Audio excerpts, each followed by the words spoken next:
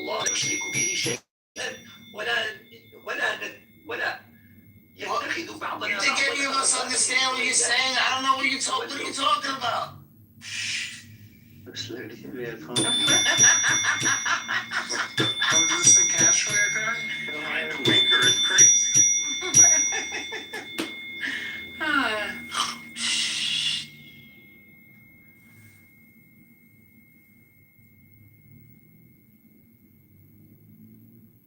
I'm stranger here. I'm very far away from your country. I don't know. Are you from Kashmir? I'm from Kashmir, yeah. Oh man, are they still fighting over there, India and Pakistan? They're still fighting over it?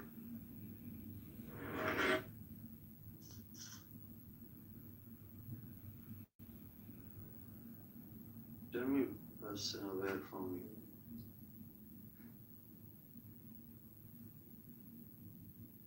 Oh, neat. It looks like a new site, ancient Buddhist site was found recently in Kashmir. Oh, tell us about it. Sam?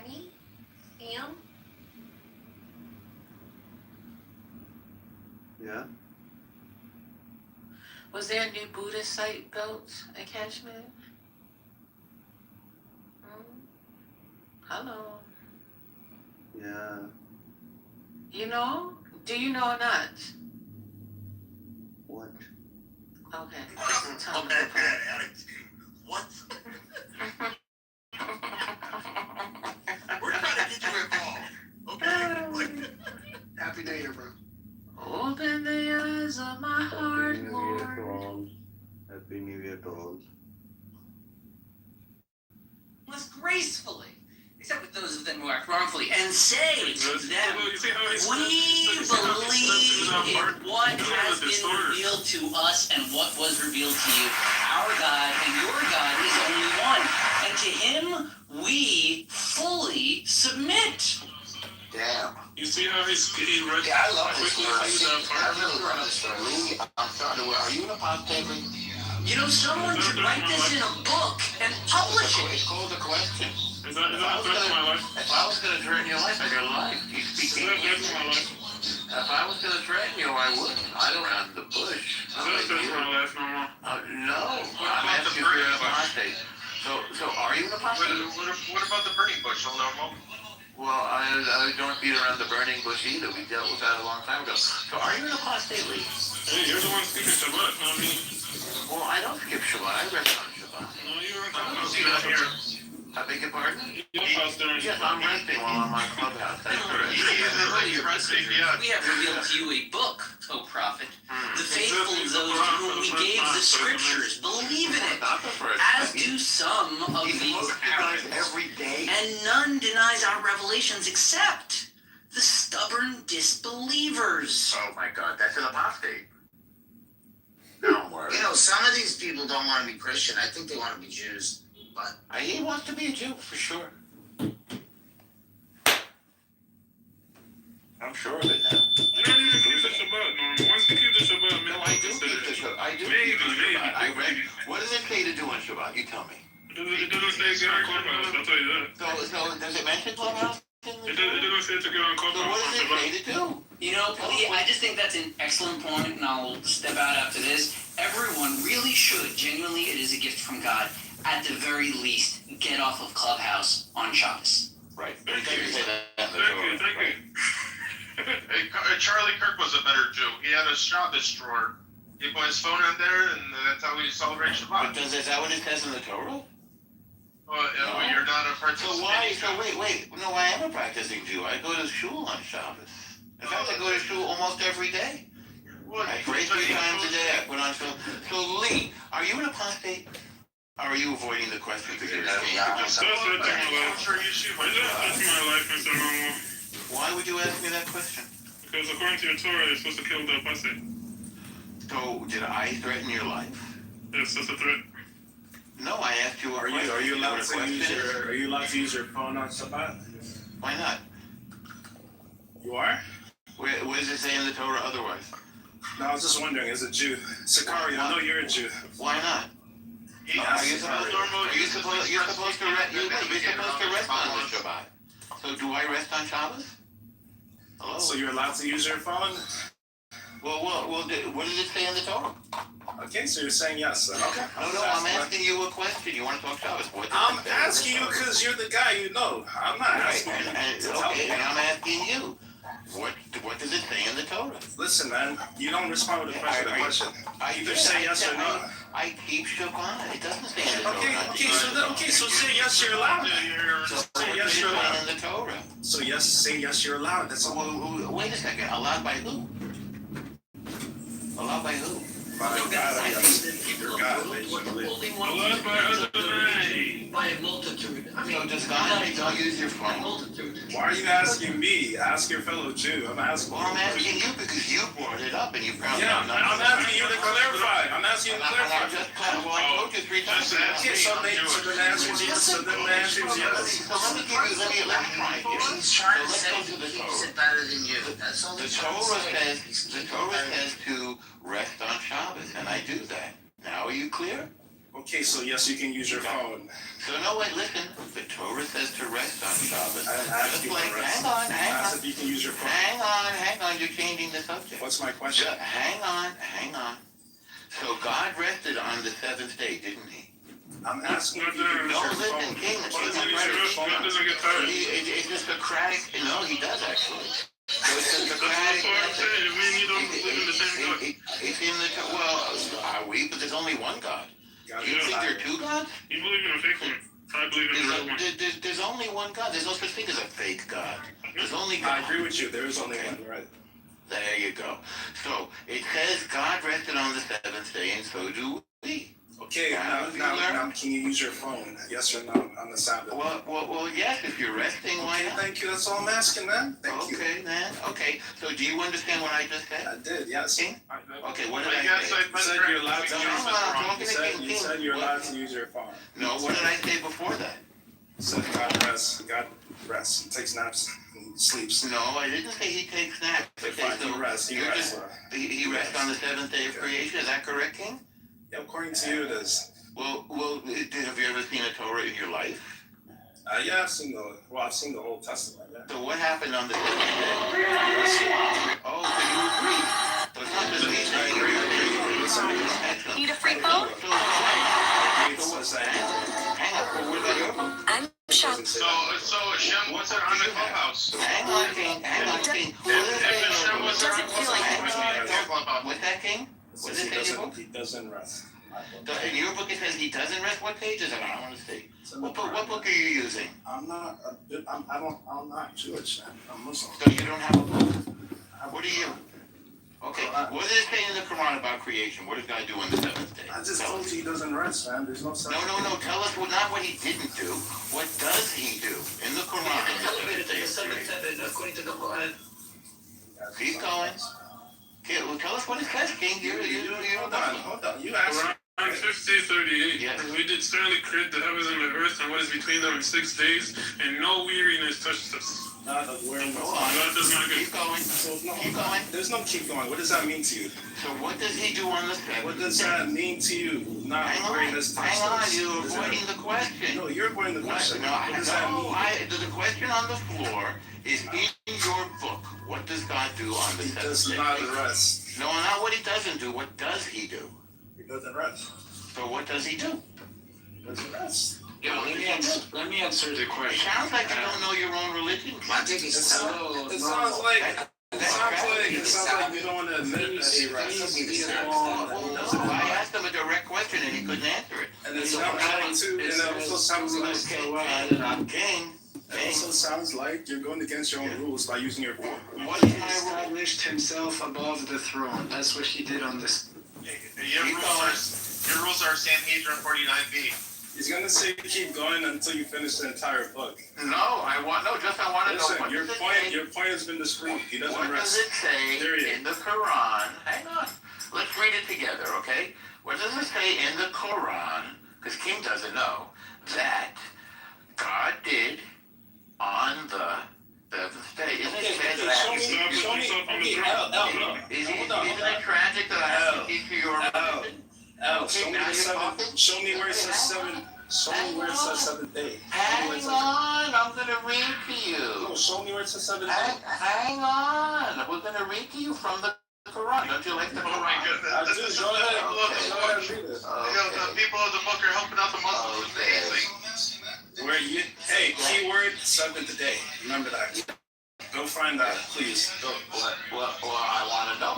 What does it say in the Quran that God did on the 7th day? Do you know the answer? Show me the 7th day in the Quran. No, so is that an I don't know? It doesn't even acknowledge the 7th day. That's what it is. You don't have a 7th day in the week? How many days are in the week? Do you think it's based on God's creation? Wait, no, don't change the subject. How many days are there? That's a whole talking about. That's a whole Hold on. Let me quote the verse. Hold on.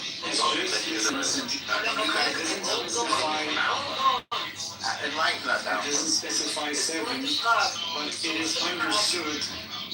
I mean, on your horses. It says that there is a 6th and 7th day. Yes. ولقد خلقنا السماوات والأرض وما بينهما في 6 أيام وما مسدنا من لحوم. So this is, oh my goodness. And then it says, والذي خلق السماوات والأرض في 6 أيام ثم استوى على العرش. So yes, of course there is a 7th day. What are you talking about?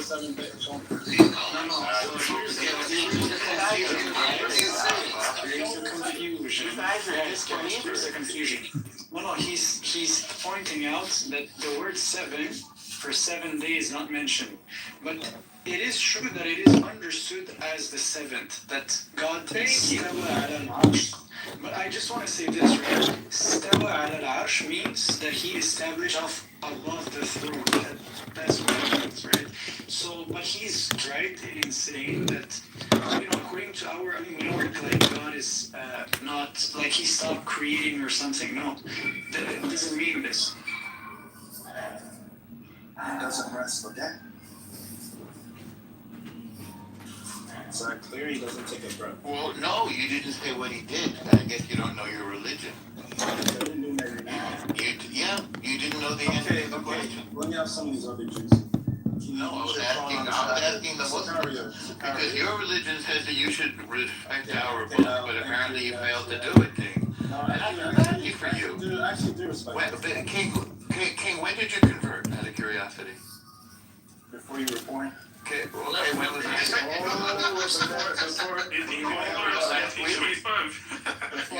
You converted last week? Yeah, before I was. Were you born last week? Did you convert in prison?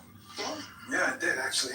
I'm not surprised. Oh, Is he a racist? This is I'm not surprised. No, none of that. racist. He's racist, bro. He just said yes. He's a racist, bro. Why is that racist? I can't. Well, why does he have to convert in prison? Why is he It's racist? an audio app because many Did people you convert in the New York tunnel? I've never converted. I was born this I way. got arrested because he reported me for stealing his land. You stole my land? People use this as an argument, but I actually find it false. Even the people who are in prison, they could find their religion and they could find God. That's actually so Sure, beautiful. why not? Sure. Very common. What were you in for, King? Stealing your land, I told you. Really? You're a thief? That's because Islam is the only religion that tells you can kill, you can murder, you can rape, you can do. Yeah, obviously that's Where does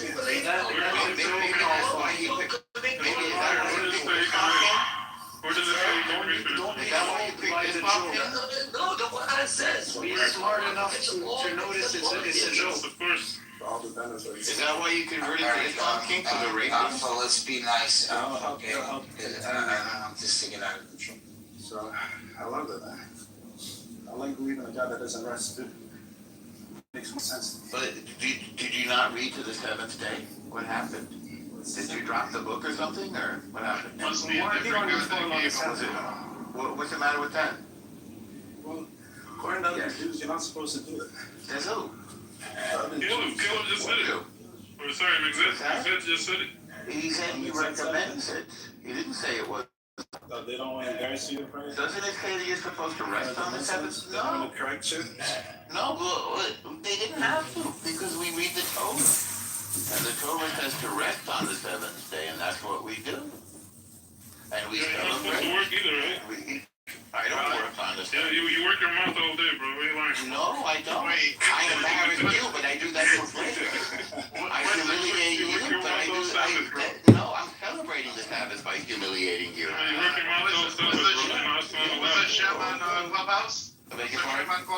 Was the Shem on Clubhouse on the 7th day? I didn't check. You can go look in the Torah and see. It says that he rested. Oh. And was he debating Muslims on Clubhouse on the 7th day? Yes, we're supposed to talk Torah. That's correct. We talk Torah on Shabbos. That's correct. Amazing. It's weird that you guys don't know your own religion, though. You need Jews to explain it to you. That's shocking to me. King, why were you so unable to answer? It's always been that way. It's on your phone. You should be on your phone. It is even in their own books for them to go to the people to book. It's so weird. How do you guys feel about Jesus? I don't have any feelings about Jesus. How do you feel about Jesus? Is this a nobody to you? Nobody's not a nobody. I just don't know. He's an unknown. It doesn't mean anything. How about Jesus, peace be upon him. And Mary, peace be upon Yeah, her. peace be upon everybody. Absolutely. Peace and love. So, King, what do you Finally think? said something good. Finally said something good from you now. I've been smoking you all night. You're smoking Okay, what do crack, you not think? me. You're not supposed to be smoking. You're smoking crack, not me. So, King, well, Lee humiliated himself, and we've tried to lead a prayer to save his soul. Sounds like we got to do it for you too, King. That must be the burning bush you're smoking on. Not sure what I mean by That's that. a respect on the burning bush. No, we smoke Lee. So, King, how come you didn't know your own book? What was the story there? You didn't know you can't use your phone on Sabbath. Well, who says that I can't? Exactly. What you? Why would No, he didn't say I couldn't. He said I recommend that you don't. So what's wrong with using my phone on the... Hang on, King. What's wrong with using my phone on the Sabbath, King? It's against your rules. What rule? Your rules. Show me the rule, King. Doing activities. Rules, show me the... Really, I can't do an activity. Operating electronics. Was that in the Torah? Let's go look at the chapter together. So what do you hold to? I beg your pardon? So do you think The Torah. So we hold to the Torah. Yeah. You want him to hold to the Quran or something? No, the Torah. Well, he doesn't know the Quran. So should you stone? I don't think you get stoned on the Sabbath. I'm asking. Yeah. For people who commit adultery. People who are women. Yeah. You mean like Hamas? You mean like all those Muslims? I leave it to you guys to deal with your own Do you thing. force them to marry the rapists? Or do you stone them? What's I'm talking not about? Wait, I thought you said you've never seen the Torah. I work on the Sabbath. Are you saying you've never? You said you've never seen one. You're saying you follow. Did you lie when you said now you're lying and pretending that you've seen something you've never I seen? said I read the Old Testament, man. What are you talking So about? well, we don't have an Old Testament. We just have the Torah. Okay, so what is the Torah? Okay. Like Christians. According to Christians, I don't speak for Christians. So do you believe in the rulings of stoning? I beg your pardon? Do you believe in the stoning rulings? What do you mean? Do I believe in stoning? What does that It's in mean? the Torah, isn't it? Yeah, I don't know. You making a claim? I asked you what. I asked you whether you said you'd never seen a Torah. I asked you what it said in the Torah. You said you didn't. Then you started talking about phone. When it's convenient. What do you mean by So that? What do you mean? why would you ask about stoning? You already got punished by El Normal enough. Yeah, you've already been punished a lot. Do you need your stone now? You're stoned. Why am I don't take drugs. You sound like No, I don't. I sound like I embarrassed Lee tonight for hours, and then I embarrassed you, right? oh. I think you're hallucinating. Well, no, you said you didn't believe in what it said in your own book, Lee. No, you're hallucinating. I never said that. No, you never said what? I never said I don't believe what it says in my book. I asked you if you were an apostate. I asked you if you were an apostate, and you couldn't answer. I said is that a threat to my life? I said is that a Yeah, was threat to my life? that right? So you couldn't answer my question. Why didn't you, by the way? That is an answer. No, it's not. That's a question. You don't know the difference between a That's question an and an answer. answer? That's my answer. You're much stupider than I had thought originally. I had more respect for you before you opened your mouth, Lee. I'll ask you. I have zero respect for you. I'll ask you That's again. more than Are you an apostate, Lee? Lee, are you an Like I told you, apostate? is out there to my left? Why would it be? Your Torah says to kill the apostate. Your Torah says to kill the apostate. So you can't answer a simple. You feel like a liar, Lee. I have to tell you. I'm not a... You feel like a liar. You seem like a liar. I think you're projecting. You have no. I think you're projecting. No. So why didn't you answer my question? Have you ever read the book Pinocchio? It says Pinocchio lied and his nose got big. Did your nose get big because you were lying? Lee, stop. Why didn't you answer my question? Lee? I did answer your question. No, you didn't. You answered it with another question. That's not an answer. Do you know the difference between a question? Hey, let me try this. Do you know the difference between a question and an answer? I made a yes or no, so it's really easy. Because all those Quran questions you failed on. You needed a Jew to school you on the Quran. Why do you think so lowly of Jews? Why? Jews No, I think highly Jews. Okay then, so why is it an amazing thing for him to possibly correct me? Because you should know your religion better than him, but you didn't. You didn't know it at all. You didn't know it at all. You got to answer. You got to answer. I know you won't remember this. Oh no, I remember everything. All night long you would ask the simple questions. And you would never, you were unable to answer even simple questions about your religion. That's correct. That's correct. And you've been lying all night. Remember when we prayed for your soul? Remember when you couldn't even answer whether you're an apostate? You never prayed for me. What are you talking about? Are you crazy? Yeah, we did. What's going on with your room, man? We were praying. Because Lee was lying and being an apostate. He's in big trouble. I think he's El Normal, he was using Takia. I guess he was. Takia is not even in the Quran. I guess You he just make up was. stuff. But it's in Islam, isn't it? Nope. That's made up. We made up Takia now? It's in Shiaism. Wait. We made it up? Yeah, I said you made it up. I said it's in Shiaism. Really? We made up Takia? Is that another lie you're telling? I think you're hearing voices. No. We It's made those up words never came out of Takia? my mouth. You said we made it up. You just said that. You're hearing voices. Repeat it. What did you just say? I said it's not in the Quran, and then you said, is that in Islam? And I said it's in Shiaism. I said nothing about it. Oh, you just said that. Can you hear me? On. It's gone there. Yeah, What do you think of Shia? What do you think of Shia? Comic. What do you think of Shia Islam? Lee, since you can't answer the question about being a I think we should just be quiet. it makes everybody think that you're an apostate when you want to. You were here. No, I don't. You really should. No, I don't need It's a to. honest recommendation. I've heard you perfectly. I heard you not answer a simple yes or no question. Is it because you're too stupid, or is it because you're too sinful? Is it because you're too stupid or too sinful, Lee? Which is it? Okay, let Gon talk. We want to hear Gon. Gon, what's up, man? No, well, Lee, you're gonna say whether you're in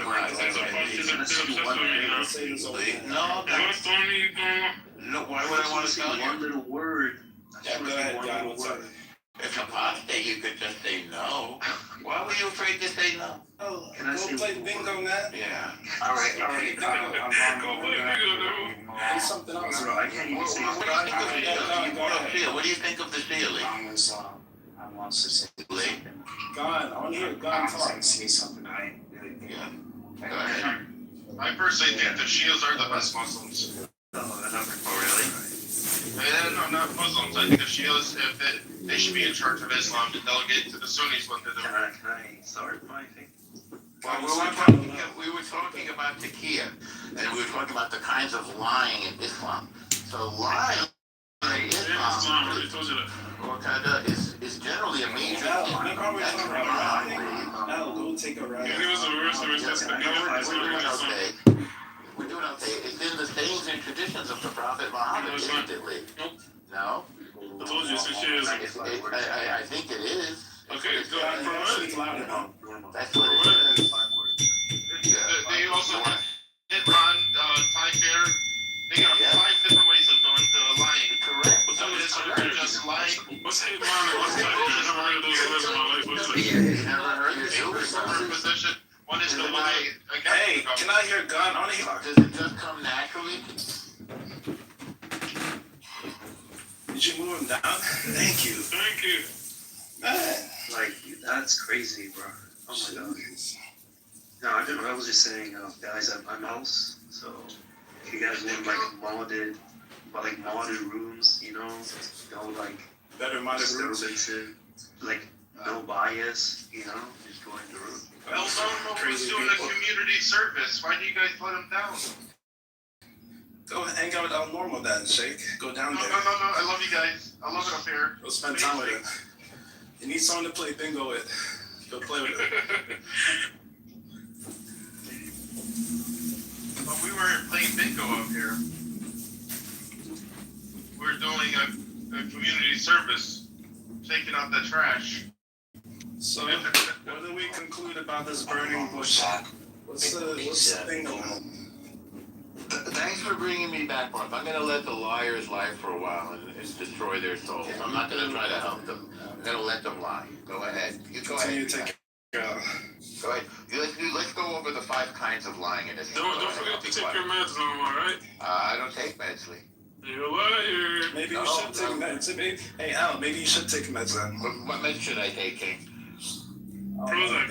I don't know. I don't know why.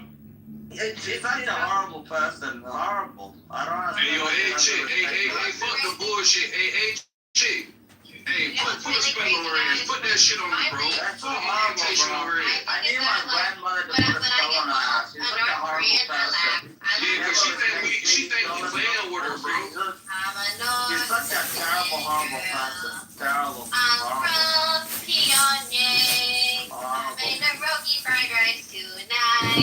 Horrible. You're such a terrible person. I don't understand why you don't respect people. Horrible.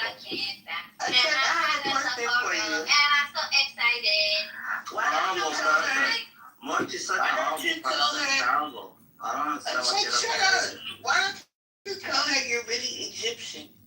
I'm not Egyptian. I hate Why are you Egyptians. ignoring my question? I was a commander against Egyptians. I'm not ignoring your questions. Anyway, Love. so guys, I'm Munch talking is about a horrible so person. I just so think I'm he's talking to terrible. Jazzy right now. So Jazzy, I'm bringing back leg warmers. I think leg warmers need to be brought back. I got fuzzy ones on right now. Jazzy, honestly, Munch is a terrible We person. still wear leg warmers He's in a my horrible person. Oh, girl, I wear leg warmers because it's like 42 degrees outside. I'm cold, and I still wanted to go shake some ass tonight at this concert, so that's why I'm leg warmers on. Shut up, Coochie Coochie. Okay, look, I'm sad, but they ain't even say shit. Coochie Coochie. That go in the bottom of Munch your is such a horrible person. I don't understand. Yeah, she is, bro. She's such a horrible person. I She feel like doesn't he's listen to down. other I people. probably am one of the nicer people in here. She disrespects everybody else. Nobody can speak and nobody can even say a sentence. Such a horrible person. We're like, well, yeah, Muchi, how you doing? And you're like, well, yeah, you're terrible. But honestly, Muchi, actually, you're a terrible person. Nobody can even let you drinking, bro. You're just a terrible person. Horrible. You been drinking? He's got chubby cheeks. No, I'm trying to say something before the holidays. Because, like, I'm You trying to trying to say say something something before the I feel holidays. like you have round No, chubby cheeks. after It's like you Christmas is the holidays. have Because the I voice sound of like, someone who has wait a really second. rounded chubby cheeks. I just Don't want say to about my voice and everything. If you're like, well, yeah, you don't speak like an American. I'm not an American, Muchi. Of course I don't Listen, speak like it's an okay. It's American. okay to have a round face, you know. Sometimes, It's terrible. Like, I'm just saying, what round like, face they'll am I just grab supposed my to look cheeks at? and just give them a little squish. And what am I I got a supposed round to speak face. like It's with a round okay. face? It's a It's terrible okay thing to have you're a doing, round Muchi. face, man. Horrible thing. You could have a See, friend, you yeah. know what? And How your are you doing friends, today? I and forgot. you'd be like, well, yeah, I'm sorry Muchi's a about great what's going on person. over there, man. I'm But yet, sorry. you're I such didn't a know it was hateful that person. bad. I think you I doing didn't the know y'all same have such thing. a vibe. She's such a hateful person. It's horrible. I'm really not. You're a hateful Okay, person. well, Muchi. anyway, so You Jesse, how are you like she doing comes today? here, she's like, Good. well, yeah, you can speak like this and blah blah blah. So horrible. Terrible. I can't A person like this, you can't like negotiate. You know what America used to say? You cannot negotiate with terrorism. This is Muchi. I think she's a terrorist. I think she's a terrible person. I think she's horrible. Nobody can negotiate with this. I go to church for 12 days. Yeah, it's true. I go to church 12 days after Christmas, and Lord is here talking shit. I don't give a damn. It's horrible. You're such a terrorist. You know, it's horrible. You know, the United States of America is above the terrorists. It's horrible. It's a horrible thing. Such a horrible thing, you know, what you do. Horrible. I pay my bills. I'm having a good day. Guys, you listen to this, it's a horrible thing. And I'm happy as fuck. Yeah, what's wrong with us? I think she's retarded. It's her, yo. She throwing the mood off. She throwing the mood off. She's retarded. She has issues, problems, and I can't even deal with this. Shut up! Dr. No, Janvey. make her shut up. Make her shut Chick, shut up. Oh my god. Such horrible, terrible people.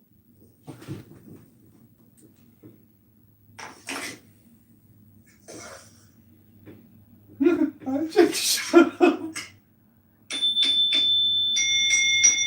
Such awful, horrible, terrible people. What is truth? It is absurd. To attempt to define Chillism. Okay. races are. We assume that we already know the meaning of truth. This is really why all the discussions about truth depends on external correspondence, internal coherence, whatnot. Neither produce conviction nor withstand analysis. Briefly, truth is an idea of a super-rational order pertaining to neshama, not to ruach. That all rational conceptions imply that we know truth. And the truth is in their propositions. Only shows that these so-called rational ideas are not really rational at all. Truth is by no means the only idea that resists rational analysis. There are very many ideas that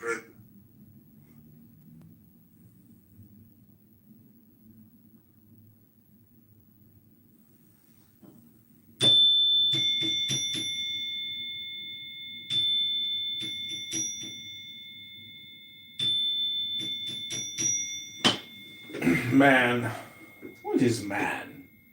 That thou art mindful of him. Man being the subject of these essays. It is first proper to explain what will be meant therein by the word. Man is a microcosm, that is an image, concentrated around the point of consciousness, of the macrocosm or universe. This theorem is guaranteed by the highly idealistic demonstration that the perceptible universe is an extension or phantasm of the nervous system. It follows that all phenomena, internal and external, may be classified for the purpose of discussing their observed relations in any manner, which experience may show to be the most convenient. Examples: the elaborate classifications of science, chemical, physical, etc., etc. There is no essential truth in any of these aids to thinking. Convenience is the sole measure. Now, for the purposes of analyzing the spiritual nature of man, of recording and measuring his experiences in this kind, of planning his progress to loftier heights of attainment, several systems have been devised.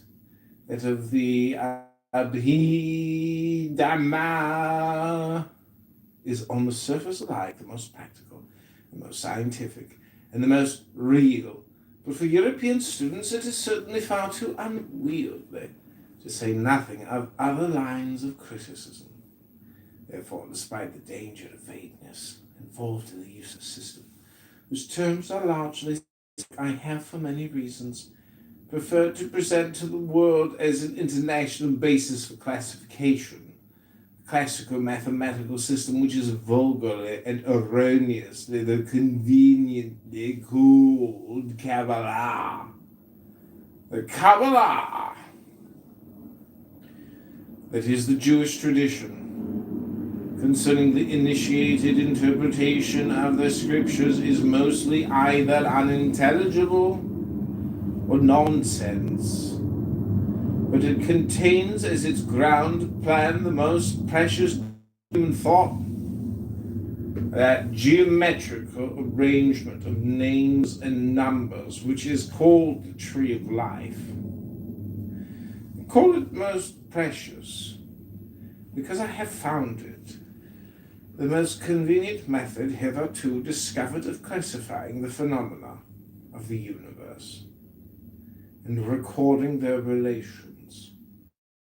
What other proof is the amazing fertility of thought which has followed my adoption of this scheme, since all phenomena soever may be referred to the tree of life, which may be multiplied or subdivided at will for convenience's sake, it is evidently useless to attempt any complete account of it. The correspondences of each unit, the 10 Sephiroth, and the 22 paths are infinite. The art of using it consists principally in referring all our ideas to it, discovering thus the common nature of certain things and the essential differences between others, so that ultimately one obtains a simple view of the incalculably vast complexity of the universe. The whole subject must be studied in the book 777, and the main attributions committed to memory. Then, when by constant use, the system is at last understood as opposed to being merely memorized, the student will find fresh light break in on him at every turn as he continues to measure every item of new knowledge that he attains by this standard. For to him the universe will then begin to appear as a coherent and a necessary whole. For the purpose of studying these little essays, it will be sufficient if a bare outline of cosmic theory, which the imply be given, but it may be added that the fuller the comprehension of the tree of life, which the reader brings to them, the clearer will their thought appear and more cogent their conclusions. The constitution of man is fivefold. Number 1, Yechida. This is the quintessential principle of the soul, that which makes man at the same time identical with every other spark of Godhead. Indifferent principle and different as regards his point of view, and the universe of which it is the center from all others. It is a point processing only position, and that position is only definable by reference to coordinate axes, to secondary principles which only pertain to it per accidens, and must be postulated as our conception grows. 2. Chaya. This is the creative impulse or will of Yechida, the energy which demands the formulation of the coordination axes, therefore said so that Yechida may obtain self-realization, formal understanding of what is implicit in its nature of its possible qualities. 3. Neshama. This is the faculty of understanding the word of Chaya. It is the intelligence or intuition of what Yechida wishes to discover about itself. These 3 principles constitute a trinity. They are one, because they represent the being and the apparatus which will make the manifestation possible of a God and manhood. But they are only, so to speak, the mathematical structure of man's nature. One might compare them with the laws of physics, as they are before they are discovered. There are as yet no data by whose examination they may be discovered. A conscious man, accordingly, cannot possibly know anything of these 3 principles, or that they constitute his essence. It is the work of initiation to journey inwards through them. Seeing the oath of a probationer of AA, I pledge myself to discover the nature and powers of my own being. Is triune principle being wholly spiritual? All that can be said about it is really negative, and it is complete in itself. Beyond it stretches what is called the abyss. This doctrine is extremely difficult to explain, but it corresponds more or less to the gap in thought between the real, which is ideal, and the unreal, which is actual.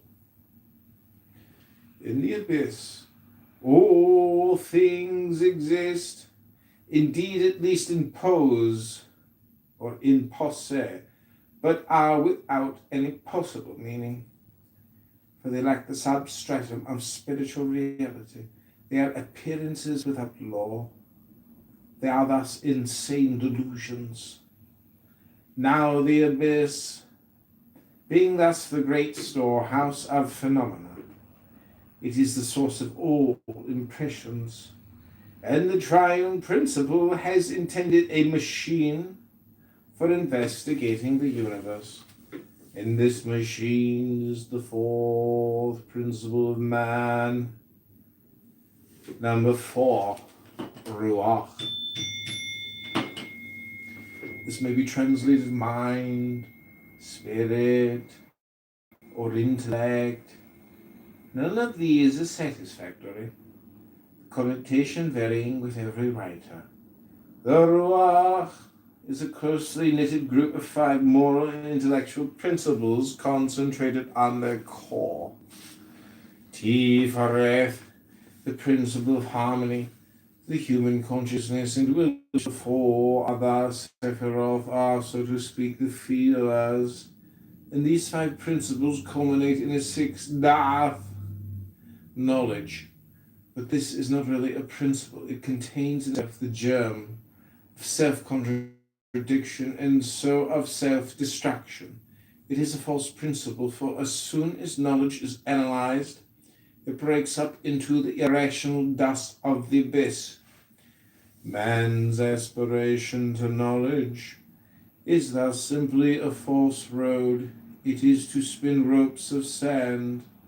We cannot here enter into the doctrine of the full volume, invented to explain in a parable how it is that the universe is so unfortunately constituted.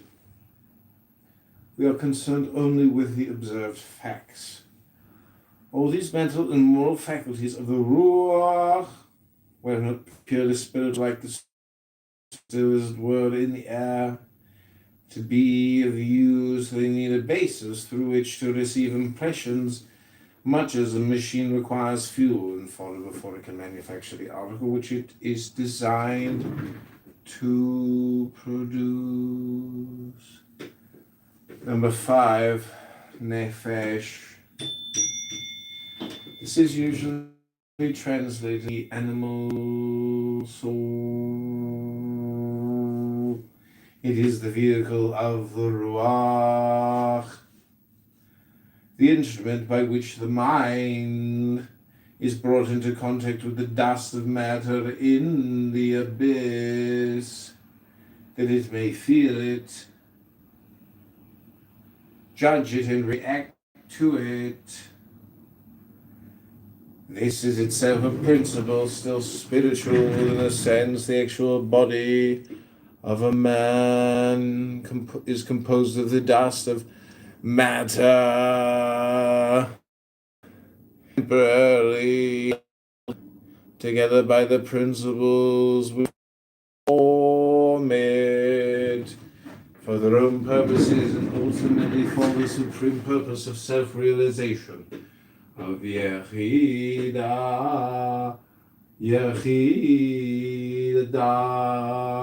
but Nefesh, devised as it is with no other object,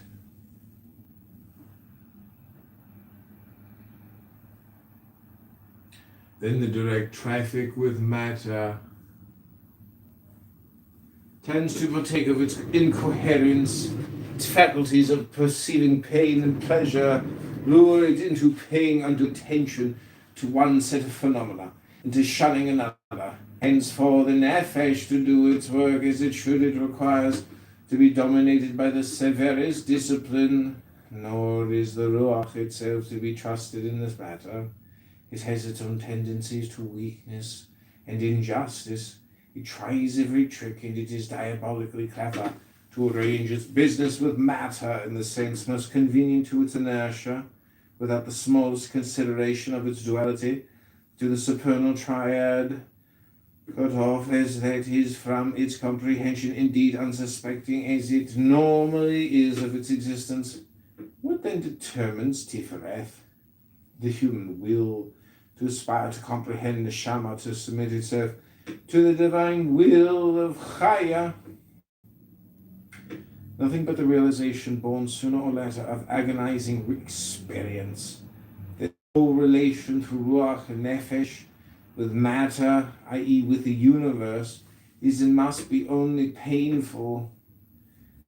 Senselessness of the whole procedure sickens it. It begins to seek for some menstruum in which the universe may become intelligible, useful, and enjoyable. Kabbalistic language, it aspires to neshama. This is what we mean in saying that the trance of sorrow is the motive of the great work. This trance of sorrow, which must be well distinguished from any petty personal despair, any conviction of sin, or other black magical imitations, being cosmic in scope, comprehending all phenomena, actual or potential, is then already an opening of the sphere of Neshama. The awareness of one's misfortune is itself an indication of the remedy. Sets the seeker on the right road, and as he develops his neshama, he soon attains.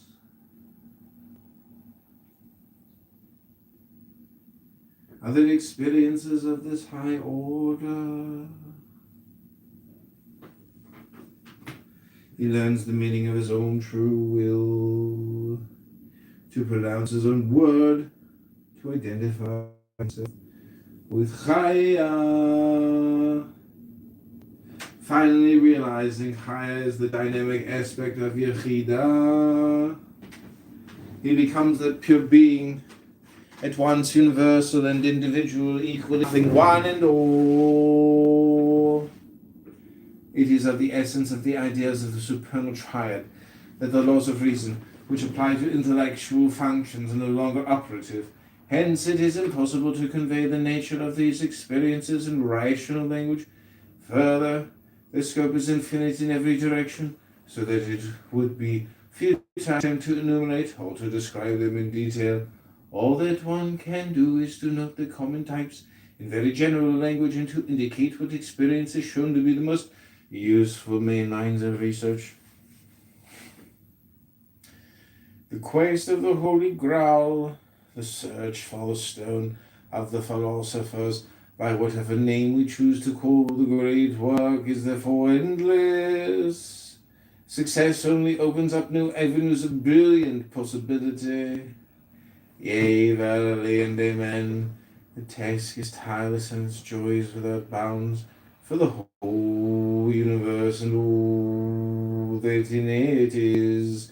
What is it but the infinite playground of the crown, and conquering child of the insatiable, the innocent, the ever-rejoicing heir of space and eternity, whose name is man.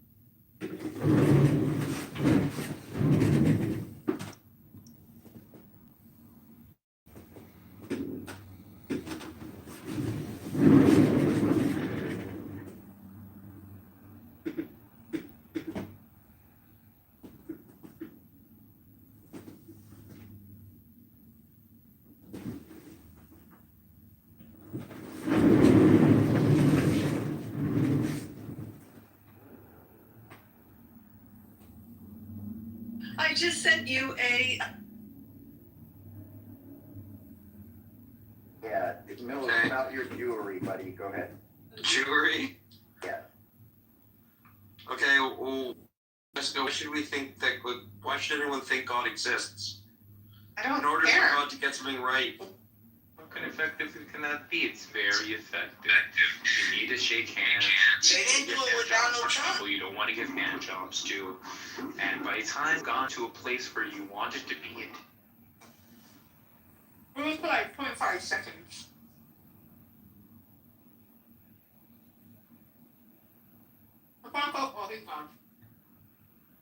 But Is that? now I know what Me too. yeah, these people weird. They weird setup. How can you deck though? So Thank you for your share earlier also. Hey, Philip. Who's ruining the fun? No, you're cool. You're not a narc, are you? I am, but not that kind of narc. Yeah, you're just a narcoleptic. No, wait, you can't be as a pilot. No one record that. Nobody recorded it. Do we have a fan club then? Yeah. The worst thing that ever happened to me was whoever told me dark chocolate is healthy for me, they really fucked me up. I have been buying it like crazy. And Sexual things are actually food, because I have to ask in this room. Oh, no.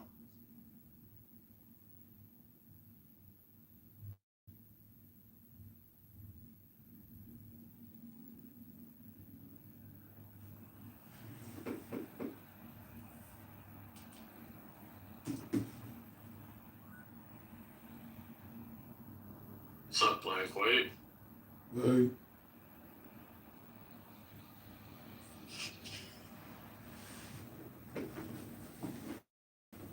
Your mic working?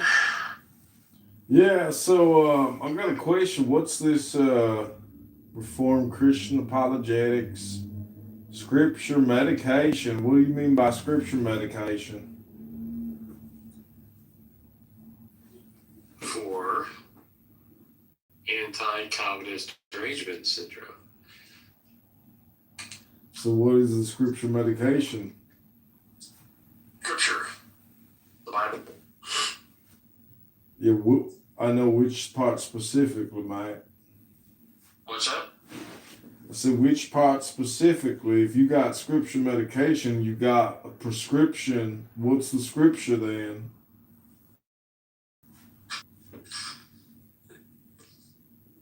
Sounds like Ty, doesn't it? Is Ty the voice changer?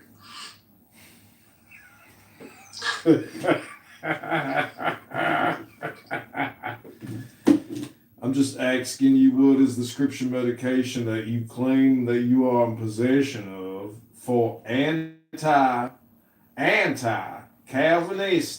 Calvinistic derangement syndrome? What do you mean by your title, man? I'm really confused right now.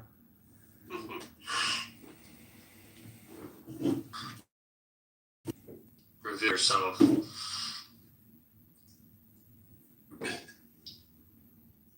Excuse me, sir?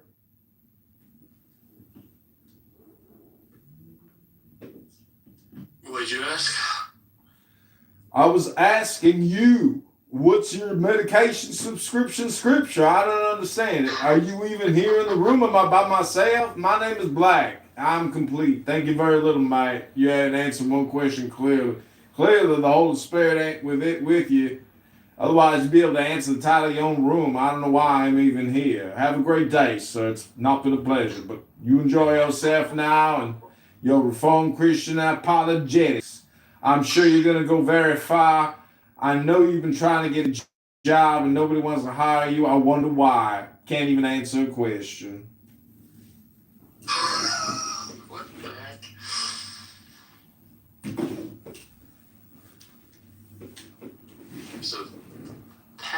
Max Grinder or something in Destiny? Man, put up film. Probably coming out through the eyeballs. Probably. Right.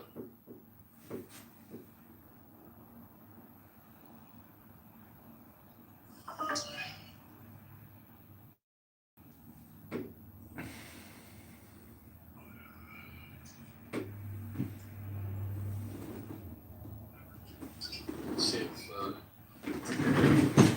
give you one last chance. If you don't shape up this time, you're gonna be on perma block.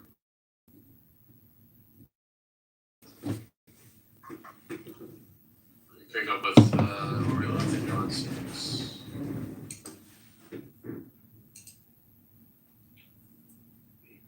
Cue up the verses here. Is it never goes away. How do you say that? It is never dead. You know, energy is never, you cannot kill it. It is always going, like the sun, for example.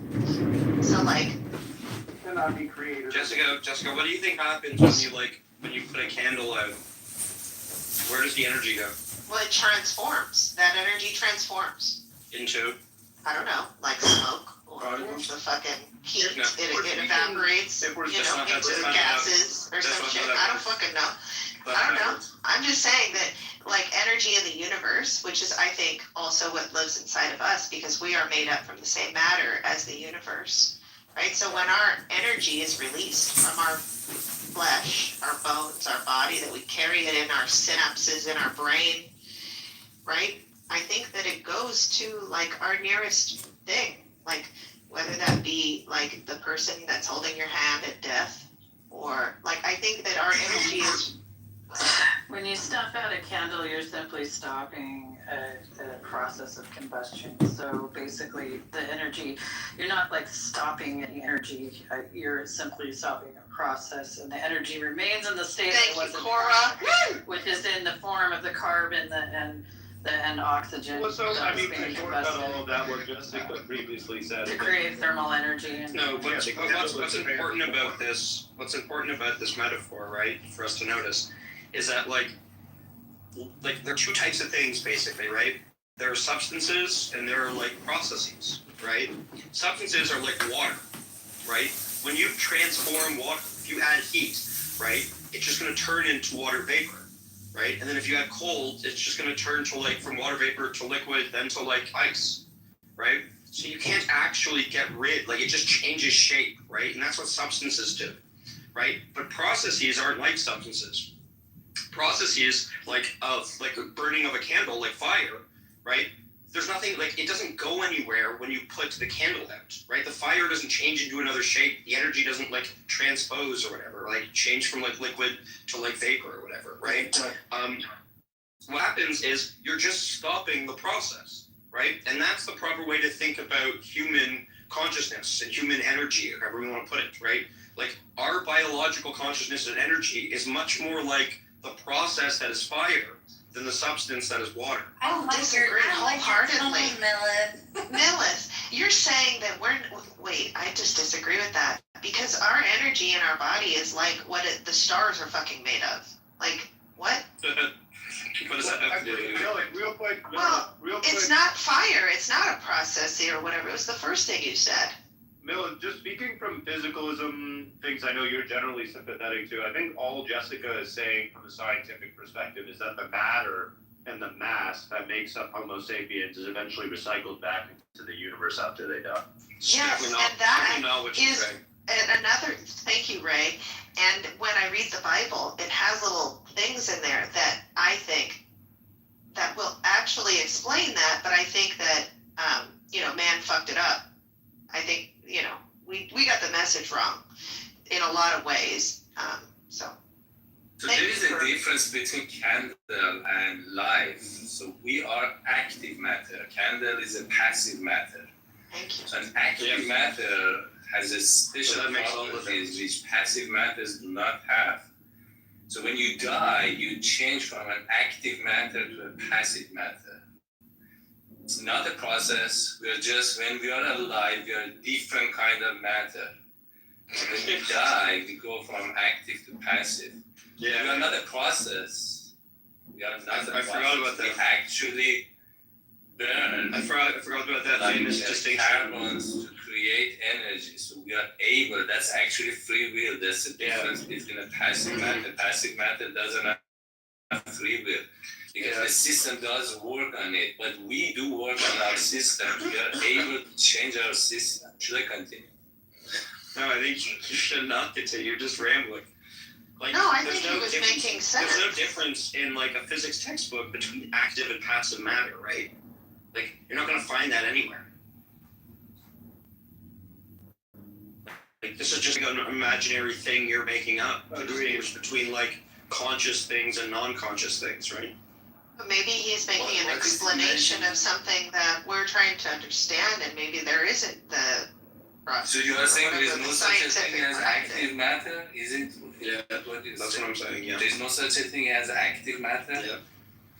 No, really, check it out. Like there is actually my next job is doing research on active matter. There is such a thing as active matter.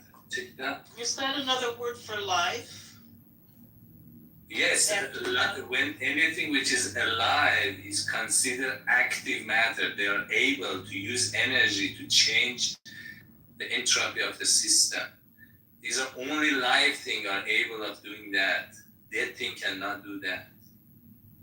This is literally a research area that is very active, actually. Actually, I just asked ChatGPT.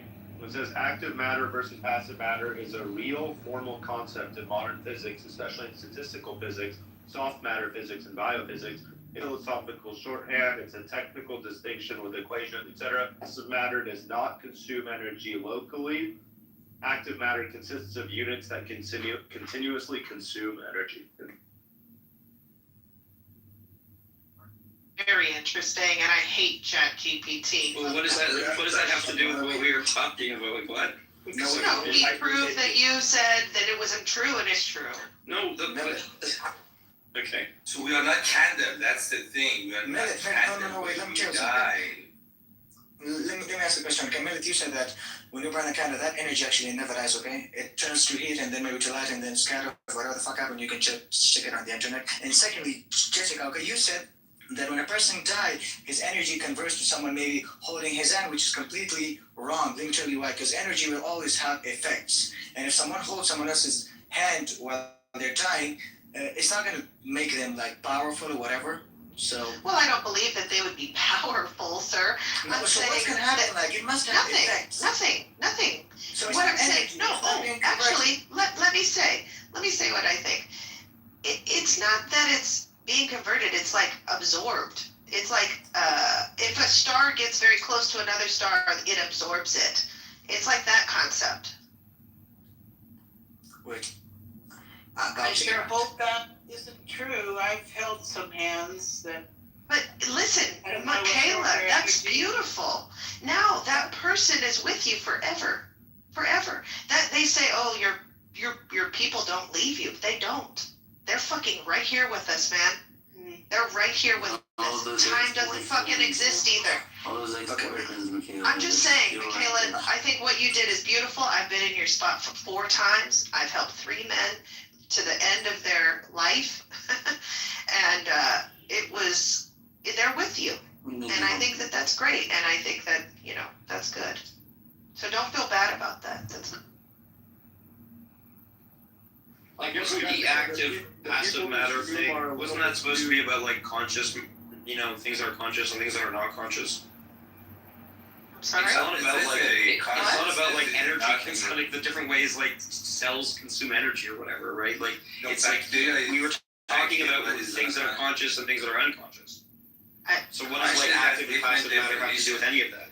I don't know if you're asking me a question or not. I'm confused. Sorry.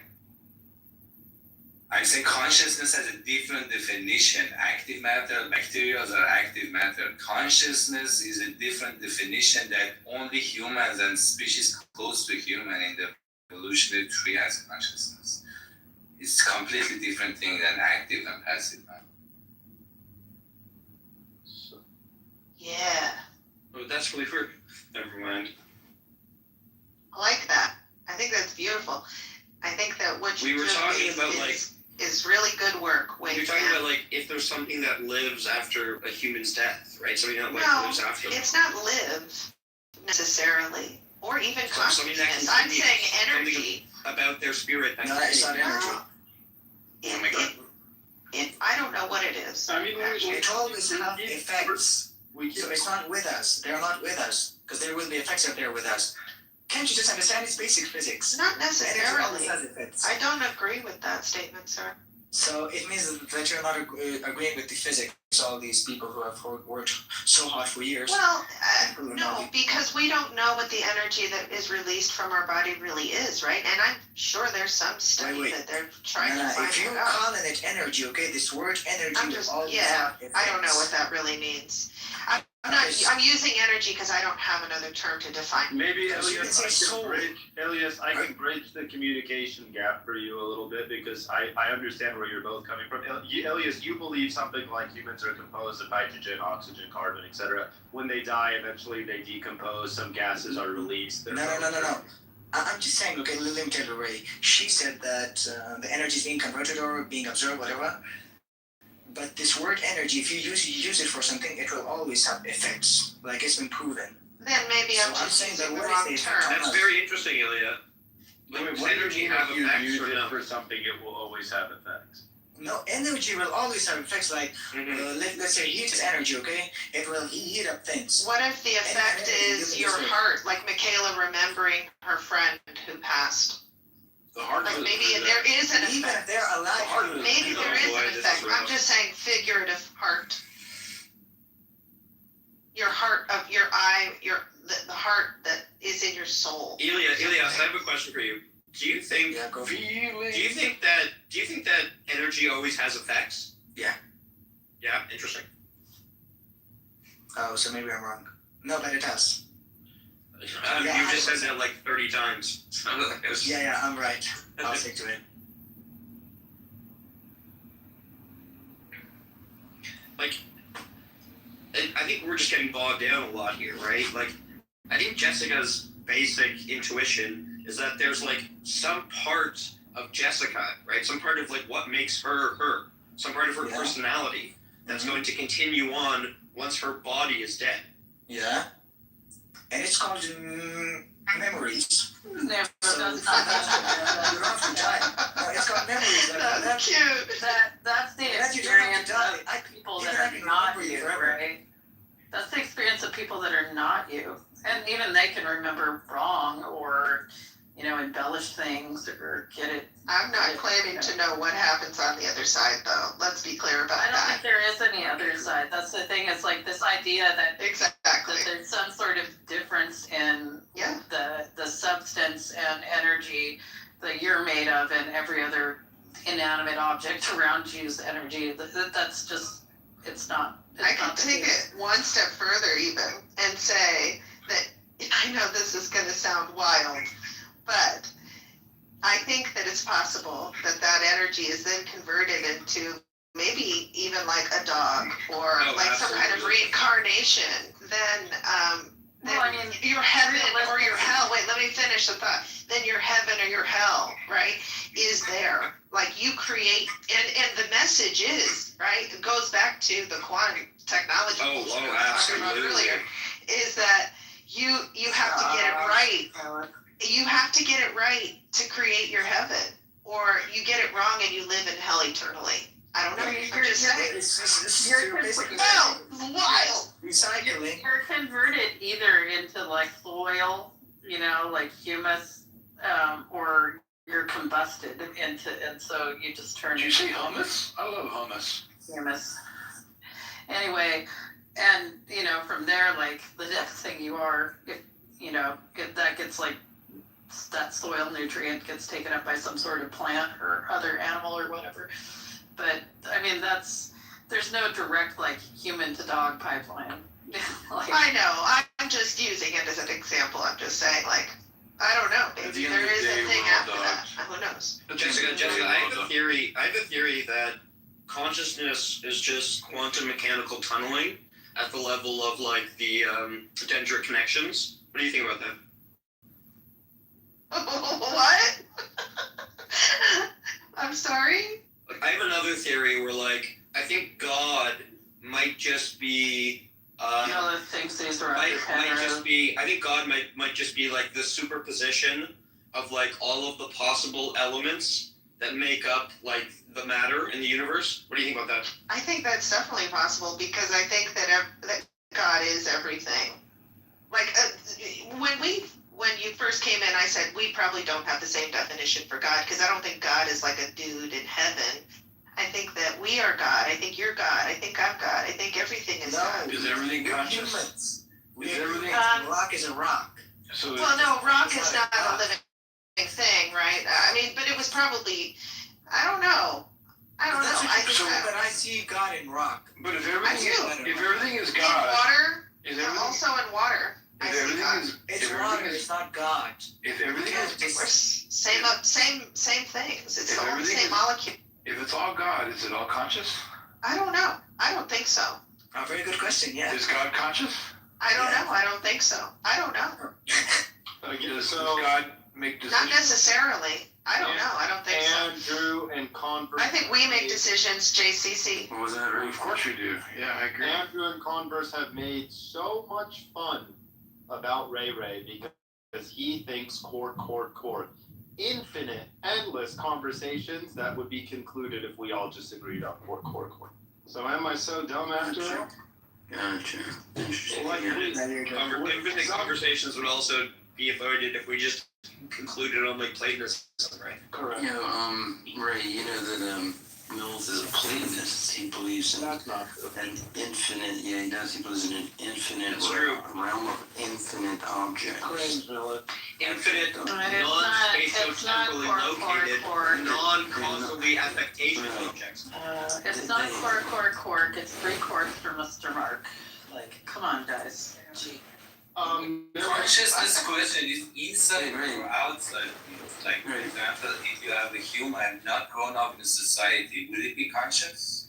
What? Yes. Do you realize that your buddy Mills here? Does society make you conscious? He thinks in his ontology, right? There's an infinite number of abstract objects which are non-spatiotemporal and they are causally effete entities, right? Yeah, Mel, if you don't concede or agree, rather, that all of that kind of language is just going to be the outcome of Homo sapiens not being able to comprehend, like, further dimensions outside of 4D. If you think, like, any of that is meaningful, you and I don't think it's physical, right? It's what's the word I'm looking for? It's like the paradigmatic case of a non-physical thing. Sure, but maybe, dude, this whole Homo sapien confusion, dude, there must be some kind of substance dualism. Maybe that's substance dualism. Okay, or there must be these weird abstract, non-fucking real objects that are real. Like, it's just the claim that, like, there are physical things, there are potentially mental things, right? And it's the claim that there's a third type of thing that is neither physical nor mental. That's it. Dude, I don't even know what a mental thing is, man. Like a telepathic thing? No, like a mental thing is like, I'm looking at a chair, right? But what's happening when I'm looking at a chair is I'm getting a mental representation of the chair that I'm looking at. So there's like information coming into my retina from like the outside, right? And I'm not directly actually observing the chair. The thing I'm observing, right, is my mental representation of the chair. Yeah, so like the idea. So it's like the idea that physical thing is the chair. Mental thing is the mental representation of the chair. Non-mental thing, non-physical thing is like a platonic object, like a proposition. I want to maybe discuss the mental, non-mental, or mental and physical framing later. Yeah, you can cash that out however you want. You can just say the mental is like, the physical, right? You can just say it's a supervenience relation or anything like that. It doesn't matter. But I probably agree that it's smart to keep philosophical room for a third thing.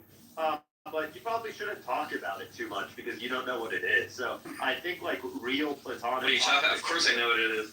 No, you just know that it's not physical and not mental. I don't think you know much more about it. Well, I know what a proposition is. You're just doing some weird Homo sapien shit when you say anything like that. So is it the idea that, like, if you look at the chair, like, you would, like, assume, for example, like, if you looked at it from the side, that there was, like, another side to that chair? Like your brain kind of filling in gaps? Is that what you mean? I don't think I understand. Yeah, I guess. Not that I have to. Can I ask you something, Jessica? You know when you say that God is in everything, are you familiar with the Wahdat al-Wujud idea, the unity of being? Is I think Islamic reading of that they talk about God being in everything. I've heard that. I know what they say. I can clarify that. They say you will find God in everything. It means when you look at things, like when you look at yourself and understand how technically you work, you know, how the brain works, how your heart works, how perfectly you're created, then you will see God, that yeah, God exists. It's not that God is in you. Well, there's two views on that. There's one that is they talk about signs of God in everything, or that God has been divided into little pieces and everybody has a piece of God. Yeah, man, I got you. It's been written that way, but the meaning is, when you look at everything, like, you know, when you look at everything and then you question everything, that how can be this perfect? Like, how can be my heart this perfect to pump all this blood in, like, work this way, my brain and all that stuff? Then you will understand that, yeah, the God exists. So that means you will see God. Well, why do you think it's not that God is literally in me. It means that you'll understand that, yeah, there is a God. Yeah, why do you think hearts are perfect? How is it not perfect? How is it not perfect? Yeah. People die of heart attacks all the time. No, what kind of question is that? You think the heart is a perfect organism? Like organ? Sorry, not organism. Have you actually read Ibn Arabi? What? Have you read Ibn Arabi? No. Ibn Arabi, that's where the idea comes from. Yeah, because I've been in some rooms where I have heard that, Nima, and where that was explained to me that it's like a seed that God put in every living being on earth, and it's like an awakening. And it's not Islamic idea. This is Buddhist idea. I mean, let me tell you, and also when I say perfect, it's in line with Sufism, and the thing is that there are these ideas of, like, quote, divine spark that appear in like Sethian and Valentinian early Christian literature. These ideas appear all throughout various religions. You can't just say it's one religion or another. I mean, even Alan Watts said that his Godfather, like son, is the same idea basically. Yeah, and Alan Watts is a Buddhist. Yeah. Yeah, and he said that this Son, Father, and God, this Trinity is basically this idea. I mean, if you read his book. Yeah, and then there's Brahma, Vishnu, and then Shiva. Like, okay, like there are repetitive patterns throughout religion. People, like, I tend to have these intuitions that align when organizing their sort of religious ideas.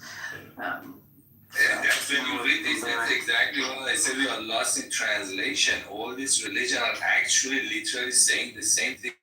Yes, thank you, Wade. I agree with that. Just go be a perennialist and. Alright, so I just double check. Definitely Ibn Arabi is a Muslim background, not the Buddhist. Yeah, but I know if they're all saying the same thing, what about the parts? One second. If they're all saying the same thing, what about the parts where they say different things? You're talking about. I mean, the part which is good part is like is all the same. The political part, which is the bad part, yeah, they're different. But the good part, which is actually why I and you we are religious, the moral part is all the same. They are saying the same thing. We are all like, they just want you to be happy. Those parts are all the same. Political parts, they want you to become unhappy, like give them your money, yeah, that. Wait, do you think religions make, like, claims about what's, like, true in the world? I mean, true religious does not say what is truth, because that's the whole point of religion. There is no truth. Once you discover that, then you get the truth. An inversion. No, that's Alan Watt. read avant-garde, you will see how it explains it. I truly believe more that different from Wahdat Wujud. It's not like Pantheism, yeah, you're right. Once you discover that you are a part of a bigger thing, and whatever language that you tell yourself that you believe that this is the truth, that's a language thing, you will never be able to understand that truth. Once you discover that whatever you think is the truth is a language that you learn, is a language thing. There is no way. The more accurate way to say I thought truth was a property of propositions. Yeah, you exist within a larger you exist within a larger single thing, and within that thing there's no differentiation between you and it. You have no individual identity. Right. The reason that you think that you are this is some great stuff. Language thing. Andrew, how do you feel about somebody gave you a name? Somebody gave you a name. That's why I said society makes you conscious. If you are just born, nobody gives you a name. You just live like any other animal. A girl has no name with on. A girl has no name. Mills, I really like this one comment from the chat. It's actually the comment that I kind of make every day in here. Right? I forget the guy's name starts with a V, so you can like look it up. But he said like, oh, the only realm any of these people live in is the realm of generality. No, that is true though. I always say that about Andrew. Well, speaking about generality, I was going to say. Christians in here think about like this claim that like every religion is just making the same claim. You know, all the good parts, like all the stuff that we like, you know, laud about religions, they're all just saying the same thing. What do you guys I wouldn't say just the same. There's a lot of commonality and the essence of it is the same. The deepest truths are the same, I think. But I wouldn't dismiss the differences between religion as unimportant. I don't think they all tell the same story about humanity. Yeah, you know, at the end of the day, all the other religions are also saying that Christ rose from the dead physically. Yeah, that's what I thought too. The Jews always thought that, right? It's like all over their literature. The Mohammedans, the Muslims, I know that they think that Christ rose from the dead. It's not that like there's specifically a passage in the Quran that says he didn't rise from the dead. So I'm confused as to why people might think Converse, like given the fact that they're clearly all making the exact same claims. I'm confused as to why people might think that they're making different claims. Do you have any theories about that? Well, it seems like a lot of weird. It's kind of weird. Yeah, there's so much strife, but in religions, between them, given that they're all saying the same. Yeah, it's strange. It's almost like, generations and generations and generations of like historical strife between religious factions. Like they could have just all thought, like sat back and thought to themselves, you know what? We're all making the same basic claims. Well, that's why I bought this new Coexist bumper sticker, and you can get yours at $9.95.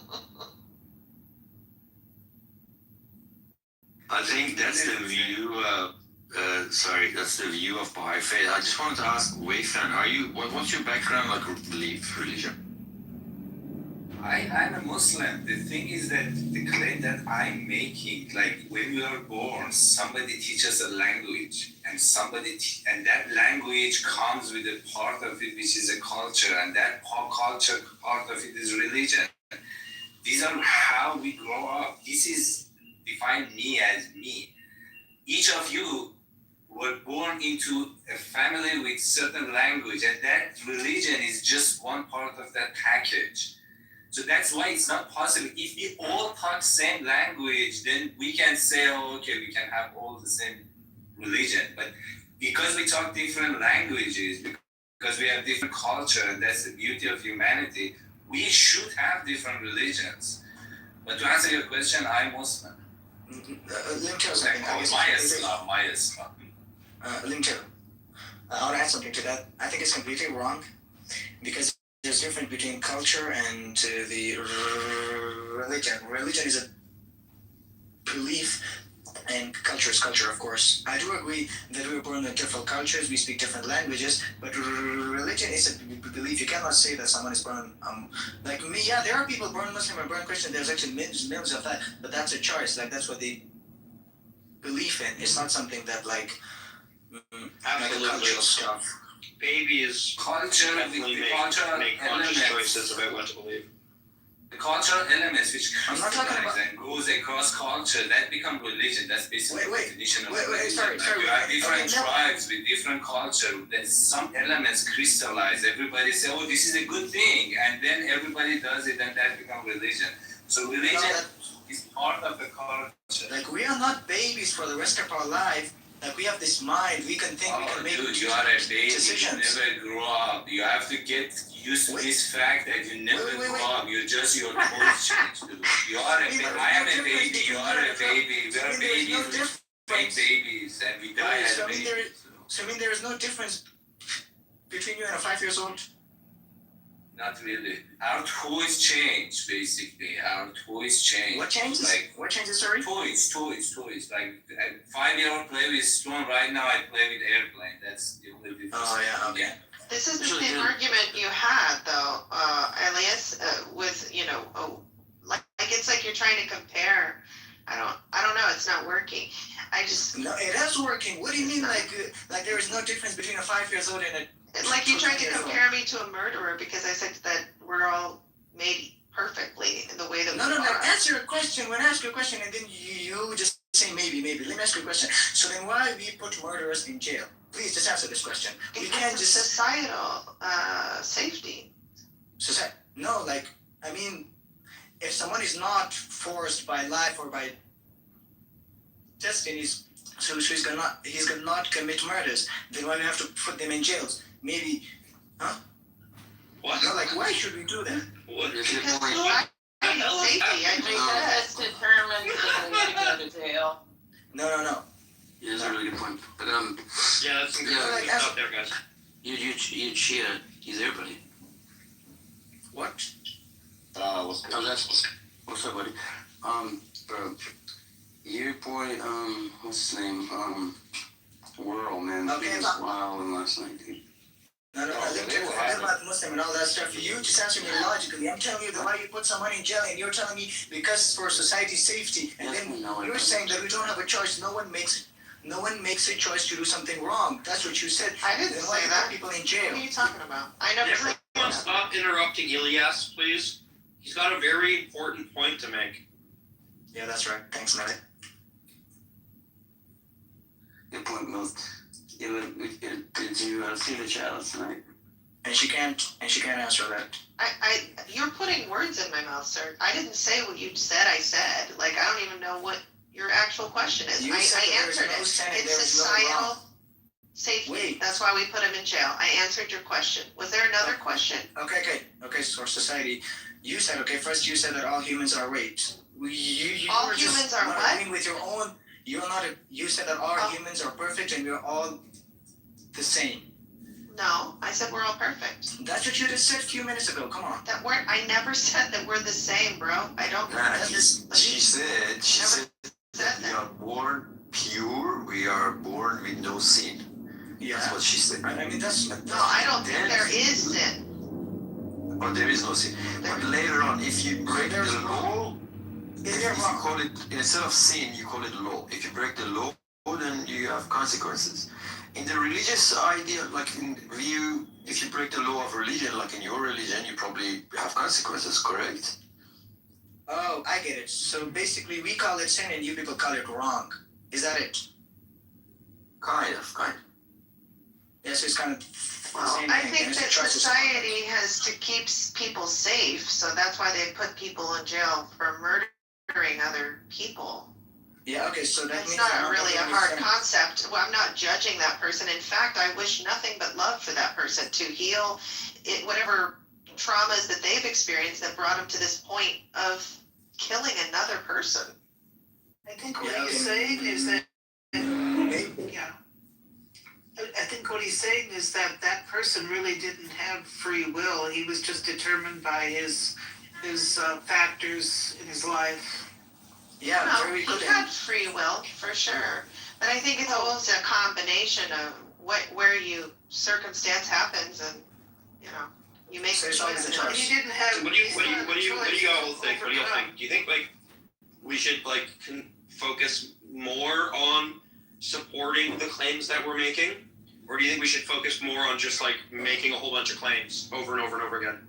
Logic. Well, in that case, Melith, I'd have to shut the fuck up. Checkmate. Mel's on top of it. I'm the room whisperer, bro. Yeah, nice and quiet now. Good for you. stuff. Exactly. You guys want to finish this? No. Okay, great.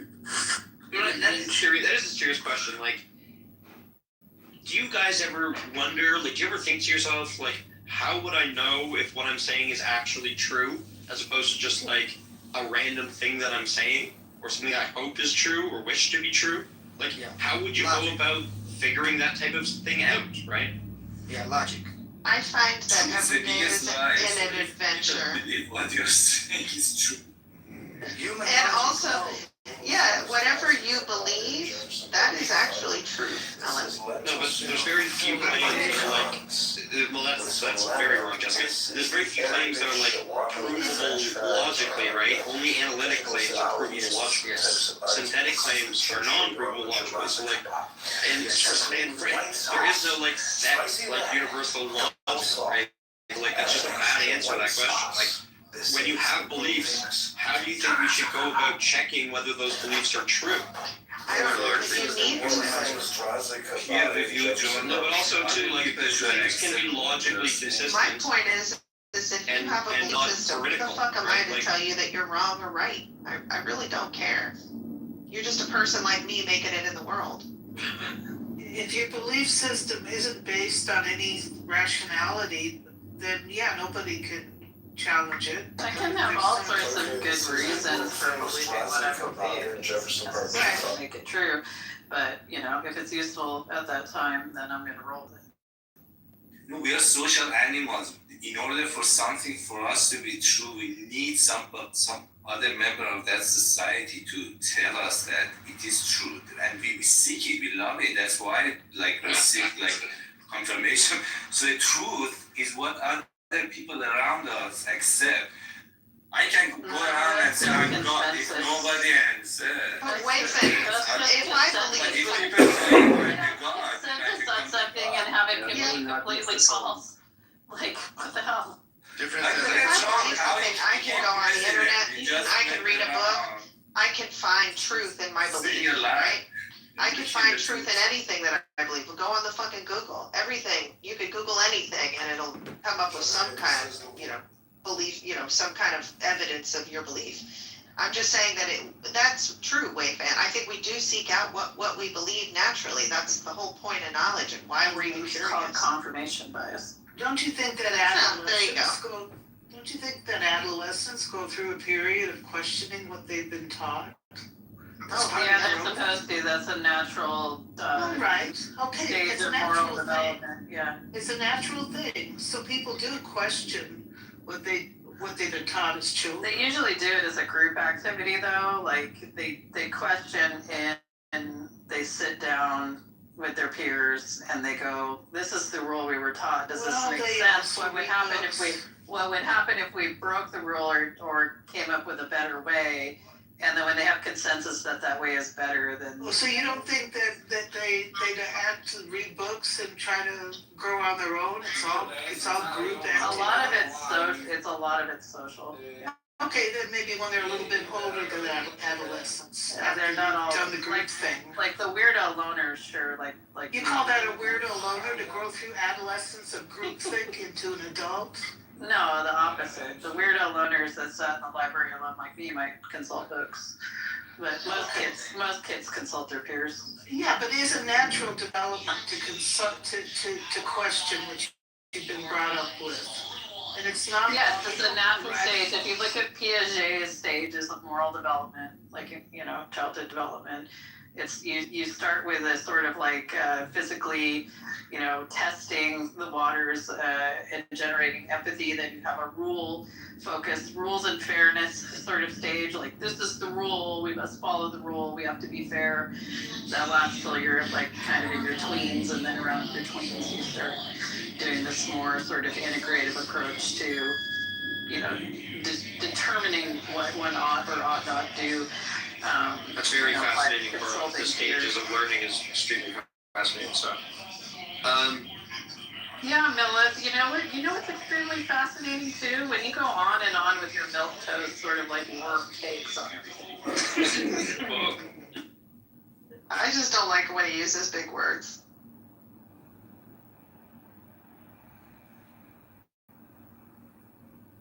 It's too much for my little brain. Well, can I just say that, like, Jessica, do you think that, like, we could decide, like, every human, let's just say everyone was convinced or everyone just believed, right, that, like, the Earth was flat, right? Like, we just woke up tomorrow and everyone believed the Earth was flat. Do you think that would mean the Earth was flat? No. Oh, that's a really good. I think that we would believe it, so we would think it was truth. So yeah, that's fine. We would think it's true, but you would still say that you would still That's want why I to say said that it's if not. whatever you believe is truth. No. Yeah, Whatever in you your own believe self, you to be think true. that it's true. No. That's correct. No. Jessica, you wouldn't really say that. A specific attention. Whatever you believe is true is what you believe is true. But just because you believe something doesn't make it actually true. Right. So the example I is believe the example that is true? flat Earth. If we all thought the Earth was flat tomorrow, the Earth would still be round. Right. You're correct. Okay. Would it Yeah. be, Billy, this is the whole thing. If the Earth, the definition of Earth is a flat thing, then the Earth is flat. No, There is that's just something an else analytical which of is God. wrong. You're so stupid. No, I'm saying if everybody accepts the definition of Earth is a flat thing, then something else is a sphere. Earth is flat. What if because The we reason all that gravity pulls is because we all agree gravity pulls. If we all agree gravity should push, then gravity will push, and then we add a minus to the map. Yeah, but You I get think the point? people agree that even the flat earthers agree that the Earth is the ground we're standing on. What we understand is not that thing which is a sphere, Marissa, sorry. I think Diako wants to say something. Diako, are you there? Yes, I am. I am. Do you want to say something about the topic of the room? Is it choice, fate, or... Yeah, I will say something quick. Thank you. I'm sorry if I will sound weak. I have a very bad cold. Actually, truth or fate. A lot of people now saying that everything is already written, or it was meant to happen. Honestly, it's comfortable. It's an easy way out. But, it's like you fail, not my fault. Fate. You succeed, could have been on the other way. If everything is already been decided, then be honest. Why try at all? Why take risks? Why speak up? Because it's already been decided that we should try it. Real life doesn't make it done. It doesn't work that way, I'm sorry. It's messy, unpredictable, and it doesn't hold anybody happy anymore. Every decision counts because it can go wrong. Every act means something because there's a real chance it blows on your face. Yeah, we will share a bit of our background or biology or people around us, yeah. But no argument on that. No, I totally agree with that. Being influence is not Absolutely. be controlled, Yeah, for sure. Sorry. The choice is still yours, always. Think about people who speak up when anyone else is quiet. No one wrote that moment for them. Yep, for sure. No guarantees, no safety net. That's not fate, that's choice. That's what if it's exactly both? what it's spread. Diaka. What? What if it's you are put in the position to make the choice, for example? I will answer. All right. I will answer. Wait, am I the one who can't understand a word he's saying? Yeah, it's a little hard, but I'm trying really hard. I'm trying. When you comment, Bill, we can't understand. We can't follow him when you're commenting the whole time. Sorry, Michaela, it was my fault. I apologize. Yep. We're trying to listen closely. It's my fault that he's completely No, I can't. Oh, stop it. Listen You closely. just listen.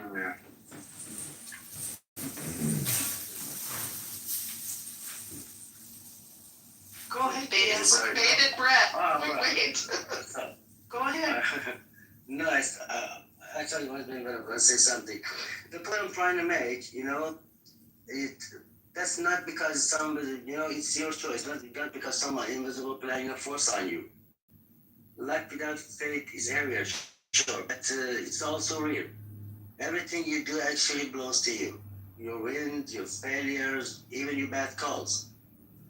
No excuses, no cosmic scapegoat.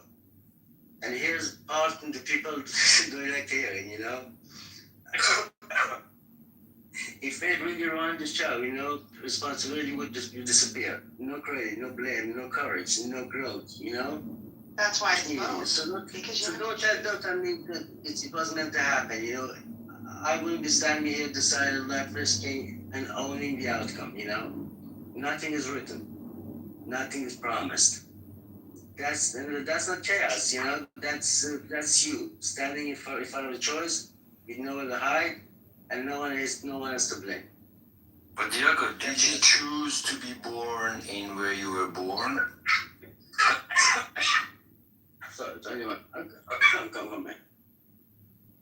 You know what I mean? Like Actually, that's why trying to say it's three type of philosophy like this about the topic. Libertarianism or determinism or compatibilism.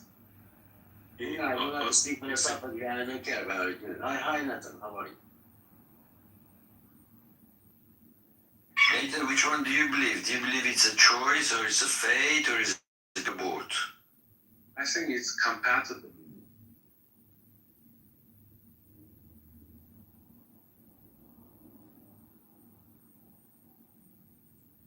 I think in some cases it's choice and in some cases it's fate. So both. Yeah, that's what we're saying, both. I have a question to put on if there's no more on that topic. If there's only one God, why is there so many different religions, provided that we accept the whole truth and none of them are false prophet and all? Because man keeps fucking it up. Yeah.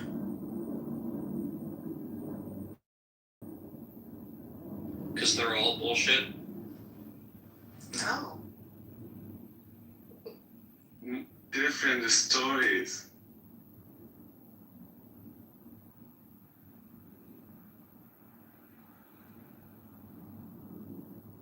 I think the basis is the same. If you look at every different religions, the essence are the same, but the logical answer for me is that humans evolve, problems change, we face new challenges in life, and therefore we need new amendments.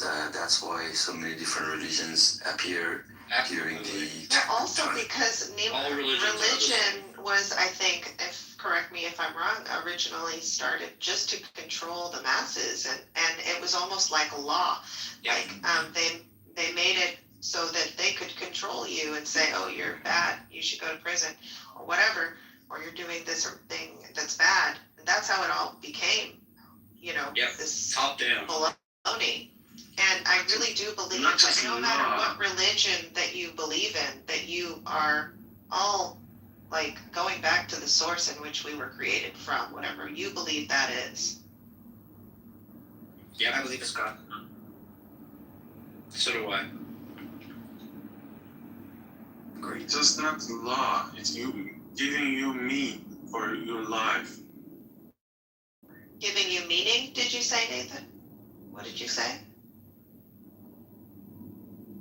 Religion giving you meaning for your life, for your choices, everything.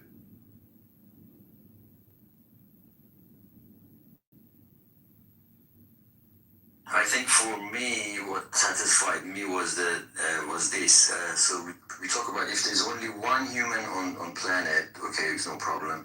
But then as soon as there's two, we need to have law. We need to have justice. And how do we get to that justice? Is using our brain.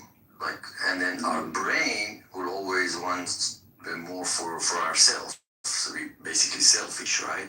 So we can set the law in a way that we take most advantage. That's when the command, what do you call it? Like God's law is required. It needs someone higher than the human, basically justice. You need it's hard to explain it in English. I've been in Persian rooms for so long. So we need the God's law in order to be above the human law. That's why we have these holy books. They come in and then, something like. Yes, so true. So no argument with that. But what's your opinion about the choice and faith? Yeah, I think we have choice. We have choice, limited choice. The fact that God knows what choice we're gonna make, it doesn't mean that we cannot make another choice. We are free to make our choices, but He knows what choice we're gonna make. That's a different statement, because we have to look at it outside of the framework of time, because we judge it based on time. But we have to realize that God, or whatever you want to call it, is outside of time. He created time. So it's like Him. We had an example earlier that like if I watch a movie, the second time I watch it, the fact that I know what's going to happen is not the reason for what the players in the movie are going to do. It's just that I've known it before. How do you know that God created time? Do you agree if everything has always been written beforehand? Do you agree if everything always been written beforehand, the life would be meaningless? Absolutely, absolutely. So how do we know that God created time? Okay, explain to me, what do you mean by time? Does time even exist? So I mean, the metricized, what clocks measure. How do you measure time? Not real, unless... You measure time through, it's like a metricized measure, right? So it's 1, 2, 1, 2. No, that's not real. Okay. Think about it. But that's asking a question is not answering the question, right? How do we know God created time? Big Bang, Big Bang. Do you believe that But God how do we know created time was No, created at the Big Bang? What? Do you think that How do we know God created the Big Bang? Do you think that happened? Do you think that that's true? Do I think what's true? That God created time? I don't think God exists. Well, then I don't understand. So do you believe in accident? My question is, I don't think God exists. You, or anyone who says that God created time, presumably thinks God does exist and created time. Yeah. So I'm asking, okay, I'm just going to, grant the God existing thing for now, right? And we're just going to have a discussion on okay, if God existed, how would we know that He created time? Because He tells us in His book. That's how he but that's not a good answer to you. But actually. Wait. If we're talking about these seconds and things, we name it, right? That we say that it's going to take you an hour to get there, right? Are you talking about this time? Talking about the time that clocks measure. Yeah, that's very good. Very good, yeah. When I say God created time, I mean that God created everything, okay? And that everything causes time to pass. We call it time. Yeah, but how do you know God created everything? We age in that time, okay? How do you know we God call this created period, it's called time. So that's why God created time. No, but how do you know God to created answer everything? your question, Step, right? You're just... You gotta answer you're this saying, question. My question is, how do we know God created time? And then your answer is, well, because He created everything. Yeah, because He created everything. But you're not supporting that, assertion. You're just asserting it. You're just saying God created everything. You're not giving me a reason to believe that God created everything. You're not giving me an argument or an inference. Are you saying God is real but not There's no creator? proof. Wait. I can answer that. Guys, I can answer that. I hope. Yeah, I mean, of course I can answer that. So the thing is, God created everything, right? As I said. No, I don't think that. No, wait. You don't just get to assume that. Okay, go. Sorry. Answer. Millet, come on, man. Okay, so as I said, God created everything, and everything caused time to pass. Like this period, we call it time. So that's why we say that if God created everything, so the time passes. So He created time as well. Well, I don't think everything else is what is what enables time to pass, right? Like, I think if you got rid of everything in the universe, but like one electron, I guess, yeah. right? That one electron would, if it was like oscillating, right, there would still be, presumably, there would be like metric time that's passing there, a linear time in some fashion. But like, so yeah, I don't think God created everything, and I don't think everything is required for time to pass. So I just don't agree with like either of your premises. Are you saying that time is in creation or creation is in time? Which one do you believe? Time is in creation or creation is in time? Like, I think it's possible that like both, right? You could have like, you know, our local universe could have like a time, a metric time to it, right? Or like a linear arrow of time due to like entropy or whatever, right? And then there could be like a sort of like non-local or multiverse level time, and they could be completely different times, right? So it's not one or the other necessarily. Can we stick to what we know, not if and could and other universe? We don't know that. So let's still talk about what we know. In this planet, do you think time was created in creation, or is time in creation or creation in time? Which one is it? I don't know. Okay. Because that will make the difference, because I think time is in creation. Yeah. No, but you're just assuming creation. Yeah. Like the whole question is about like, how do we know God created our local universe's time, or God created Okay, let's say anything? we don't know. Right. So we don't know. Scientifically, what happens? Scientifically, we go back to point zero, right? Yeah, well, we can't yet, but presumably, yes, that's what you do, yes.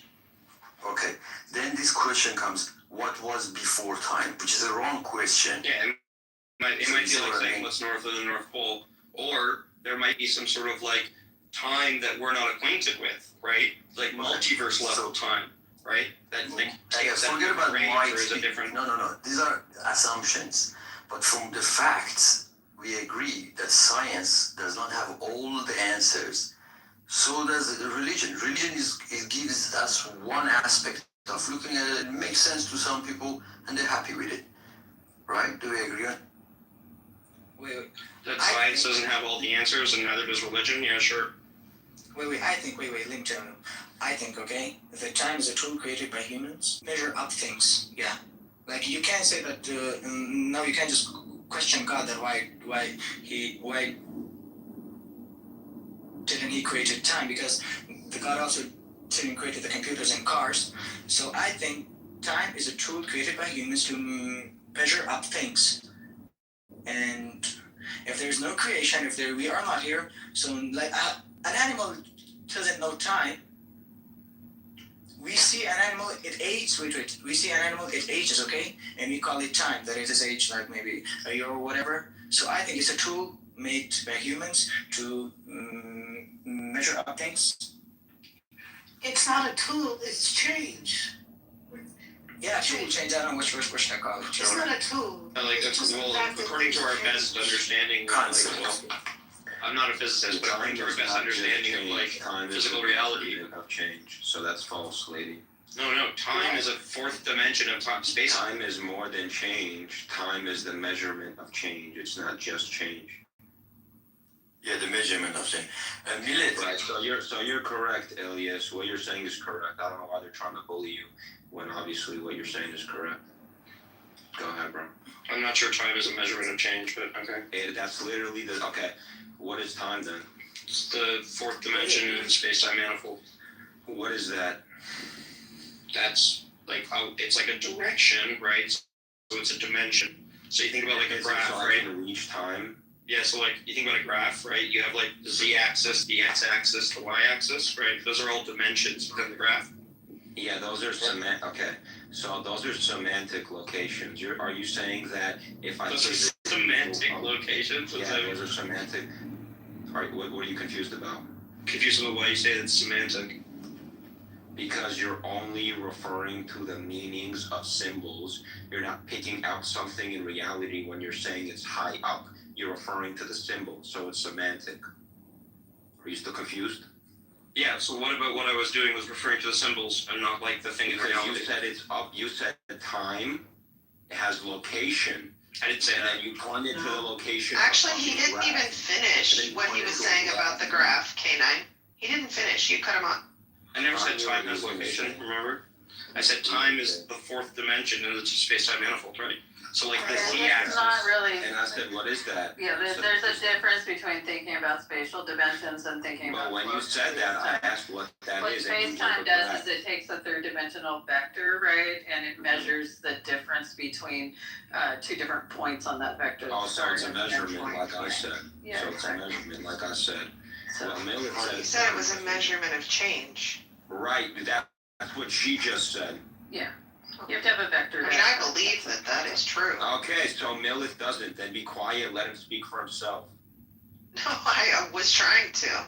That's what I wanted him to expand, Well, but he's Cora trying- did it well, for obviously him. you're not. Yeah, the other, Can you let him talk? the thing is I'm not that trying to debate women. people- I'm trying to. Millith was being a bully, people, so he's getting bullied okay, do you now. want Let me him to put speak you for down himself. in the audience because when Let him people say speak I'm not for good at himself. debate women that's inappropriate. So, Well, I'm just too high IQ for that. Sorry. okay, Wow. yeah, that's called Dunning-Kruger effect. That's called Dunning-Kruger effect. Anyway, so I appreciate the there is honesty, a though. He difference was very between honest. the misconception of time being the fourth dimension. It's a dimension that we can consider as far as like, different points, right? But when you're talking about spatial dimensions, you actually add another coordinate that you can measure, and that doesn't have anything to do with time. You can have a fourth dimension that is timeless. So, anyway. Yo, can you guys hear me? Or did I get? Yeah, we can hear you, but can you hear women? I don't know. I can. Sadly, yes. Can hear you highly. We can't hear Yeah, you. I don't put up with that shit. Can you hear them now, K9? That was good, Buster.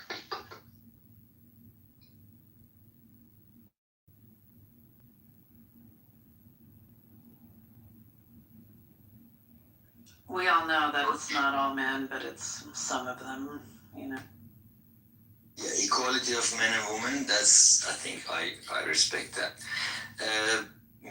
Can we come to a harmony of science and religion? Can we come to the terms of that?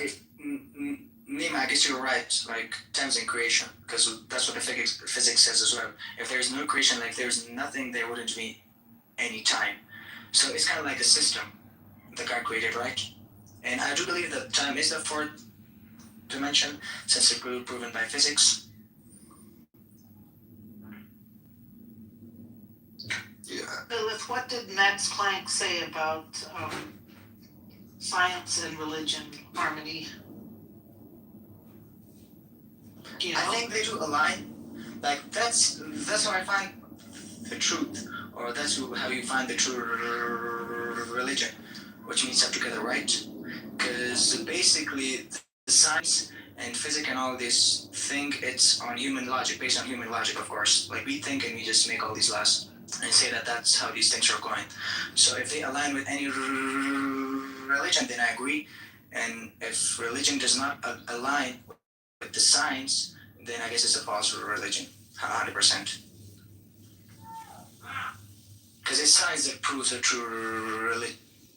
I mean, we cannot never say that or let ourselves be deceived by all these things. Do you believe? Like if you know something, 1 + 1 is 2. Like if you know 1 + 1 is 2, and science says that 1 + 1 is 2, but maybe there's a new religion that says no, 1 + 1 is 3 because God said so. I would never believe that. It's all just bullshit. So what I'm saying, that's how we find the true religion, and a religion must always be aligned with science and human logic. Do you believe in the Great Flood? Yeah, Bob, is And time what? a measurement of change? The Great The Flood. Great flood is the normal story and the Sorry, what? the thing is Is time a measurement of change? Is time a measurement of change? Depends on what you mean by measurement. Kind of. I mean, there's a way to think about it like that. Well, time fundamentally has to do with change, but sequence and change.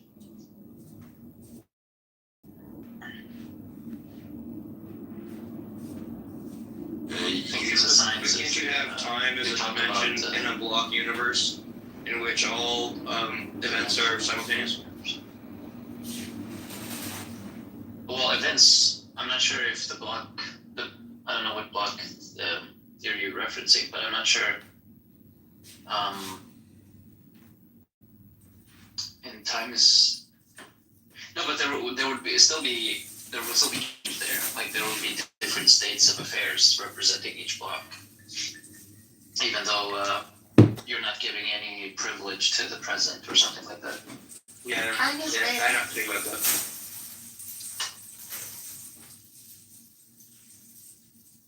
Yeah, Milk, what do you think of that? Time is made up. In fact, the philosophers, the Smashing Pumpkins, had that song, Time is Never Time at All. Ah, see, I knew I loved the Smashing Pumpkins for a reason. And like, if time is the thing that physics is studying, right? Physics just treats time as another dimension, like another, just like the z-axis, yeah, the x-axis. Sorts.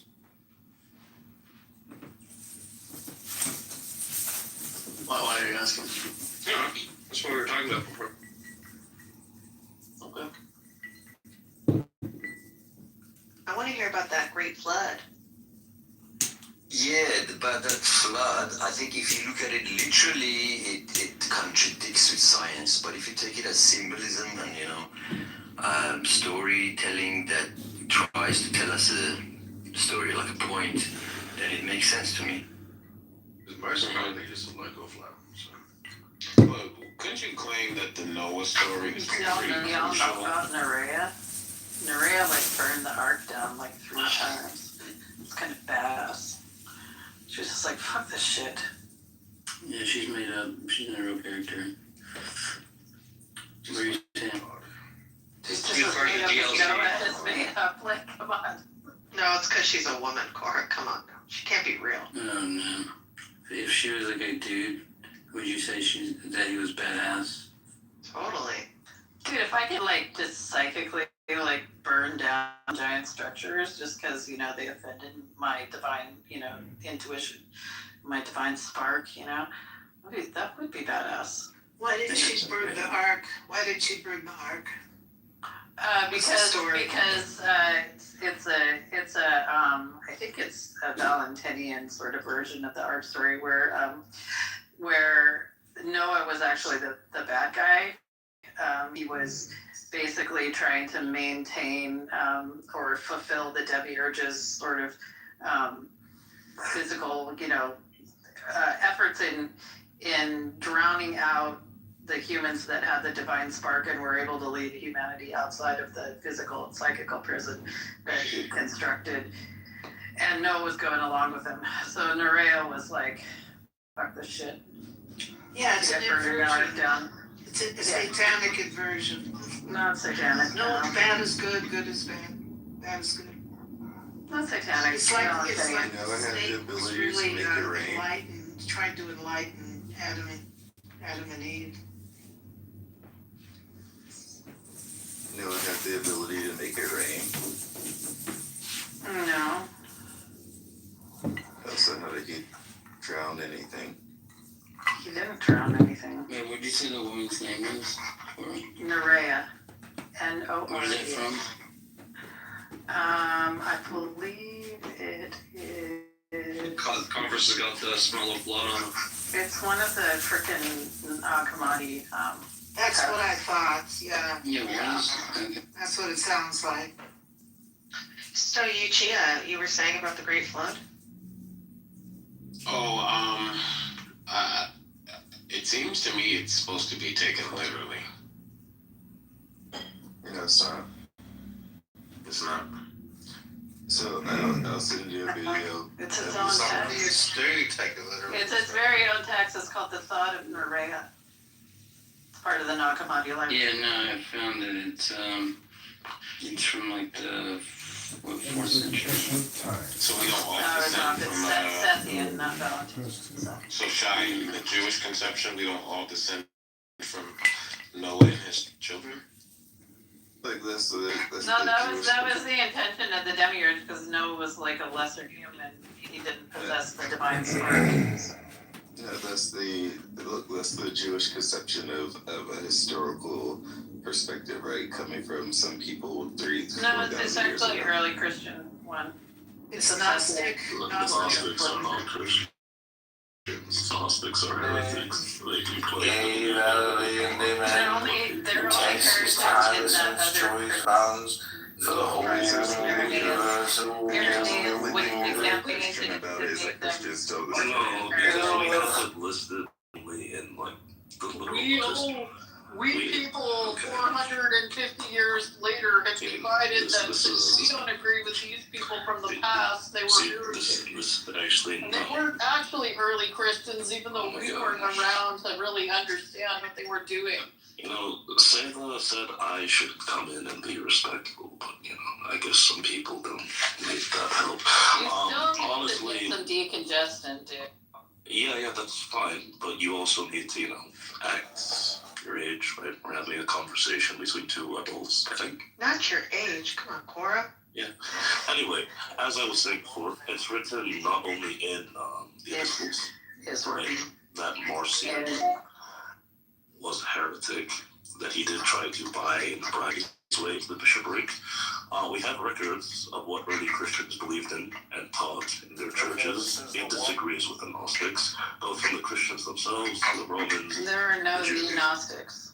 That's the thing. It doesn't really matter. We have records of what, the people that believed in the demiurge and all this stuff. It doesn't mean they weren't. It doesn't mean they weren't early Christians. It just means they were the early Christians that didn't win out in the popularity. On the contrary, no, because To be fair, I don't know what we're talking about. What is? Can I just ask? He's playing who gets to be a Christian. No, there's some conversations happening right now.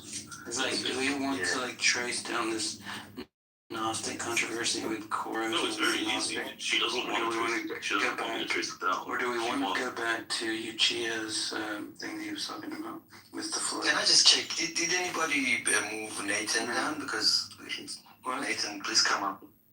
See, this is the cool thing about not being an indoctrinated Christian is I get to read all of these other texts and actually be interested in them, and I don't get to just hand wave them and tell other people not to read them. It's not about being indoctrinated. We're the ones who preserve actually a lot of what people that believed in the demiurge believed in. So you believe in what you believe because church fathers kept it written. Now we showed why this is heretical, but I mean that's also You're not a the cool church thing father, about- dude. Why are you No. saying we? No, because I believe in what the church fathers preserved. Who is the church The father? correct church fathers. Yeah. Okay. What religion is that, sir? See, I Yeah. can't respond to Because your they created a Catholicism. hierarchical structure that convinces you that they are the correct. It's not just Catholicism. so it's all Christianity believes in the church I know the history of the Christian church. I'm not talking to you. I'm talking to the person who said, "Who is the church fathers and religion part of?" And somebody said the Catholics. Yeah, every Christian knows that Gnostics are heretics because we have records of what early Christians preached, and Gnosticism is not bad. Now, Gnosticism. Yeah, the correct thing is that the early Christians, Sethians and the Valentines, Yeah, I know. the Marcions, She's going to keep on doing were labeled heretics by a particular other competing sect of the early Christian church. See, this is how you know when someone speaks That's the falsehood. difference. They can't. Let him land and then respond. That's not fair. No, I know, but she has to keep on doing this because, when those who are not God guide people, they guide them into falsehood. They need many interruptions and screaming and shouting to preserve falsehood. So we just continue. You Anyway. don't have to say that. Just continue and land. Sorry. I really want to hear what you have to say. Can I reply to the Girl. to Uchiha? Yeah, let's get back to so it looks like you see what I'm there. I didn't even It's okay. Alright, stop with the fucking meta, seriously. I sent you a video in your back channel, Sonata. It looks like there was a Ugaritic text that also records the Mediterranean flood. It also talks about like how the people pissed off God and God did the flood because of whatever reason. So the flood story is carried throughout the Mediterranean and Levant narratives. It doesn't apply to the rest of the world. It's just from the perspective of the people that wrote the book that there was a flood and they gave whatever reason for the flood happening, and then people created aspects that are added to their religious aspects. Gotcha. So from the Christian perspective, it's not a global flood. From the Christian perspective, they probably have to believe that it's a global flood because there's an aspect of belief in Christianity. No, take a local view. Yeah, we can take a local view, although we don't mind it being global, but yeah, you can take it different. I mean, I don't know, because I've read that chapter and it says that everyone died. Everyone was wiped out. Everyone on the land. Yeah, everyone that they knew about. Exactly. Okay, so I'm just curious. So is it okay to claim everybody on Earth flood happened horribly? Yes, there is. Because I've heard that everyone on Earth descends is a child of Noah and his sons. Is that true? Yes or no, Christians? Not necessarily, no. It's not a medical doctrine for us to. See, I told you, you can read our doctrines. Well, Pope, you're confusing because you say stick to doctrine, and then you bring out verses that aren't doctrine to prove your point, especially when you want to talk about Jewish people and how they've done wrong things. Like, I haven't seen church doctrine that's like, oh, Jewish people are evil, but then you'll bring me verses. So it's like, you sort of pick and choose when to use verses. I really don't pick and choose. We believe that in all scripture is truth, right? And all tradition is truth. What about the scripture of Mary Magdalene? Well, if you just said that all scripture is truth, I'm just curious what your thoughts are on that book. What book? What? The book, it's called Mary Magdalene Revealed. I'm reading it right now. I'm just curious what your thoughts are on that. Why care about this book any more than Harry Potter? Well, Mary Magdalene was supposed to have spent quite a bunch of time with Jesus, right? Is Mary Magdalene revealed part of scripture? I think she has, there is some scripture that is talked about in the book. Whether I think it's actually Jesus's words or not, I don't know. I'm not claiming that there is. Okay. Yeah, there's a gospel of Mary Magdalene. I'm asking you if that is valid or not. To you. It is as valid as the gospel of Pope Muhammad and the gospel of Harry Potter. So, why do you discount Mary Magdalene's gospel? Because it's not real. It's not real. It doesn't exist. Did Jesus Christ write the Bible? Jesus Christ. I mean, what do you mean? This is all interpretation of men's books, right? She's a woman. Thank you, Buster. That's why. That's right. Mary survives from these 5th century copies of exactly Coptic But why isn't that included in your studies? You're not listening. I'm telling you, right? You keep talking. So it basically survives from a way later time than the Christians. None of the early Christian authors seem to mention it, right? That Mary had her own gospel or something. Why do you think that's true? And then, why do I think it's true? I'm saying because why did you think that it was excluded? Have you heard anything I said? I'm trying. The early Christians wrote about it. They wrote about a ton of other books, right? But not that. So that means that they probably didn't know about it, right? The other thing is that these Gnostics had a clear influence of Gnostic philosophy, right? Which is in the text itself. Things about the spirit is good and the fleshly bodies and stuff are bad. that's why in some Judas becomes the good guy because he helps Christ get rid of his body by betraying him and stuff, right? It's just like not the same philosophy as the early Christians. There's a bunch of reasons. So that's why it was cut out. It wasn't cut out. It came way later. Oh, interesting. I didn't know that. Yeah, it's just like Dan Brown, Da Vinci Code stuff. So like, they like went through it, the Council of Nicaea, and like slipped on books and blah, blah. It's just like, No, that's true. Congress, what are you talking about? all right, yeah. No, I was just curious. Genuinely curiosity, Pope. I meant no disrespect. Yeah, like in, wait, did they leave? What was your name? Christmas tree? What did you used to go by? I can't remember your old name. I've gone by rabbi, I've gone by chef, I've gone by pastor.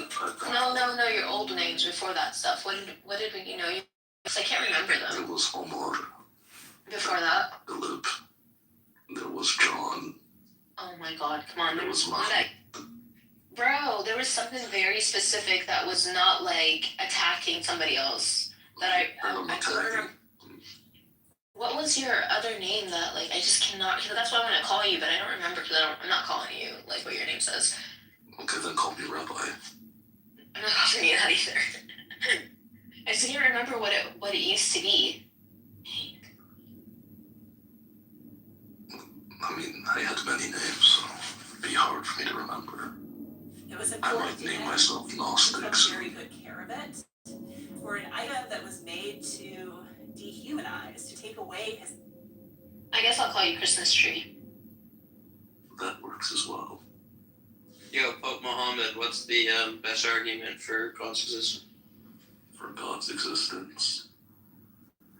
I would say the fact that, one, we have rational minds.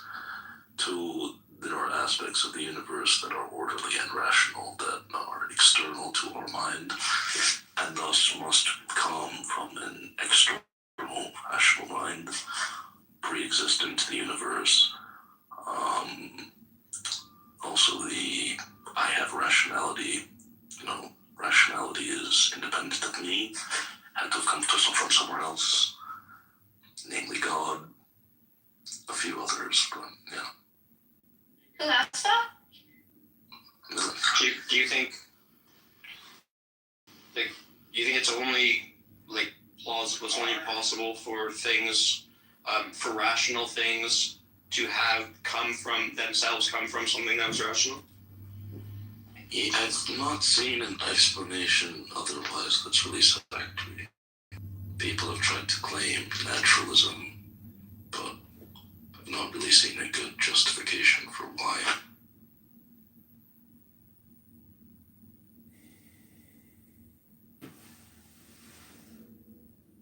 Well, I'm not sure I have any examples of rational things being created, right? At least not in the way that I mean it, like the conscious sense, right? So, there are things that are patterned or ordered that are created, but as far as I can tell, there's nothing created, quote unquote, that I could point to and be like, that's the thing. That's obvious that that comes from something that is itself rational. Does that make sense? Not entirely, probably. You're ignoring the fine tuning of the universe. Bubba. Is that rational? Bubba. Well, the Christian God definition of it would be. That's the hardest thing in the world. To get. So who created him? What if I told you? No one. He exists by necessity. His existence is necessary.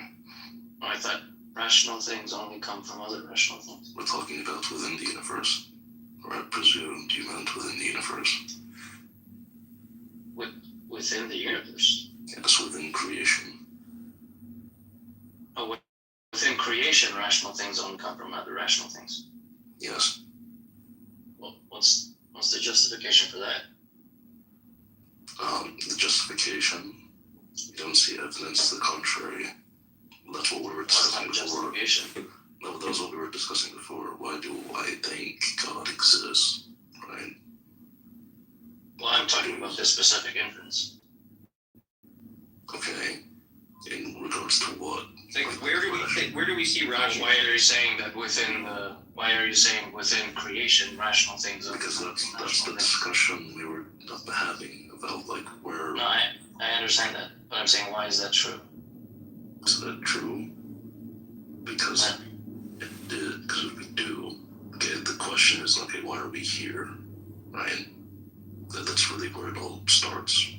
Where did this world come from? Okay.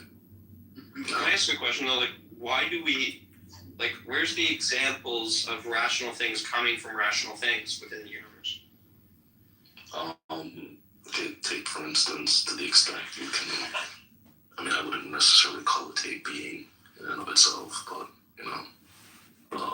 formula, right? Or any computer program, though it's not a rational agent, it lacks, independence. You could also say more simply birth, right? Humans are procreated by other humans. Yeah, but that's not like, first of all, I would completely disagree with the first example, right? Because like it seems like if anything, like formulas or like math code or whatever, computer code is going to be like reflexive, right? And not like, rational in the sense that I mean at least.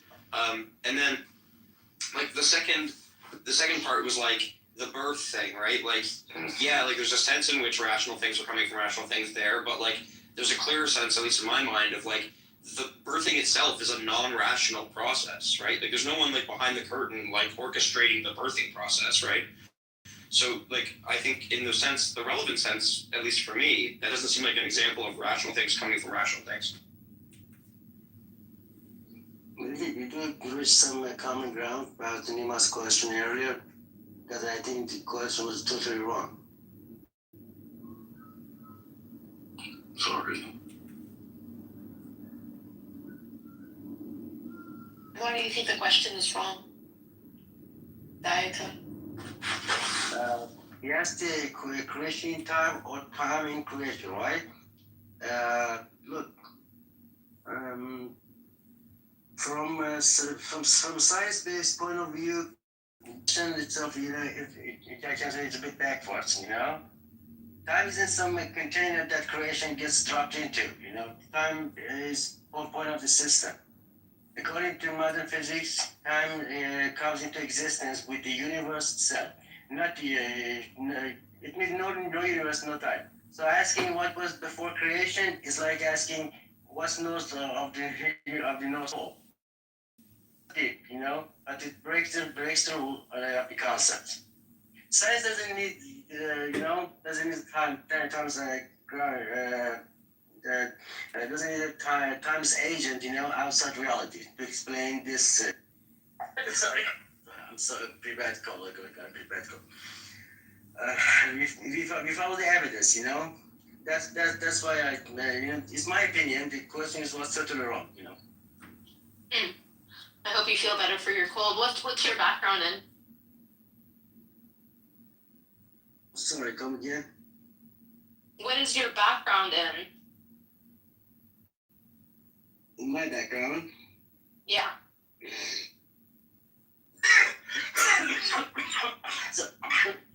Sorry, I'm coming.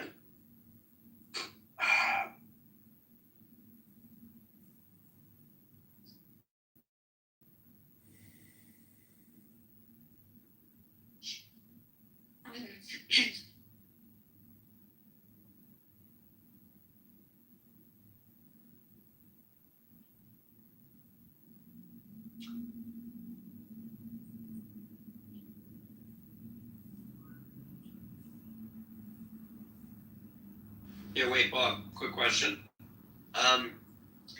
If time is defined as like the fourth dimension of space-time, right? Like presumably any point on that like space-time diagram that you like pick a point at, right? It's gonna have a time coordinate, regardless of if there's change.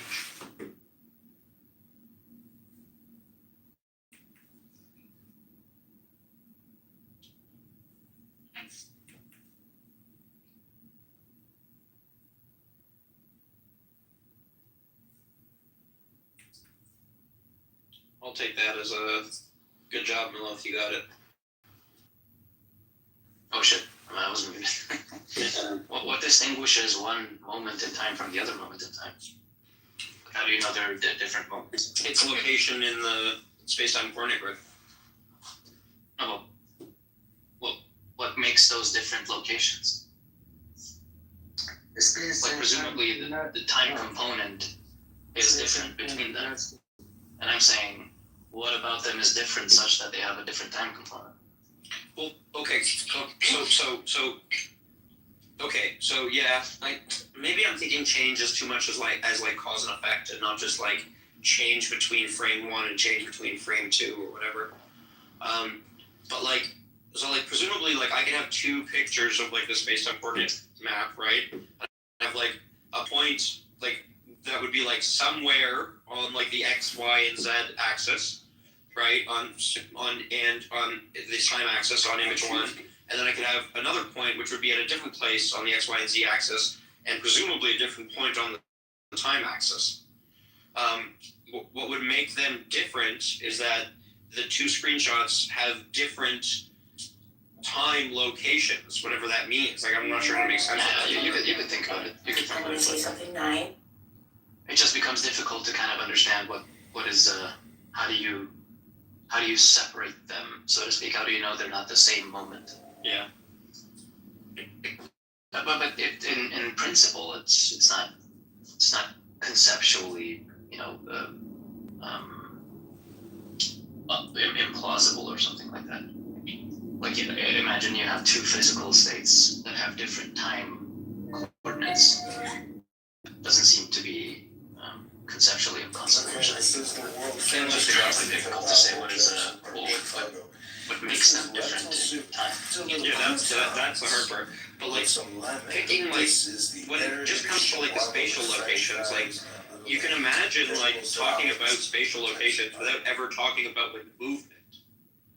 You know what I mean? Like you can say like, okay, like, times 1, the space location is at a x or whatever, times 2, spatial location is at like a y, right? And like you don't need to think about it as like some sort of like there was like a causal like flow to that, right? And I can imagine you can have some sort of conceptual similarity when it comes to time, but again, this is way over my.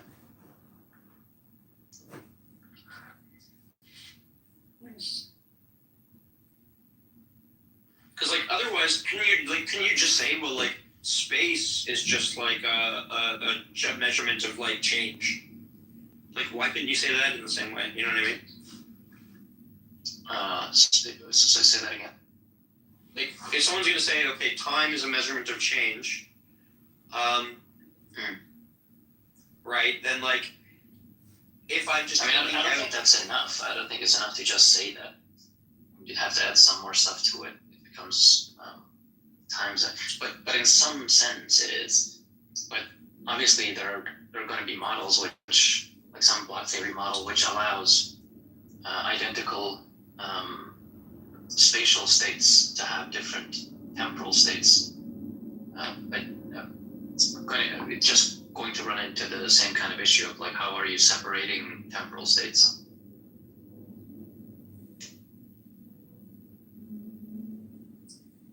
But like, I can have a conception of location that is completely devoid of any sort of change, right? I mean, by change, I mean like the flow to like, X leads to Y type thing, right? Like it could just be location A on picture Z, right? Location B on picture Y, and like that's it. There need not be like a flow that No, that's all fine. I don't think anything can stay in one place. The universe is expanding. The same.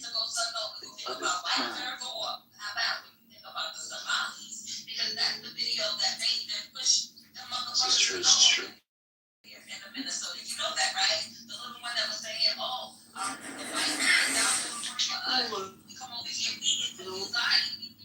Okay, this is the world famous classic about Aaron Jefferson. Let's suppose that you were able every night to dream any dream you wanted to dream. Then you would get Morning. Second Amendment of the United States Constitution.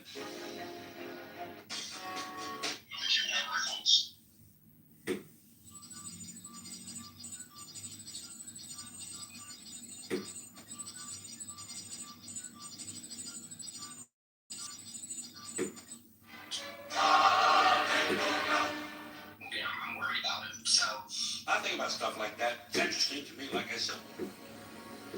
Into your eyes shine an emerald gray, and into your lungs that breathe bittersweet. He actors in this stuff.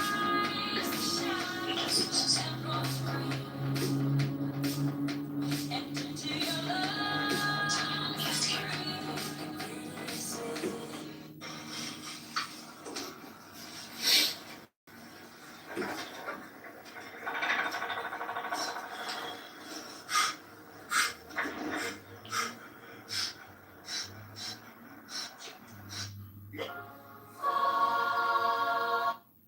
Merry Christmas. Welcome to my Christmas cabin here in Chicago. You guys still discussing fate versus determinism? There was a man.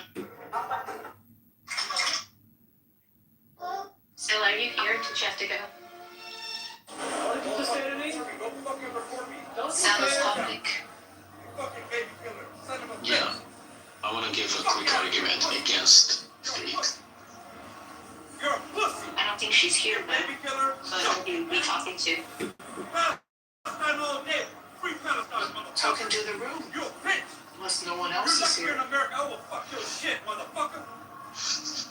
Get that shit on my face. You're like we're in America, motherfucker. I will fuck your shit. It's a very informal argument I just came up with. Probably it's not even sound.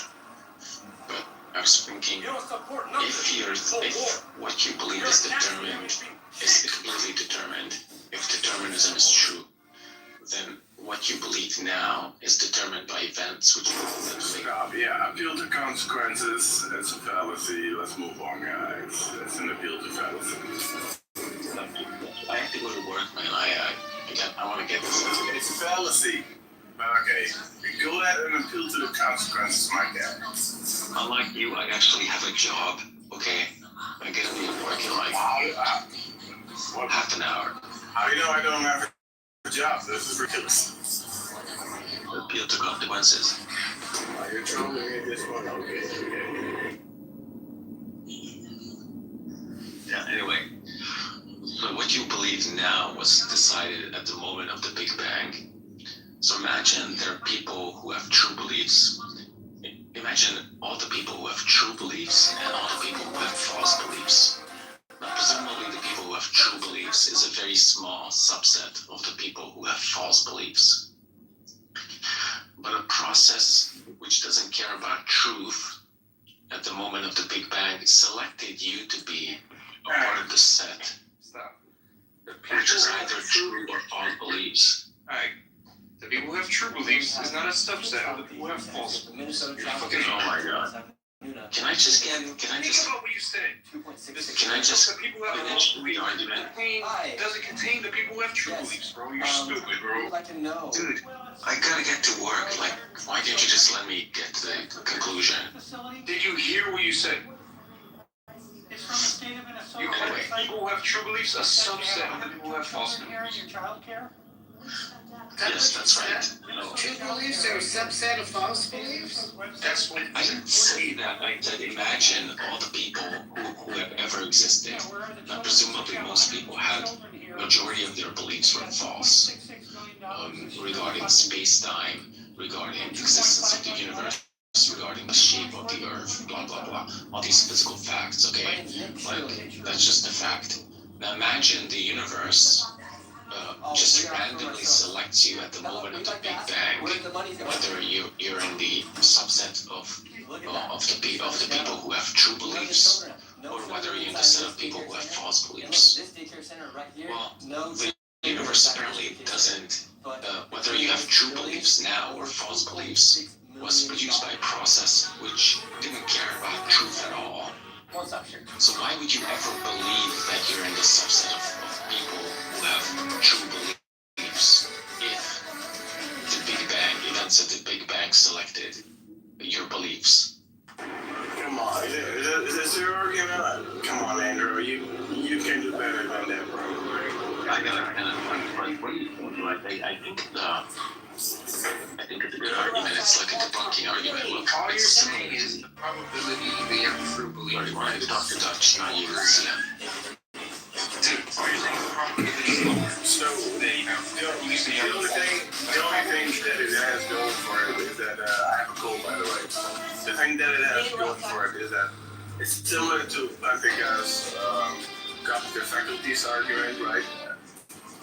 So in that sense, so if people are doubling down on hardcore naturalism, then yeah, in terms of probability, it's very unlikely that you have your subset, but they can still appeal to methodologies that are open to, a believer and non-believer, like scientific method or empirical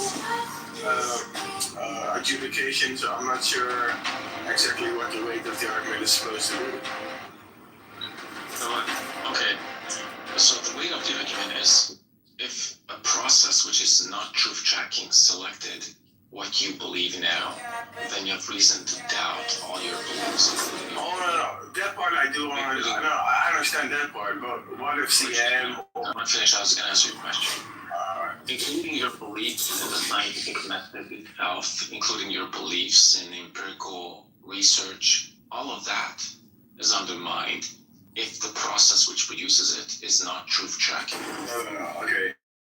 You're going to say, even if my brain functions by chance and evolution the way it does, still, I think Dennett in Churchland would say, it is in some sense truth tracking, right? Otherwise, we wouldn't have evolved to this point. So, it is truth tracking in a sense that we can objectively adjudicate a fact of the matter, right? Regardless of the origin of our brain and the cognitive faculty. So, they can just appeal to that, and then everything you said just, doesn't really hold any weight. So it's kind of like it is almost like a genetic fallacy.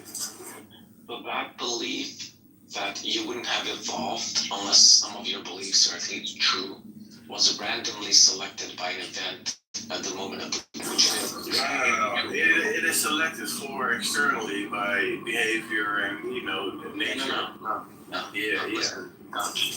It was, if determinism is true, then it was actually a random process at the moment of Big Bang which made you say that, right? It was determined at the moment of the Big Bang. No, that is not true. People can reason towards what, or give arguments for why they think X is true, regardless of the origin of your brain.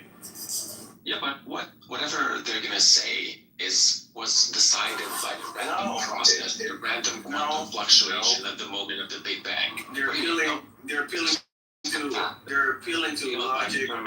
Look, a naturalist can be a detective just like a Christian can be a detective, and they're appealing to the same logic and reason, even though their brain evolves via random events or whatever. Well, that's what I'm disputing. I'm saying the naturalist can't be a detective if what they're going to say now, their very words, beliefs, including their belief in in evolution, is determined by a random process which had nothing to do with truth at the moment of the Big Bang. I get it. So you're looking at that point. I get it. You want to include the reasoning process and link it back to the first moment of the random event, because it's a chain or a linked chain of events. I get it. So that's why you reduce trust in your cognitive faculties, even though they want to appeal to the same. I have a cold. So even if they want to appeal to the same reasoning faculties, you're pointing to the origin. So therefore, you don't have a lot of faith in it, right? But look, how can I say this simply?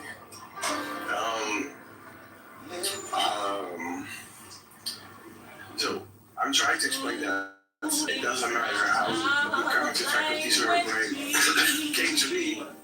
It doesn't really matter, right? Because the reasoning process, like the deliberation, and critical thinking, and all of these, what's the word? The methodology is accessible to both, regardless of the origin. And you are saying, no, but the origin is X, so therefore you cannot trust it. So I'm saying the trust is within the methodology itself and the adjudication and the, for example, reason, empirical facts, etc. So that's why I think it's a weak argument. So, Dutch, I will give you an analogy. Imagine that you determine what the stock market is going to do based on the number of fish in Lake Huron. Imagine the number of fish is actually, I don't know, the number of trouts is actually 10,500. No, but that's unreasonable. That's random. No, that's unreasonable. That's yeah, but it's a symmetry break. That's not analogous. There's something. I have to respect people's time here, okay? What are you talking about? You're replying with something that is completely disanalogous, and that's a big fat symmetry breaker. I can immediately point out. Go ahead, finish. Go ahead. Yeah, you have to respect people's time. I have an important job to do in my profession. So imagine, like I said, that you determine what the next day's stock market is going to be based on the number of, I don't know, some random fish in Lake Huron. And the number of fish is 10,522. And next day, the stock market is 10,522. Presumably, that the number of fish has nothing to do with the truth of what the stock market is going to do. In the same way, the random events which happen at the beginning of the Big Bang have nothing to do with the truth of the scientific method, with the truth of whether the external world exists, whether free will is true, whether space-time is real, blah, blah, blah. Einstein's relativity. But all of your beliefs in that stuff was produced by a random process in the same way that somebody's belief in what the stock market is going to do was produced by a process which had nothing to do with truth. So what's the relevant symmetry breaker between those two scenarios? So, I guess the point you want to make, it is true. It's kind of like the Gettier case. It's like true, but not in virtue of the reason why, or the justification why you think it is true. In this case, like the random events or the chain of random events that cause your conclusion. Whatever. So the big fat mother trucking symmetry break here is that whatever a fish or any relevant thing they're going to appeal to, even if they're by chance correct, is not analogous to the analyst who does it based on probability and history or an analysis of the stock market and the events linked to it, right?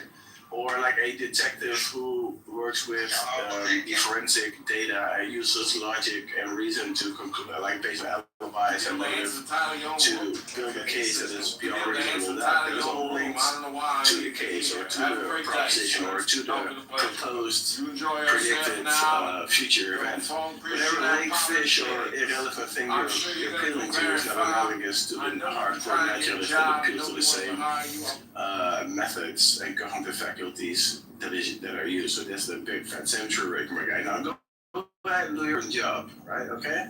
Go ahead and do your important job. All right.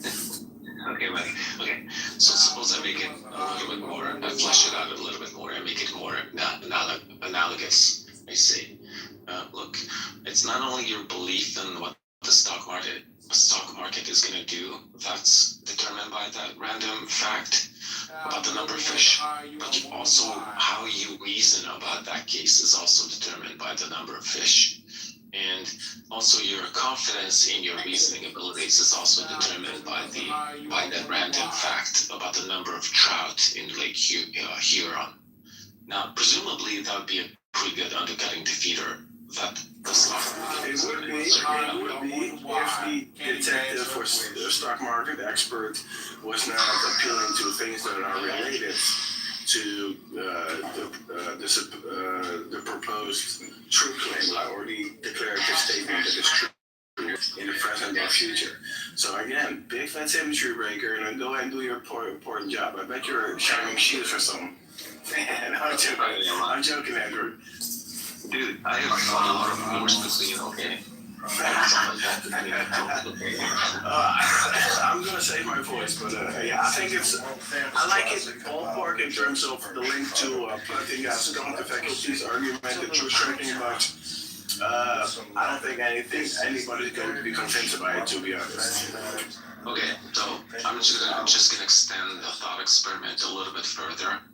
Now suppose your belief in certain logical facts or certain logical principles and epistemic principles was decided by a random process at the Big Bang. So specifically the epistemic principles I'm referring to is your belief in the principle of simplicity or Occam's razor, in the principles whereby we select theories, one scientific theory over another, like explanatory power, predicted success, also your belief in the principles of science, principles of logic, like the law of non-contradiction, identity, blah, blah, blah. All of that was decided by a process of random quantum fluctuation, which has nothing to do with truth. It's not truth tracking. Now, presumably, that would give you very good undercutting, very good reasons to undermine your beliefs, wouldn't it? If that's the case, Distributed and separated.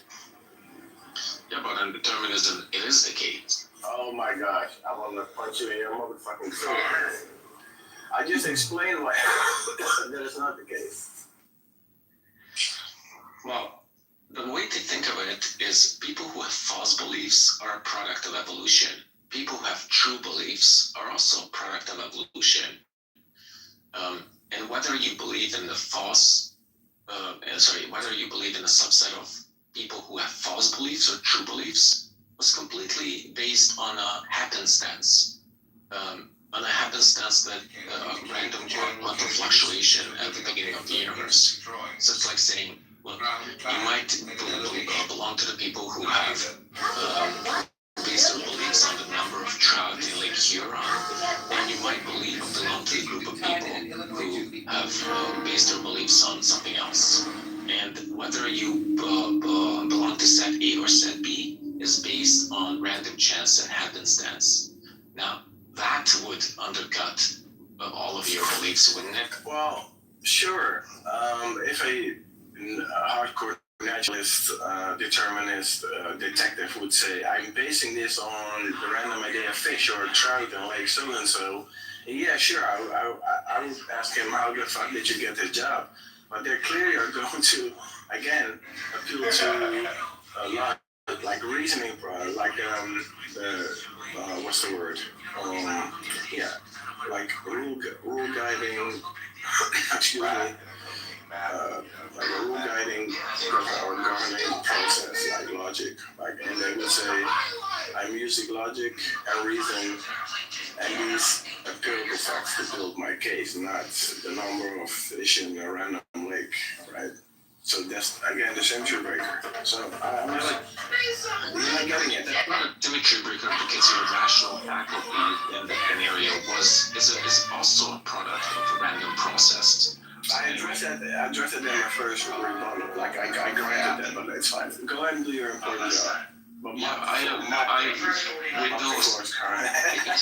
I forced them up, and Windows to also. Well, if you make a decent, honest living, I'm not knocking it. Yeah, why are you making fun of me for going out there busting like that?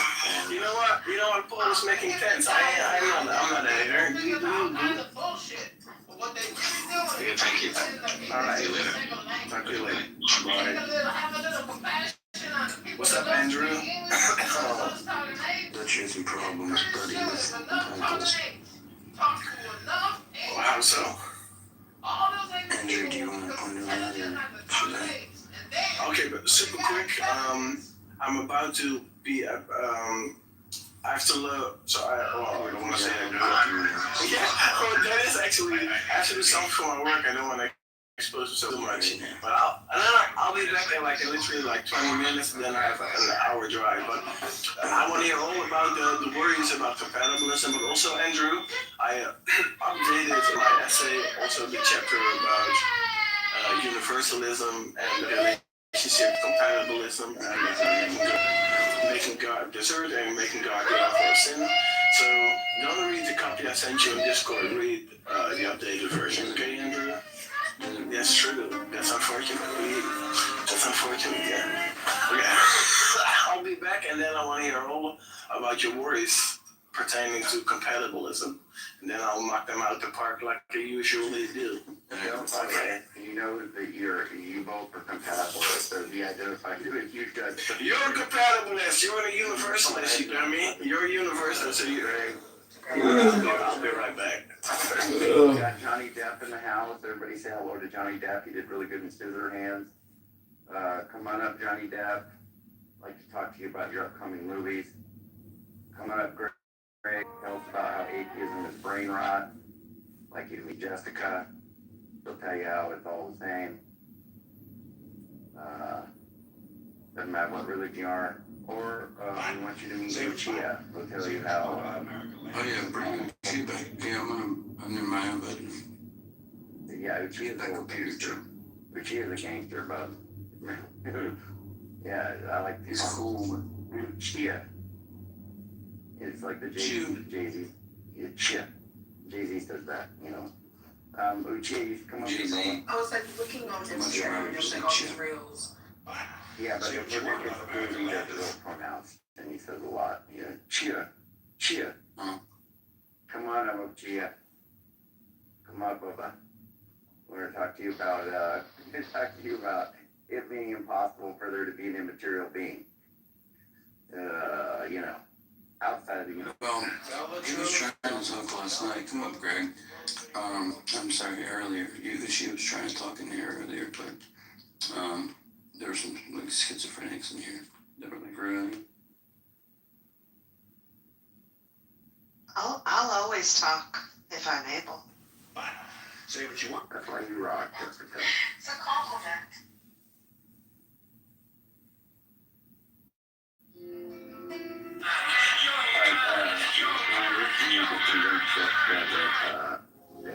I know you don't. Instead of being a premierlist or, you know, all No, I cannot wait for your answer. This is Julius Caesar. What religion are you, Congress? Yeah, I want to thank you for coming to check. He's a Muslim. It's called hell. The way, like. I don't want to have this conversation. It's always like just like generalities. It's just like general statements. I just literally had I just asked you a question, but whatever. Tell the truth. I don't be able to do this. You just, you know. No, I totally get it. Women are totally not worth the time. It's understandable. What? So if I say I don't want to have a conversation, I'm attacking. No, but I like the reason why you don't want to have a conversation with Jessica is confident. Other than me Well, I being mean, a woman. oh my God, that can be one reason there. It's like if somebody like, you know, says I don't want to have a conversation with you, and you say something like because I'm a woman, you're already like I agree with her. I actually don't. I actually don't say that to people typically, but my perspective of you is like, hey, you know, I don't. Well, one reason is I can't talk to you. I I've don't already know tried why. to start a sentence like 4 times since Andrew brought you up, and you already interrupted 4. Andrew didn't bring me up. You just interrupted the 5th sentence. You're welcome. I'll go back So on. that's the thing. You don't really listen to the people that are talking to you. Oh, I listen. I just like know what you're gonna say already, and it's like I'm already responding. It's part of my ADHD. Sorry. If you think you already know what somebody's about to say, right, then given your conversations tonight, which you try to like anticipate what people are gonna say, and you are wrong. You should probably stop that happens totally. Yeah, you might want to stop that. because it makes people not really talk to you. Yeah. Oh, wow. Sorry. Andrew, I just wanted to say I wasn't really interested in his hawks. I like this dynamic. Ace, you gotta be digging this. This is good stuff. We got Converse. What's going on today? Ace, you know, it's good. It's good. Are you instigating, Andrew? What? Are you instigating? I mean, yes, a little bit, but only because I think Converse needs to open up and have a conversation with Jessica. Also, it was a boring ass night, and he's just making it fun. Yeah, that's right. I'm just trying to. That's not very Christ-like, right? Yeah, well, I don't think Christ was boring by any means. You should have heard us last night. That's not very pious, is it? Yeah, Christ is like, a guy was trying to say something like, oh, no, not today, to a woman. And then Christ is like, tell her the real reason. Is it because she's a man? It's because she's a woman, right? Ace, Jessica's like, what? You don't want to talk to me because I'm a woman? Converse is like, well, now that you said that, yes, that's true. No, Andrew, you're the one who said that women can't reason properly. I didn't say they can't reason properly. Don't misquote. By comparison. No. Well, yeah, you said they can't reason properly in comparison to men. No, that's not very fair. I said. Well, Andrew, are you saying that you're a woman? Interesting. No, but I could be. Obviously, in this day and age, Ace, we can be whatever we want to be. No, by, I guess, your parameters of our reasoning. The parameters have broadened, you know what I mean? And it's weird how you flip-flop, because you said that women can't reason as good as men, right? But, and then earlier you said that I was saying I didn't want to talk to her because she was a woman. But the other night, when there were like people who were saying that women can't reason, you were pitting me against them going like, and he thinks that women, there should be equality with women and stuff. Like, which is it? Well, you do think that, well, I mean, I think it's going to be whatever suits you, right?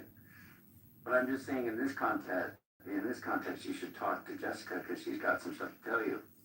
I mean, if I don't want to talk to her, you're saying I should talk to her? Also, that's not true. Well, also, that's not true. Well, here's the thing, Jessica. Have you heard the gospel? I'm always here for it. Sorry, I'm doing laundry. Oh, you're fine. Converse, why would you pass up an opportunity to give the gospel? He don't care to talk to me. Andrew, don't be dishonest. That's not right. Jesus has. And Andrew, when you're going to be dishonest, I wouldn't do it about the gospel. Oh, well, would you give her the gospel, I'm saying? Yeah, no. Yeah, man, give it to me. Give it to me, Converse. Why won't you give it to me? Oh my God, Andrew. Whenever we're going to be like dishonest, I wouldn't do it about the gospel. I'll just.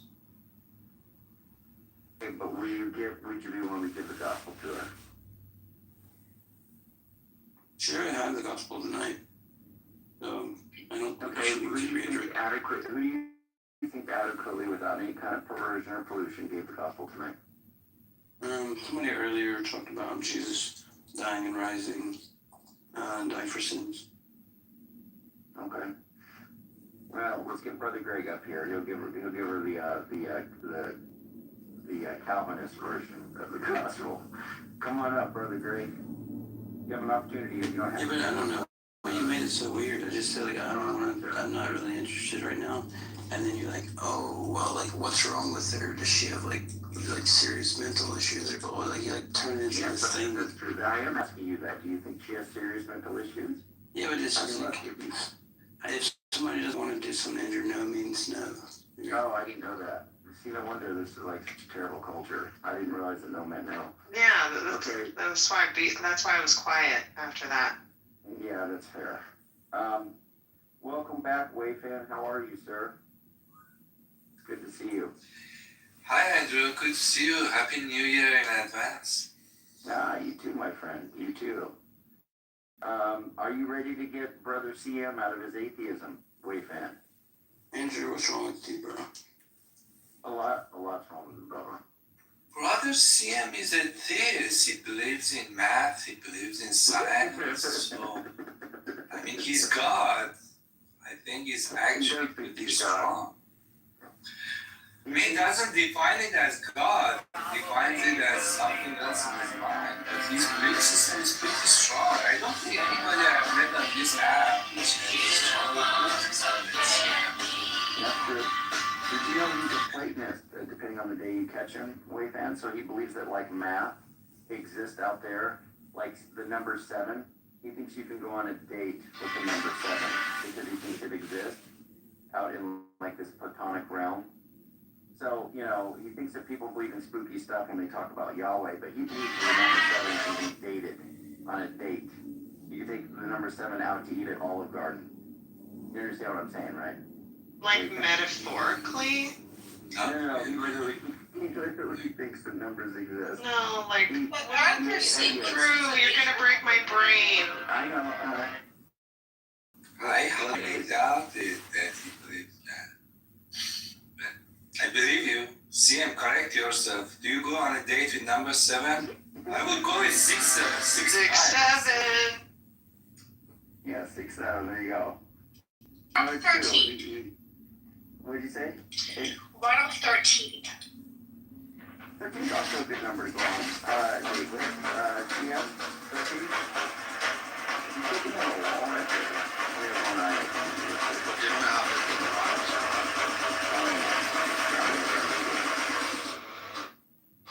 What did Muhammad do? Did Muhammad think mom was okay? Oh my gosh. Oh my gosh. I'm gonna. Thank God. Watch it, He's being playful. Jeez. Yeah, Congress peanut party pooper tonight. Have you had sleep today, Converse? Do you need sleep? Come up here, Greg. No, Andrew started this like trend. It's like now every time it's like, okay, it'd be like, I don't know, Sasha debating like Piper or something. And then Andrew would come in and be like, yeah, CM, have you debated my new friend, Black Jesus yet? It's like, dude, have like at least 1 night of the week, just like, I don't know, let's have a more serious conversation about these things. And you see, that's just presupposing that Jessica's not serious. And I don't agree. Presented by the two. She flies through the air like Dracula, like Rob Zombie. You're killing me, man. She's got a lot to say. That was a good reference. There's more, there's bigger gefilte fish to fry on. So we need to, I want to kick, I kind of want to ban Whirl a little bit for a little while. I've been thinking about it. Yes, I know. He's doing the house with a bucket of water. He's racist. From time to time, you have to get one. Well, He's racist. I gather that much now. Yeah, he is. Yeah, I know that because I can give you evidence for that from like the last 2 interactions I had with him. One was that time you were in there and you remember PP? PP, there were, remember PP? PP? Yeah, PP. Yeah, he Like Pepe? Sometimes he calls himself Pepe. I hate that guy. He's a racist too. Yeah, funny. I don't like him. Whenever he was saying, like, hey, it's PP. I should. That's kind of. yeah, Andrew, you remember that night where PP was like saying like, wow, man, I mean, I'm not really racist, and other people are like, yeah, he's not. Some people are like, yeah, I mean, I haven't really heard anything racist. I just like openly played a clip of him saying, you're an N-word. Yeah, like so much. That guy is. Yeah, I do remember that. That was funny. Yeah, and then World goes, oh, Converse, I can't believe you would do that. It's like, what? I'm exposing you after being racist? Right? Well, last night it got like way worse. Uchiha had this like room, right? It was like some kind of like, I don't remember what the title was, and like, black talk or something like that, where it was like, they're supposed to be like, oh, let's talk about black issues or something like that, which is cool, And so I just went in there to listen, because I couldn't talk. But I was in the side chat, right? And I just, like, I don't know. I was just like, talking like normally, whatever. This dude that was in the side chat, he just started being like super weird, right? And World was like even more weird. The other guy was saying like, yeah, you whites, talking to me, he's like, yeah, you whites need to learn how to use soap because you like have diseases and stuff because you don't wash yourself or something like that. And then I was like, you're a retard, bro. And then World's response isn't to say, hey, dude, that was really racist, right? It was to say to me, you come in here and call black people retarded? Can you believe that? Well, I mean, calling anyone retarded is not cool. Oh, yeah. Focusing on one thing is not relevant. Like, I'm just saying. Like if you're literally slapping your child and saying don't hit. Like what?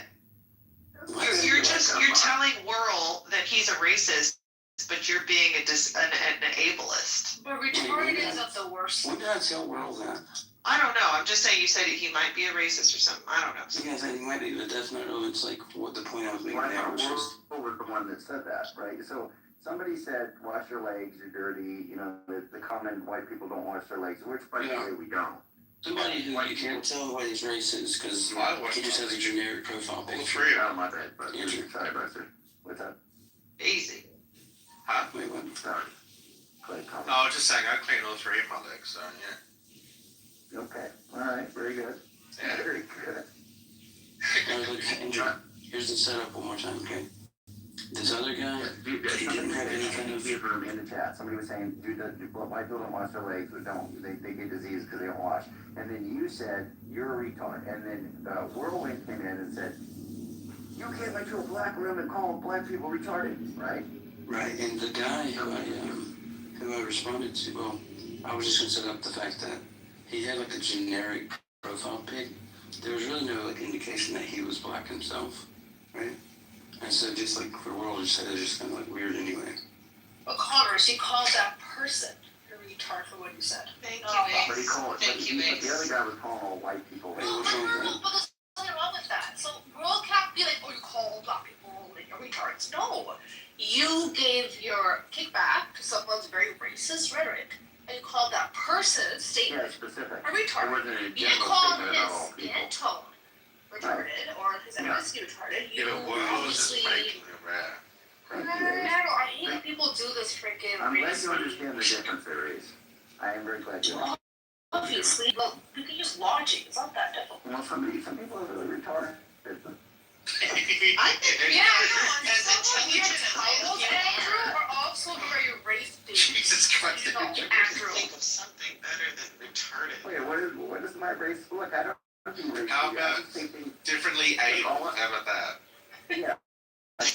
Black people can be racist in America. That's not race-based at all. Anybody can be racist, but not for you to titles that are very... Or like when I put in the title, what's wrong with black people? That's not you race-based try to at be, all. you try. As a matter of fact, that is super race-baiting. You're totally correct. No, it's turning into that room again, Andrew. Congress already tried to counsel you on this issue this evening. It's turning into that room again, Andrew. I'm gonna ping PP in here. Hold it. Please don't.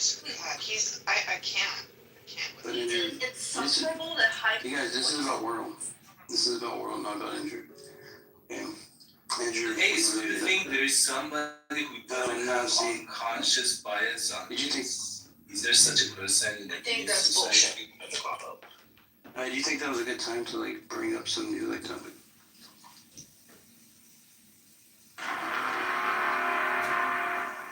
Go ahead, Converse, carry on, brother. I'm sorry. There's a little bit of distraction. PP's on his way. Everyone. It's just weird. Go ahead, Converse. Go ahead.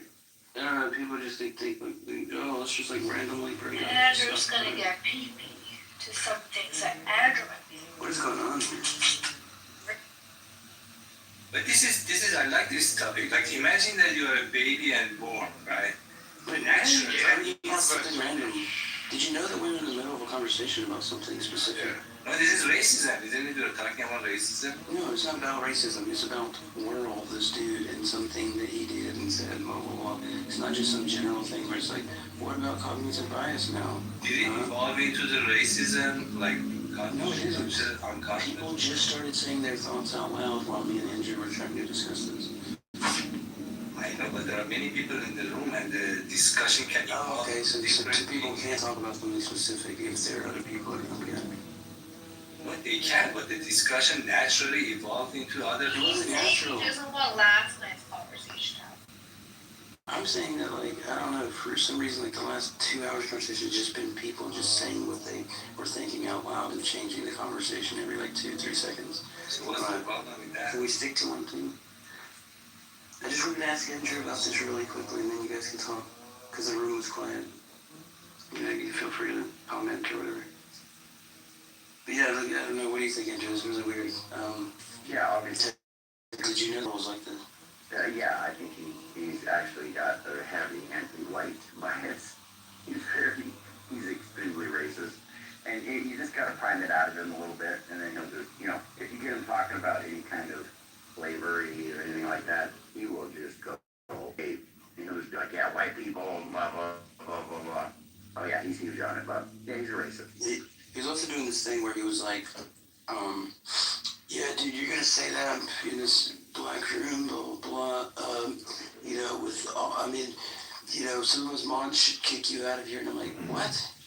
You don't even have a green bean, dude. What are you talking about your mods? He's like, I don't need one.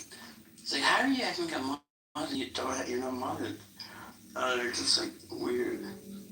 MJ had been listening to Whirlwind just speak a lot of liberal nonsense for a long time. And MJ came up and he's like, dude, you don't know anything about Christianity or something like that. And he's like, your takes on Christianity are retarded. And Whirlwind got pretty offended and left. I was like, whoop, it was spicy. But MJ's my hero. Is it possible that Whirl is maybe retarded? Like actually? No, I'm making sense. No, like disabled? No, like disabled, and he's like genuinely offended by your that's fair. disabled talk. Yeah, that's rudeness. No, I mean, just saying, retarded is not okay, y'all. Yeah. He didn't voice any concerns about that word. He doesn't take, yeah, he just said that Congress was backing into a room and calling black people retarded, not because, like, it's the word retarded bothered him, probably just... Right, but I didn't do that, so that's fine. It's dumb if I wanted to say that. So, Jessica, I just want to bring you up to date because you're kind of new to our crew. It's good to have you, by the way, but Necro, he's saying that, yeah, so we're definitely a racist Congress, but just real quick, Necro, he's got a long history. Timothy ran into Necro, I don't know why, and I guess Necro was talking about how he thought there was nothing wrong with necrophilia, and Timothy said, Timothy said, yeah, he's a freak, I don't want him in any of our rooms, but Necro felt like he's just misunderstood, so there's been kind of some... How do you misunderstand necrophilia? Well, there's been some recent understanding that, you know what, he's Mr. Misunderstood. And so we're trying to welcome him back into the group. Yeah, I remember Necro. Hi. I said hi to him earlier. Or I think that's your pronouns. Yeah, it's good to have you, Necro. He, him. But I also wanted to say, I just want to tell you a little bit about Toast. Toast is a white Hebrew Israelite. He thinks drinking urine is therapeutic. I think your own urine. And he also thinks that the Holocaust didn't happen. Yeah, the Holocaust didn't happen. So the numbers are probably in maybe the 10 to 20,000, if that. So no 6 million, 12 million people.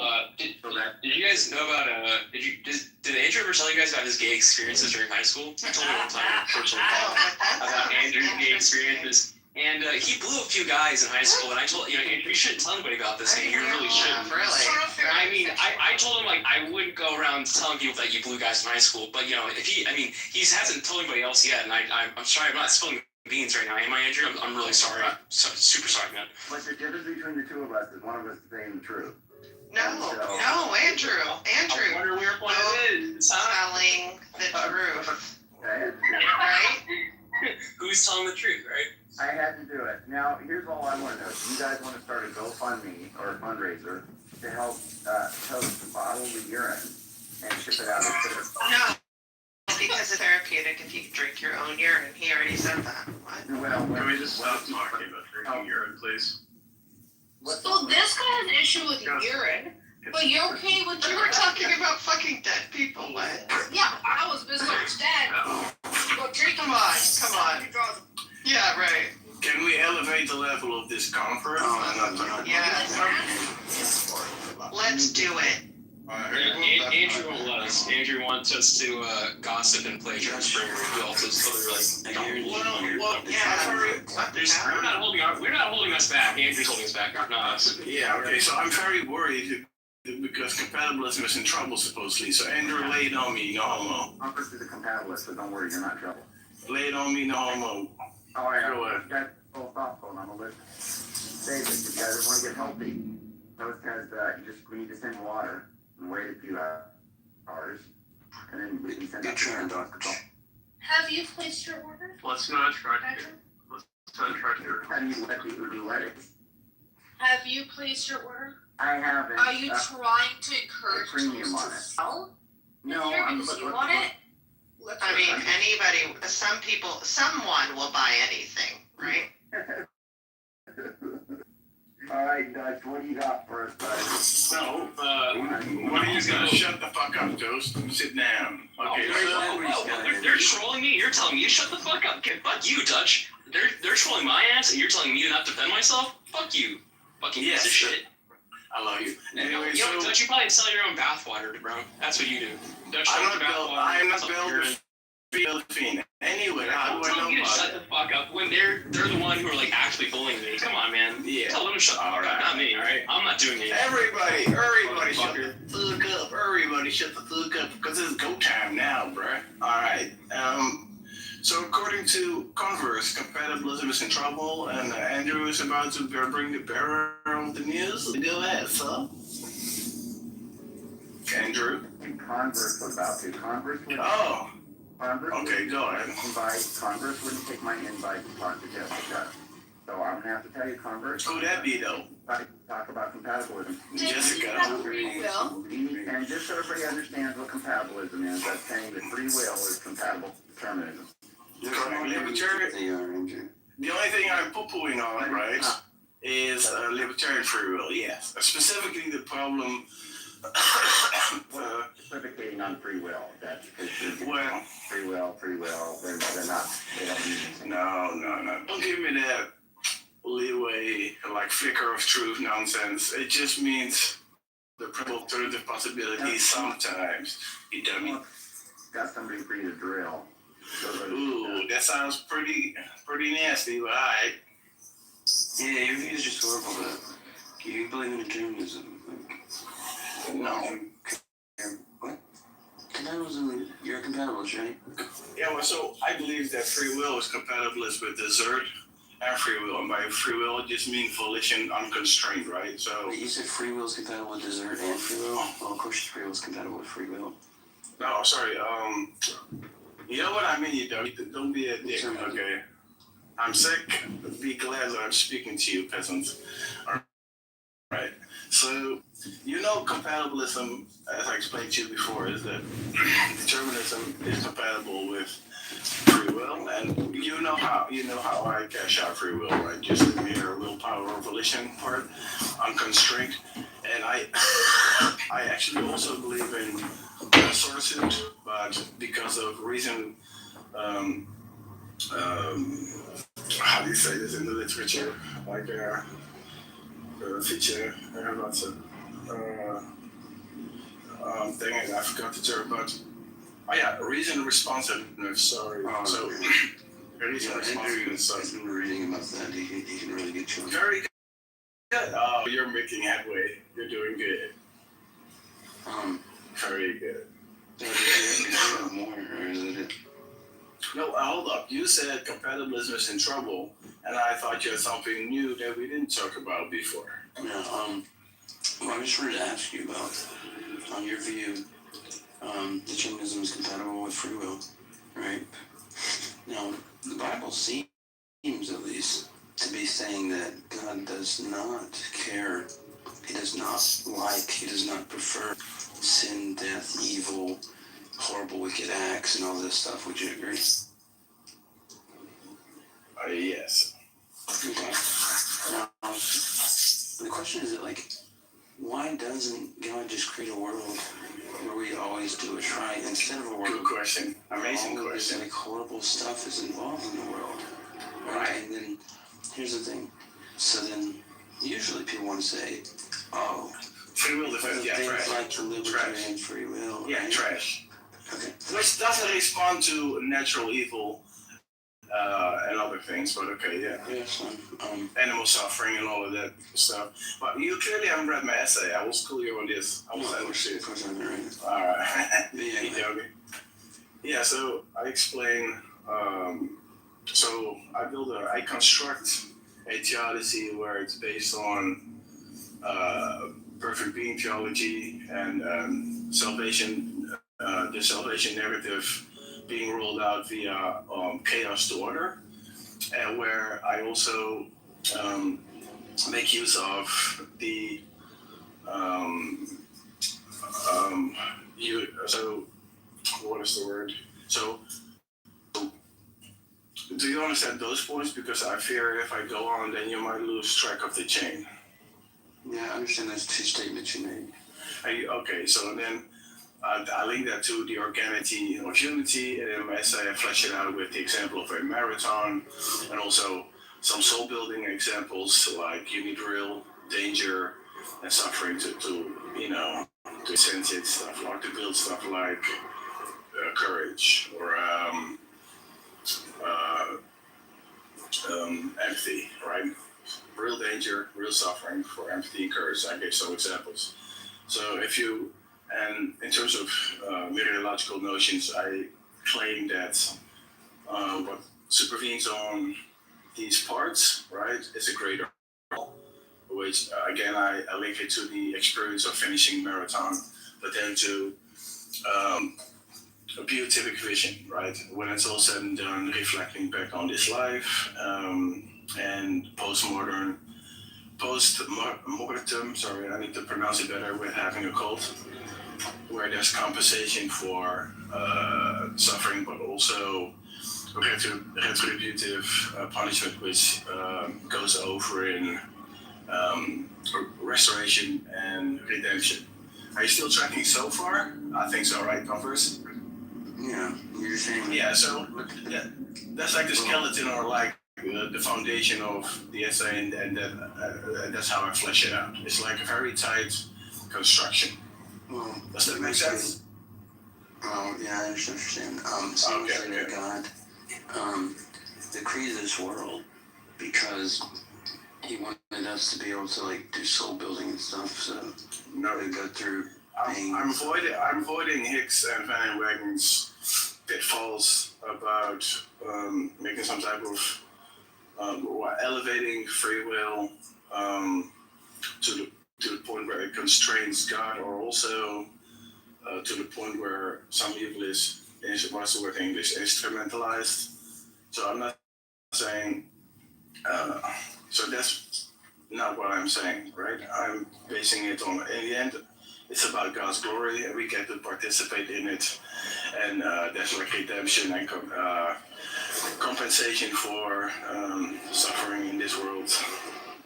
Your response to the question, why didn't God just make a world for people always do what's right, is to say, well, he made a world for his glory. That's your response? Well, no, there's a conjunction. It's not just, so there's an end goal, like there's a telos, right? And there's this narrative of salvation, but also that's actually the title of my essay. But the telos doesn't matter if it's not instrumental or anything, right? If it's not, if there's nothing to it besides just to bring up God's glory, which everything else would as well, then how is it functioning here? I'm not understanding the question. I mean, the telos stuff is just to say, there's like, if you said something like, okay, there's a teleological explanation, right? It's a purpose thing, right? Because he's bringing about a greater good or something through this, like, that's why there's a purpose for this evil act in the world or whatever. It's just to say that he knows that it would bring about some kind of, like, good thing in the end. But if you just want to say that that's all done because it's not instrumental, then, like, what is it doing? Again, I want to avoid some pitfalls here. I'm not going to, give ammunition to the Jack Angstrijks or other atheists of this world when saying, oh, then it's good, right? So then leukemia for a child or whatever, good. Where they equivocate on the meaning of good. So I want to be very clear that I still hold to some type of theotic view of evil. And even though it might play a role in the end goal, which is not just God's glory alone, but also our role to participate in it. And I'm heavily banking on theoretic vision post-mortem also. But look, unlike Andrew, you actually read, so I could send a copy on Discord. You can just, what is it doing? I'm acting like, what is the... Because look, here's the point, is right, is like, okay, God doesn't seem to prefer all this bad stuff that's in the world, at least in scripture. It seems like he doesn't prefer it, but we have it, right? And the libertarian will say, we have it because he valued libertarian free creatures which could do these things, and blah, blah, blah. I get it. Okay. That's one thing. But there's one more part. But you're saying that free will is compatible with determinism. So why didn't he just determine them to always do what you So, okay, I'm not sure if you're being tricky here, but compatibilist or like determined in a sense where I link it to reason responsiveness, deliberation, and the link to the highest desire. I'm completely separating the tension between God's sovereignty and free will, which is a completely separate and very long discussion in the church, right? But I think it also follows from my necessitarianism that determinism is true. Fair, but that's a completely separated point. So I'm rejecting the principle of alternative possibilities, which I take it to be essential to libertarian free will. Even your flicker of truth, leeway stuff, right like that. So. Why would you take necessitarian? It's like you have to worship using this stuff. Why would you necessitarian? That's a question, Becky. No, I mean, look, if you just, like, say you read the Bible, right? It follows from, my God. It says that David, if you stay here, this will happen, but if you don't, it won't. And you're like, conditional prophecy. That's necessarily true. Conditional prophecies, I get it. Necessarily true that he doesn't. Right. So, I'm not sure if you want to segue into open theism or conditional prophecy. Hold up with all the Gallup stuff. Look, let's stick to a thing, right? To one thing. So, I take it to be, and I could be wrong, that it follows from perfect being theology that, necessitarianism follows. At least when it comes to soteriology or what world is instantiated when it comes to salvific narration, right? So I just take that to follow. But if you want to argue that point, cool. That's a separate point. Yeah, I don't think it is. But look, I'm very honest in my essay where I say I'm constructing this big ass. I don't use that word, but I'm constructing this theodicy based on a few pillars. But if one of these pillars fall or you can refute it, then everything crumbles. But if so, it's perfectly consistent. So look, if you wanna talk about the whole thing. Just answer the first question that I was asking, right? It's like, okay, God doesn't. You agree? God doesn't to not prefer sin, death, evil, wickedness, all the terrible thing. And then, but we have this world, right? And it can't be due to free will because so he clearly desires it in some sense, right? So you have to test. He does prefer the sin, death, evil, and stuff. So both the I'm not a Calvinist anymore, but both the Calvinists and the Armenian have the tension between the permissive will of God's decree or God desires that sin not obtain, but also desiring libertarian free will, right? So there's always going to be a tension between God's desires and will, regardless of what position you take. That's right. I think Molinism, that's determinism with extra steps, my guy. Nobody thinks about you. Well, look, can you just, so you said compatibilism is in trouble, right? So I'm not sure, you're all over the place. Like, stick to one topic. Well, I mean, I only really made one clear argument. It's like, God seems to be saying in Scripture he doesn't prefer these things. And you said, yeah, that's right. And then I said, but on your view, we have these things, and he could have just determined us to not do them, and we would have still been free. Yeah, look. And you're like, yeah, I don't prefer, look, I don't prefer blisters and boring long walks, but if I want to run a marathon, right, then it's going to be an element of it, and which also makes the greater whole the experience. Makes the experience the whole. Well, I don't prefer them as a standalone property or thing in the set, right? And also, I have a whole section where I dedicate this to, where I do not just take the privation theory of evil, but I hold to the ontology, like a deontic view of evil, in the sense where we can still say we have a duty to fight or to avoid evil, even though God ruled it out such that he has a bigger plan for it. So I'm addressing all these things, like it's a very coherent structure. Like I sent it to like some serious PhD guys, and they said it was a master thesis, amazing essay and stuff. Right, so just read the whole thing. Yeah, but you read the whole thing. I know, but you always tell me when I'm asking you questions to just read your paper. But look, it sounds like you're saying God does actually prefer it. Then is the my gosh. I mean, it's either he does or he doesn't. Are you going to? Well, so even if I say he does or he doesn't, that's obvious, right? But then we have to talk about in what sense, right? So we clearly want to avoid, some Jack Engster type of equivocation about what type of this good is meant here, right? Or like he wants it in the sense, yes, he wants it in the sense of the bigger picture. Just like on your view, yeah, he hates sin, but still allows it in the sense that he values libertarian free will so much that it just happens to be the case that there's no possible world where it could be the case that there's no possible world where God instantiates a world free of sin and suffering, even though God hates it. But libertarian free will is just so important, right? Yeah, I can appeal to libertarian free will of creatures, and it's not God that brings it about. Yeah, so I'm saying, I'm not appealing to libertarian free will. I'm saying in the same sense, there's a purpose for it, right? Even God can, for example, hate in an ontological sense, like hate sin, for example, but still, in the grand scheme of things, make it work.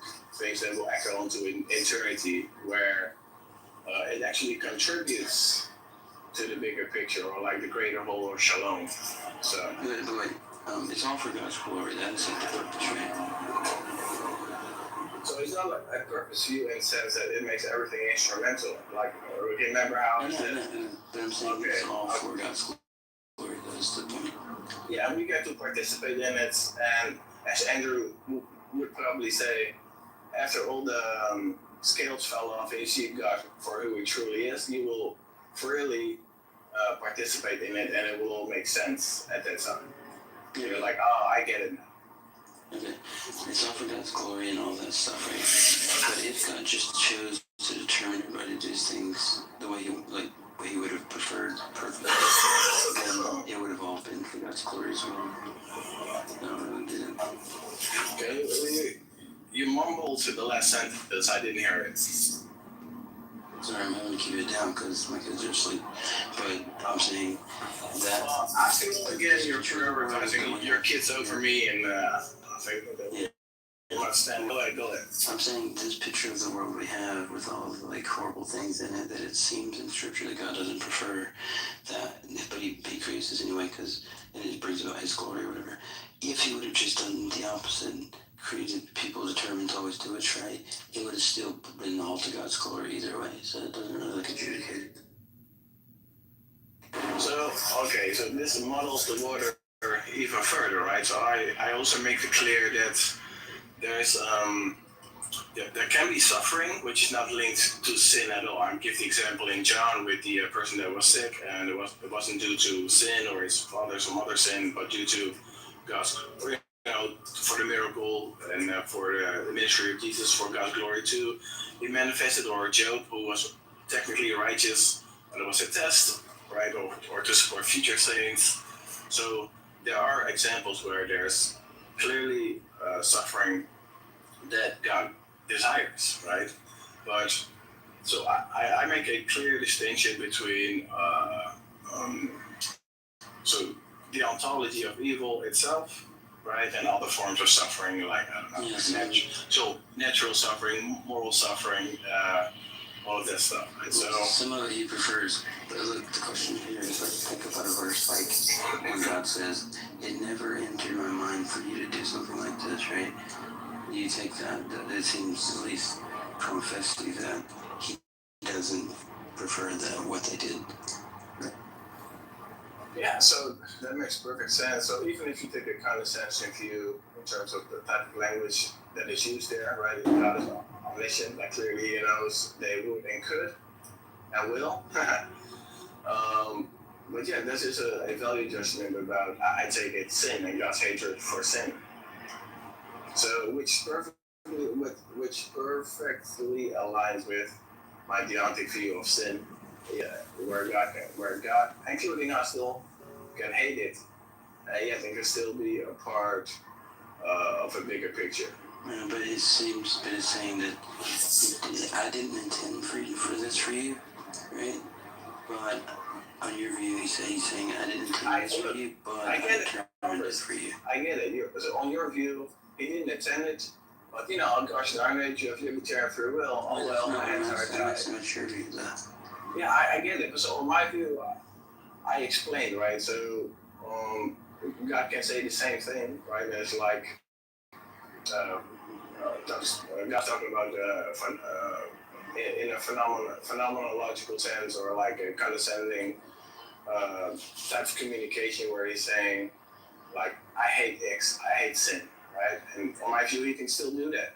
Well, it's different from the I hate sin passages. This is more that, like, he's talking about what he desires that the agent ought or like ought and ought not to do, or what he desires for them to do or not to, which is perfectly consistent. I didn't with my view. Do this, but I determined you to do it. Well, that's like a very slick rhetorical trick that you're doing there. But yeah, look, if you ask me a lot of questions, I'm sure you can have like a sound clip or like a gotcha somewhere. But I think my system is perfectly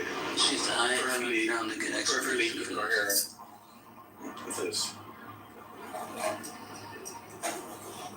Yeah, I haven't heard a good explanation for this. Is like when he says something like I didn't intend this for you, but you're taking an incompatibilist account, right? Which is that God determines everything, but you also can have some semblance of freedom, saying if he determines everything and he says I didn't intend for this to happen, that seems odd. So you have to then say like, oh, it's metaphorical or something. So God is all-knowing and all-powerful on both our positions. Then he is instantiating the world regardless. So he wants it in some sense regardless, and there's going to be tension. So you have a different solution for it, which I reject for multiple reasons, right? And I have my ways of explaining this the seeming tension. So yeah. Yeah, but that makes sense. Like he didn't intend for them, but they're free after all, so it doesn't, they intended it. But yours is like, well, how did you not intend something that you determined? yeah, I mean, we're just going to get the same answer. Yeah, it's metaphorical or something, maybe, I guess. Andrew, anyway, Andrew, can you come in on this? Because I don't think he's going to give a coherent answer, but... No, come on, I don't be a dick. I actually don't think there's a good answer to this question, but Andrew, he said he built a reasoned responsiveness since you've been doing all this scholarly work on that. You're such a jerk. Andrew, can you do your reasoned responsiveness stuff?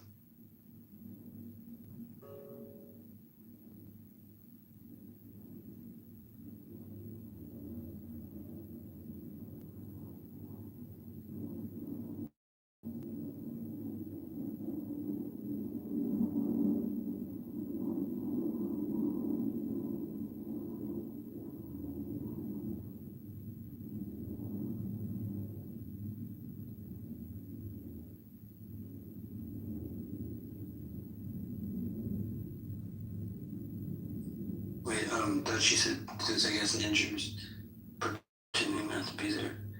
You said you're not Calvinist anymore. Well, yeah, so not in the strict rule. I've held some positions that the group I was once in, they revoked my Calvinist card because some essential stuff I do not believe anymore, right? But there's still an overlap, or like in some sense.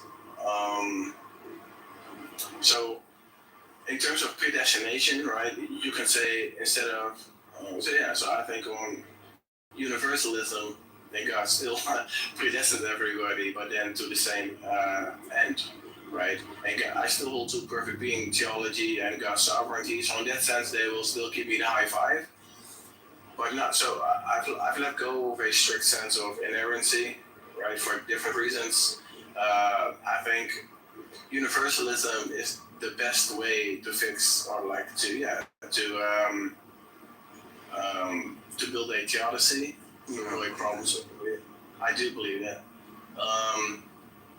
But yeah, so in that sense, I'm not and also I struggle to believe in original sin, or like the tendency to sin is strictly linked to the fall, if evolution is true. So in that sense, my Calvinist card has been revoked. As you can understand, I received a lot of slack and hostility from my supposed brethren. But yeah, so in that sense, I guess I'm not a Calvinist anymore, right?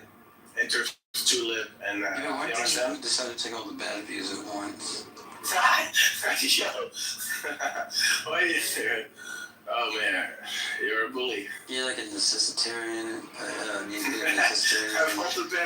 You're a compatibilist. You're a universalist. Like, what's next? You're agnostic as well. No. Oh. You can rest assured, as far as, I believe in, like I said, it's like involuntary. So I don't know what I will believe next year, but I highly, highly doubt, like I said many times, I will be agnostic, or especially an atheist. Right? So yeah. Choosing your own beliefs. So, I cannot believe in Santa Claus even if I wanted to. And if you give a very good argument and evidence for if I'm on a jury, and the prosecution gives me, a good case of the unreasonable doubt, then I cannot help but believe that this person very likely did it. In that sense, right? Again, reason, responsiveness. Wait, but say that your desires are just toward murdering somebody. You just want to squabble. You just want to be a contrarian today. Well, you're just stating, you're avoiding all the issues, talking about all the issues with reason and responsiveness. Well, okay, what's the issue? And I will directly respond. Go ahead. Well, crickets. So first of all, how did you define the reason and responsiveness the way that you want to talk about it? That way I don't strawman you. Can you say it again? Well, yeah. So for the sake of this conversation and in a practical sense for us to work with right now, I'm saying Well, are we talking about compatibilism or a different context of reason responsiveness? Reason responsiveness. Because it started with compatibilism, right? But I also apply it in some sense to doxastic involuntarism. So I'm not. So, but look, I'm just going to lay out the bare concept, and then we can go from there, right? So I think your action is reason response. It can be guided by reason. No, I'm going to do it right now, right? So I'm saying I'm determined to believe or pick one action over another in virtue of picking my highest desires after deliberation, like after introspection of reasons for A and B, or in the case of a detective, or if I'm a jury, after reviewing the evidence for a case. So that is as short and sweet as I can summarize it. Go ahead. Yeah, I think all you mean is that, like, you know, a person's action is like, it's guided by reasons, and so if an agent would do otherwise, it'd be recognized, like, there were reasons. I think you're trolling me at this point. Look, can you believe in Santa Claus if you wanted it? Like if I give you $1 million, like you really wanted to. That's doxastic involuntarism. Yeah, but I'm applying. Oh my gosh, I'm linking the two. It doesn't matter. Oh my gosh. Go ahead. I'm going to mute up, and you can do your thing. Well, I'm just giving like a definition of reason responsiveness, and you're saying, wait, that's not doxastic involuntarism, though.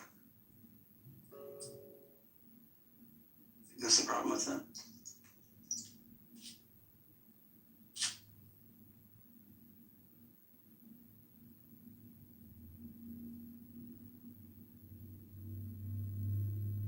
Wait, then you asked me to tell you what the problem was with reason's responsiveness.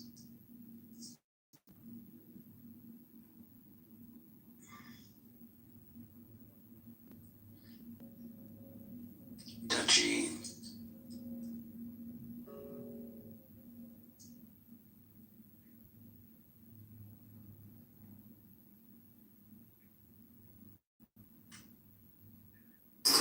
Oh, I was talking with my while muted. I'm such a dummy sometimes. So,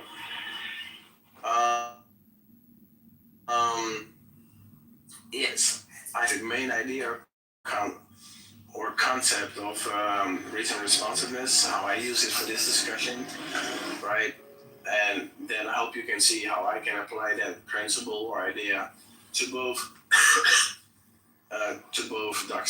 doxastic involuntarism and compatibilism. I mean, I'm audible now. Yeah, you think, can I see how you apply reason responsiveness to those two? I just want to talk about the compatibilism. It's like, you take a reason responsiveness for you, right? We can say something like, you know, if people are guided by reason, and if an agent would have had their like right motivations or reasons, then they would have done differently, then they can be held accountable, you know, for not doing it or something.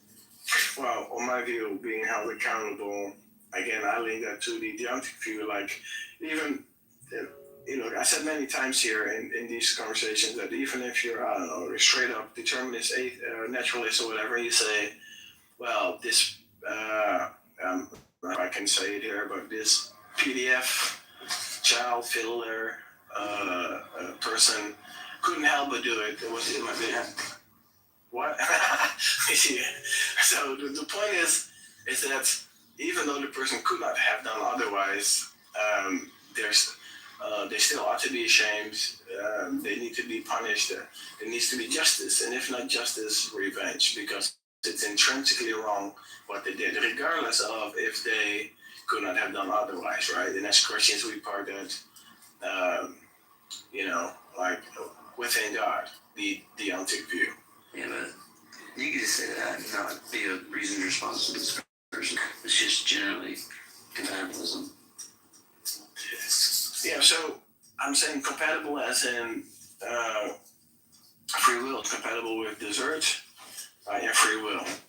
But then again, I'm just by free will. I'm not including the principle of alternative possibilities. I'm talking about just the bare notion of an agent that can act, like volition, willpower. That's it. Because the outcome of my view is determined. Free will additionally. Sorry. What agency that isn't so much free will? Well, that the agents can freely pick what they desire to pick without constraint. If you want to be really technical, freely picked there. Without constraint, they can pick what they desire without being what do you say this? Yeah, being constrained. Right, but or they're not manipulated or coerced or whatever. So much as ever. You know the literature. Stop playing like a dummy. I'm not. I do, and you're just saying that. Look, a person can act on their highest desire, but if their highest desire is determined through a chain of antecedent causes, I hold to source it. Oh my gosh, are you paying attention? You're just okay. This is not going to be productive. I'm going to send the paper, and all you need to do is read 2 sections. It takes you 10 minutes. Because I've tried to explain it to you here, but you're not grasping it, or you're just trying to troll. I'm a source. I believe in sources, right? Because the difference is just that I'm the author of my action, even though I couldn't have done otherwise on reason responsiveness. Yeah. It's not like It's not just could you have done otherwise, right? Because I'm a libertarian source proponent. I think that even if you couldn't have done otherwise in certain circumstances, you can still be held responsible. Yeah. Right? So that's not the issue. So how so, by the way?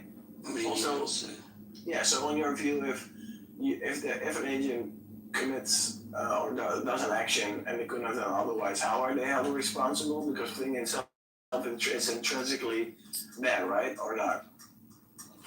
You're the source of your own actions, right? Yeah. You're the Same here. Prime mover. Same here. You're a prime mover, on my view, undetermined by anything outside of you, so you're self-determined, right?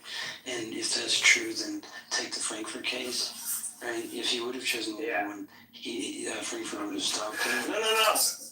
Okay. So you and I would agree with the Frankfurt. So I actually mentioned this also. So reason responsiveness in a Frankfurt sense, right? So we both agree that if you would have done X, which we take to be blameworthy, and it's due to that was activated, we are not to be held responsible. But if you freely would have committed the murder or go to door A or whatever freely, right, in that sense, then you are to be held responsible. So I take that same view, but I'm just saying I think the action is going to be determined. The agent could not have that. Oh yeah, so but there's no constraint or manipulation on my account. It is because determinism is true on your account. You've had divine determinism. No, the agent wants to act. Hold on.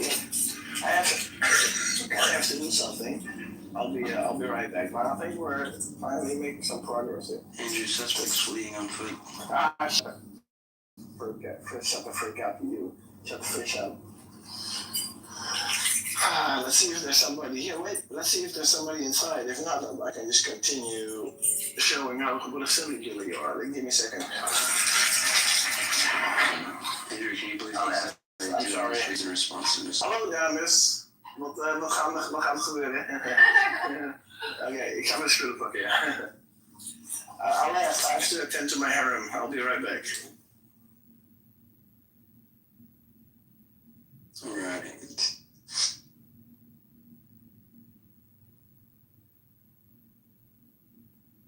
Andrew, what do you think about this reason responsive touch?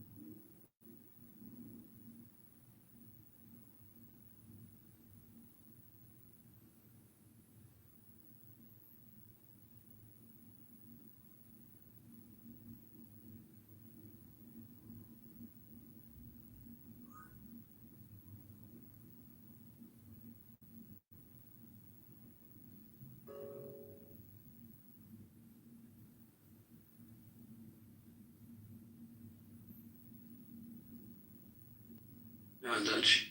Knew you're listening, but even you should know, even amongst the like atheists who take a reasoned responsiveness for you, right? They actually don't think that it works on theism, because they think if determinism's true and it's like a divine determinism, right? Like theistic determinism, then actually determinism, compatibilism can't work on those kind of views, because there's an agent, which is the root of the antecedent history, right? They think that only if it's like some kind of universe which isn't intended, could you then have some kind of like compatibilist view that makes sense.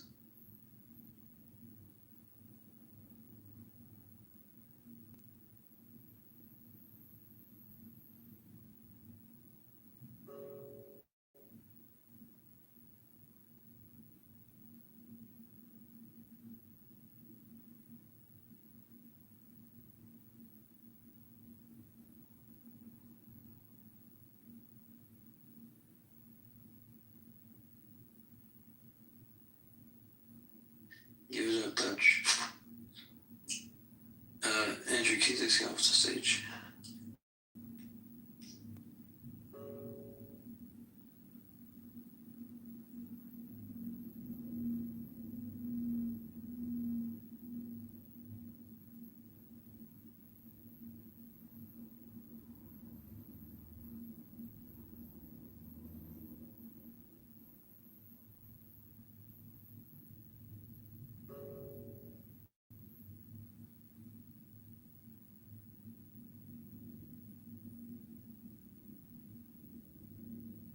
Andrew, where you at?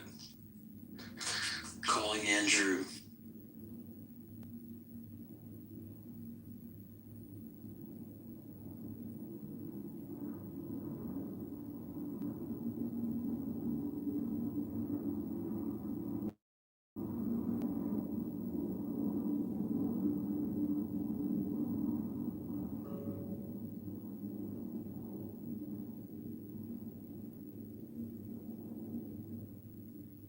Should we just in this room? Or you guys can talk? Kayla, are you there? I'm here, I'm listening. I was trying to follow what you guys were talking about. Oh, I got you. Maybe if you're in the room, nobody else can speak, but unless you want to talk.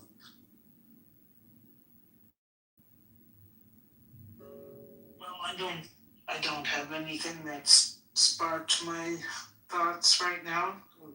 What is this reason compatibilism? I came in, I had been in another room. What is that?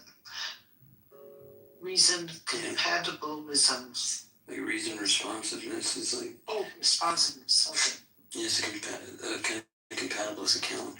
Andrew has been like reading deeply into the philosophical literature on this.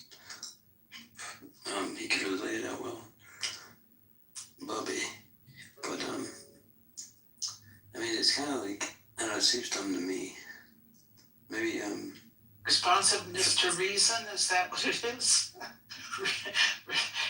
Is that determined or something? Is responsiveness to reason predetermined? Is that what your question is?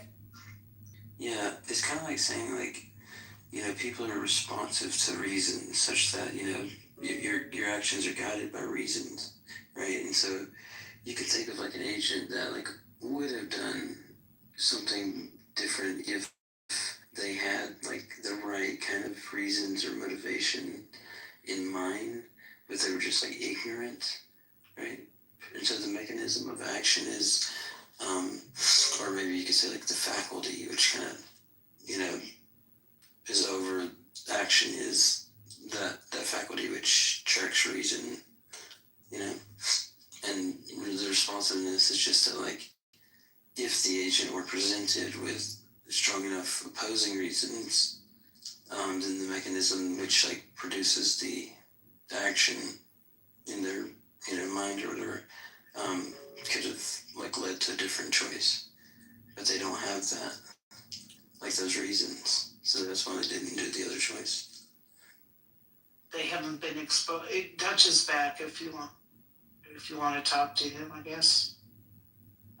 So what determines you're saying, what determines their responsiveness to reason? If they have the reasons to respond to. Yeah. Is it? But they don't. Yes. They don't have the reasons, or they don't have the responsiveness? No, it's just that they don't have the right reasons, which would motivate the type of response that was, the right thing to do, something like that.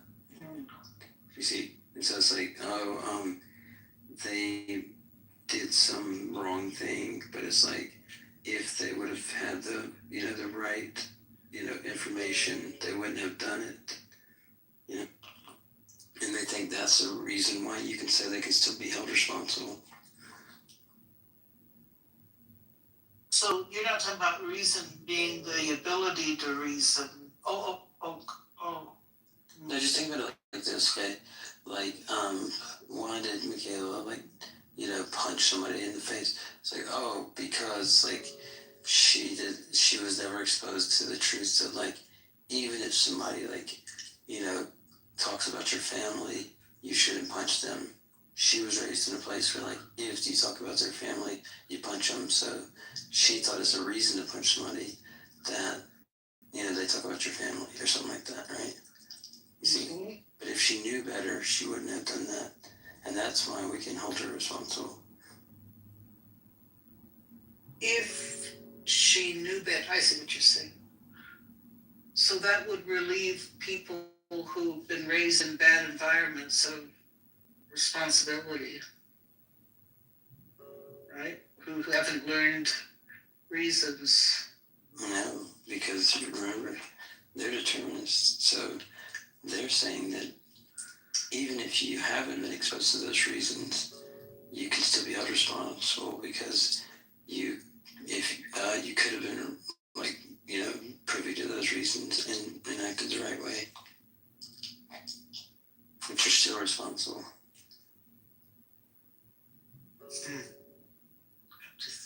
I don't quite understand that.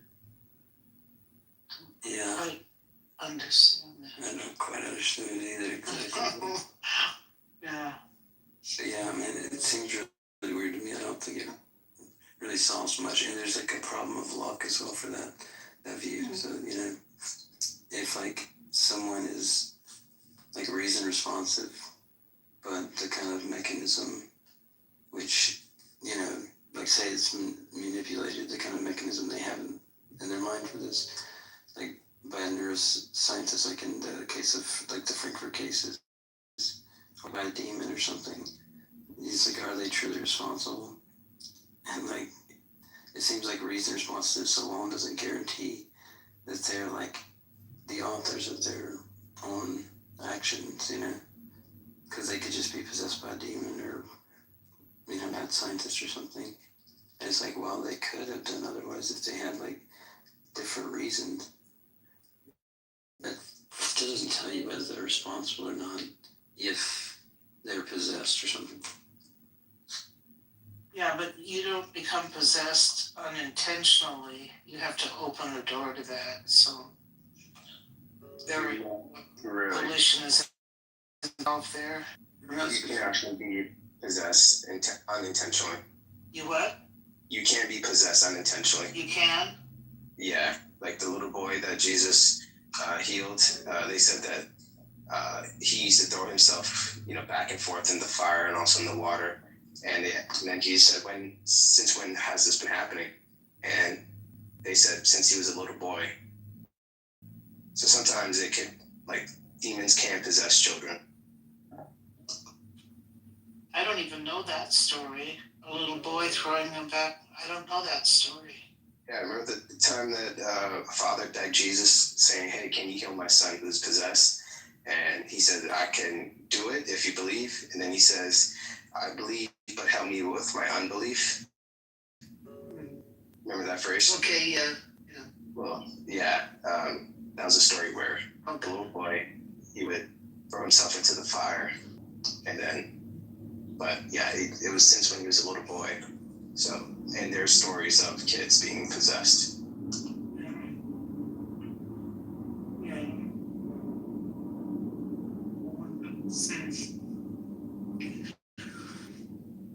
So I still don't even understand that phrase, reason responsiveness. I don't understand.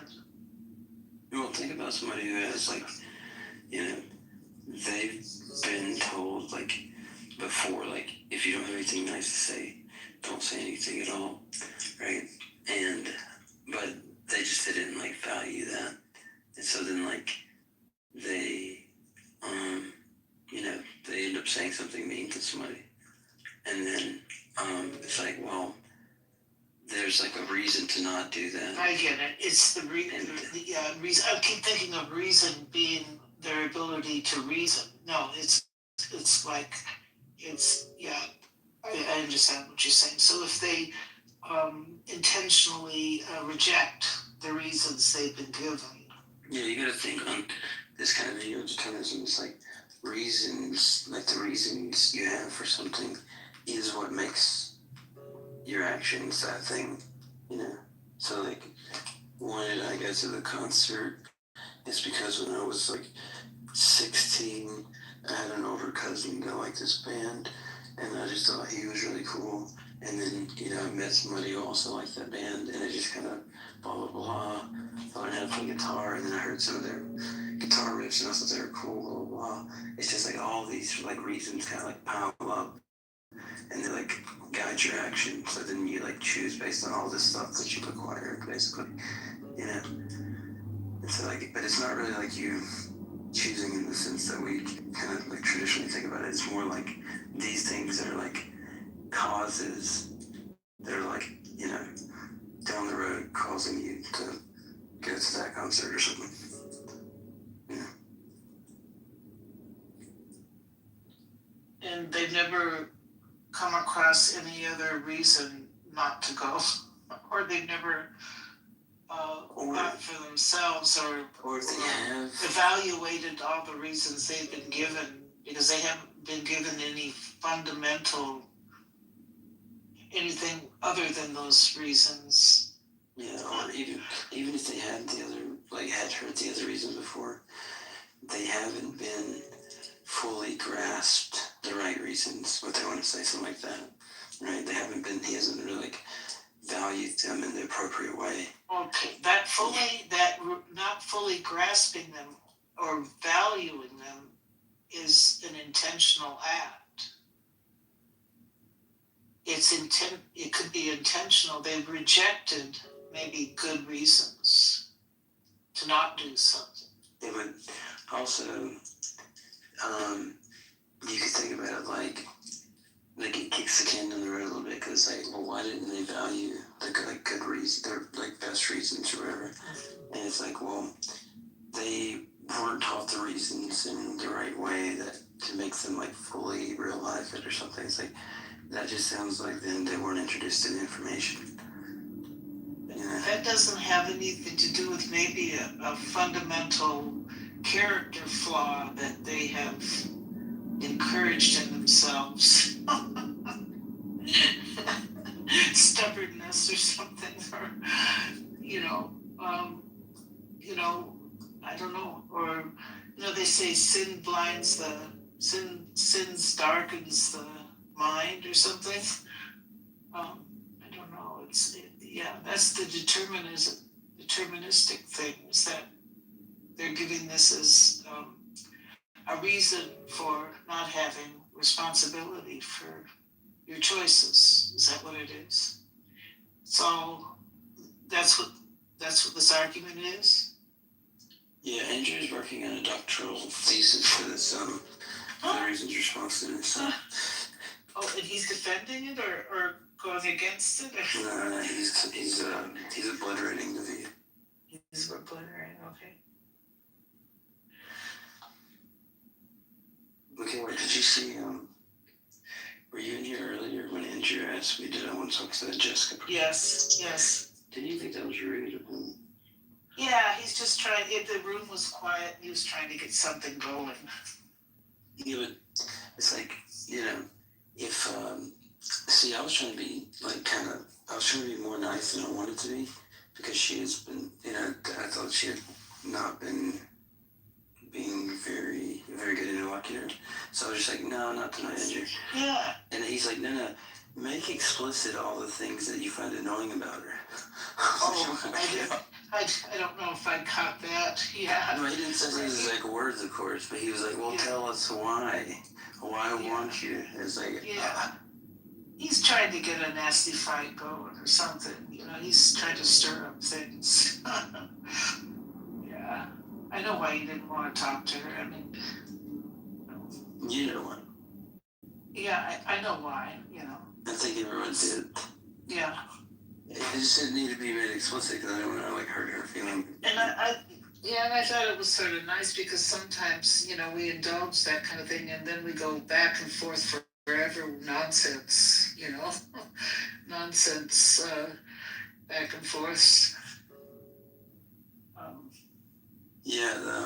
Sometimes these rooms, especially when Andrew is like, asking all the worst people to talk, it's like that passage about like, the one demon goes out and then he like comes back with 7 friends.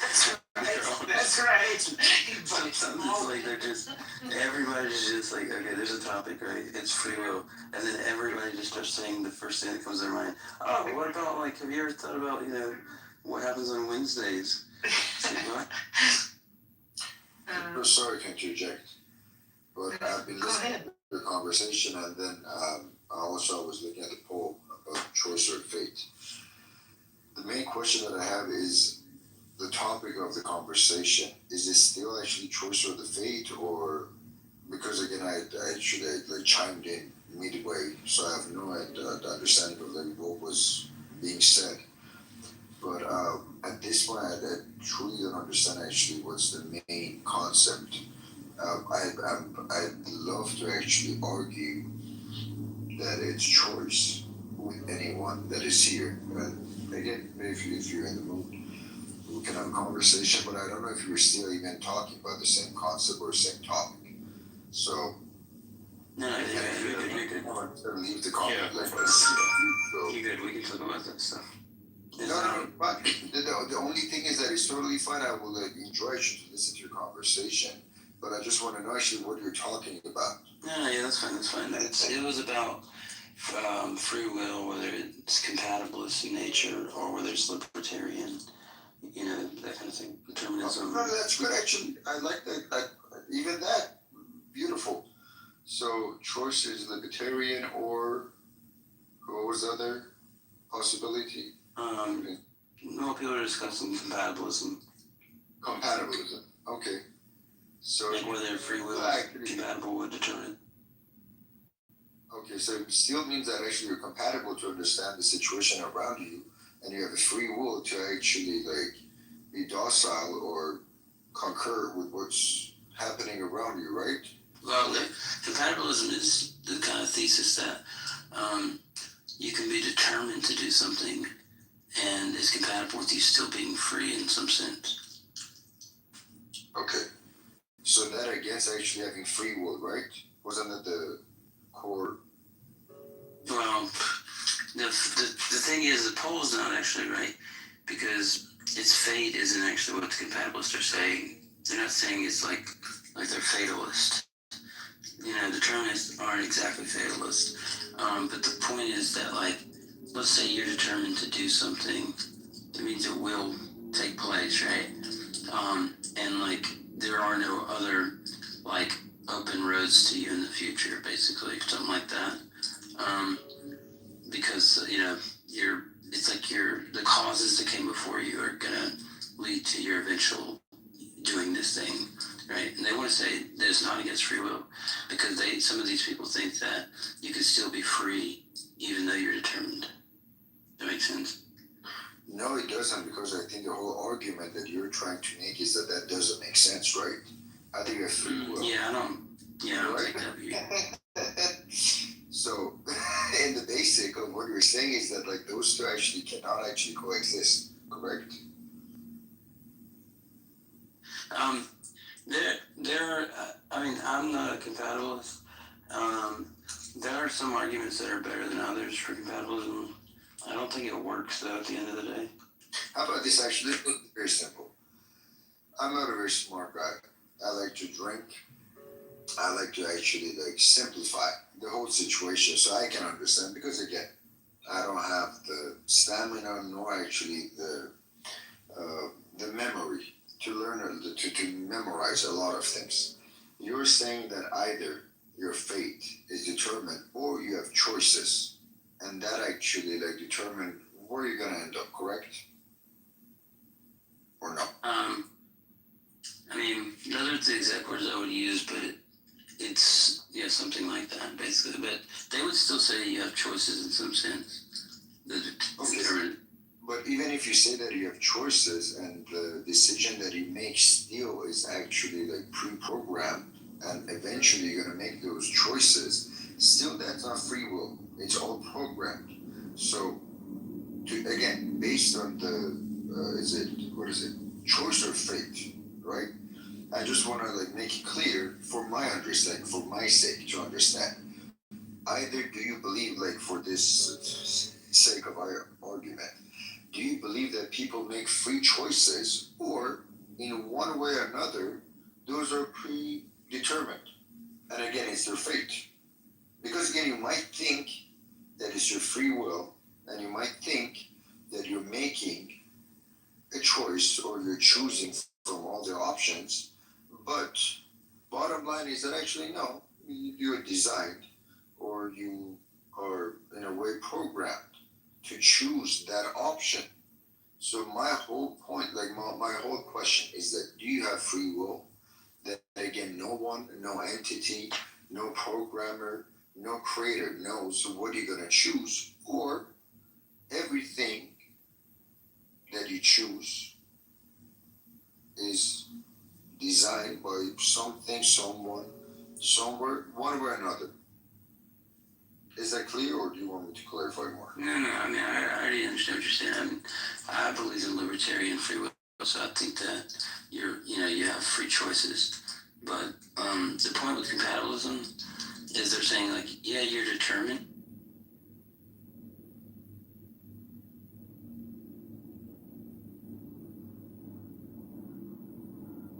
Determined by what? By God or by previous causes? Sorry, I didn't know I was muted. Sorry. I believe in free will, right? So I'm a libertarian free will advocate. But the compatibilists are wanting to say that they also believe in a type of free will that like is compatible with determinism. You see? Free will determined by determinism? No, they think that you can be determined and still have a sense of free will. So what exactly does that mean? Because here's the thing. For me, is that when you have your free will, it means that you can do whatever the fuck you want. It's a simple term. It means that you are not guided or ushered by any religion, by any cultural, anything. You can do whatever pleases you, whatever you think you want to do. Well, right? No, that's free will, correct? I mean, Kill someone. No. Let me finish. Free will, period, means that you do whatever you, without any outside, exterior influence or motive or suggestions or recommendation. You do. That's free will, correct? That's free will, period. Now, if that actually is being obstructed or construed or shaped or formed by anything else, again, I'm not against that. I'm not saying that's a bad thing. Again, we can talk about that. But I'm saying that that's not free will. If you say that anything influences your decision or your behavior and it deviates you from your absolute free will, then I'm saying, okay, then we can talk about it. That's something that's not a concerning thing, not in nature. We can talk about it.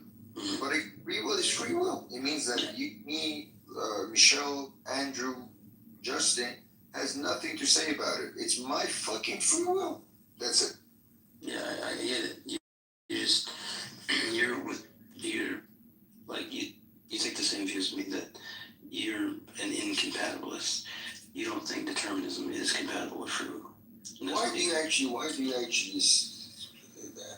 you want to use these all like big words? I told you I'm not that sophisticated. I'm not that intelligent. Oh, you're just saying that you don't want me to use the words. Exactly. No, I don't want you to actually use those words because one is that I don't understand the meaning. I don't understand the definition behind them. Usually, they take different definitions, but let's actually talk in like layman terms. I'm telling you, as a free person that has free will, I want to make my own decisions, and there should be no regulations, recommendations, restrictions, limitations on whatever I do, as long as I don't harm other people. Right? That's a very simple. That's freedom of choice, not free will. That's freedom of choice. Freedom of choice and free will to actually choose. Freedom of choice. No. Do you think any human beings make choices without, as blank slates, without any influence, ideas that guide them? Michelle, your voice is getting cut off. I don't know if it's just me, but I think actually your connection is not good. Okay. Yeah, look, I get what you're saying. You're just saying that, free will is, you can't be determined and have free will. That's all you're saying.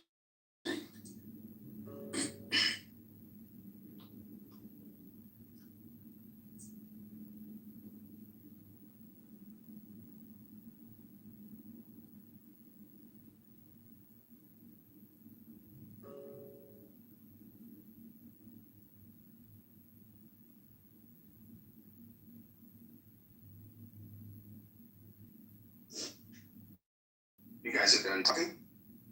No, I'm just waiting actually for them to repeat what they said because I was not able to actually understand what they were saying because the voice actually were getting cut off. But defined, I think actually said something in the chat, so I don't know if you want to. I don't know who's the moderator, to be honest. So I like to listen, but I think he also said something in the chat.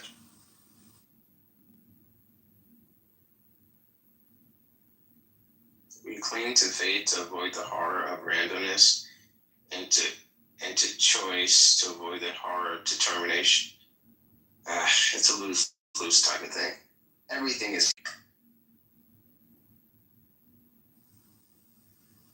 Was it actually talk? I think it's much better for us at this point, especially when it comes to this matter to talk. Because again, I know English is my second language, so first of all, it's very hard. And again, I kudos to all of you for tolerating my accent.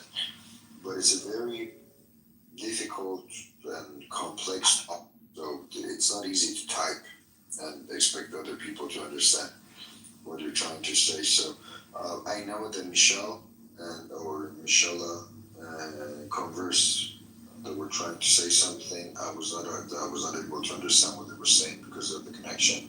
So I'm just waiting. I mean, I don't know if everybody finds doesn't know if you have been hearing us. Oh no, it might be your connection, John. No, this is perfect right now. Right now, I can hear you perfectly. Yeah. Look, all I'm saying is like there's basically two views of free will, right? One of the thing you can be determined and have free will, and I think you're saying no, that's not right. Okay. Right. The other one's just saying that you can't be determined and have free will. You get what I'm saying? So, okay, let's expand on both views. You can be determined and you're free willed, and you cannot be determined and you're free willed, right? Is that what you're saying? Okay. Can you expand on that? Because honestly, I don't understand that you can't be determined. Because here's the thing: free will is that you do have the capacity, and you're determined to do whatever you want to do. But again, it depends if you truly want that to happen or not. It just depends on your discipline. It depends on your morals. It depends on your values. It depends on many things. But I don't get that you're like determined.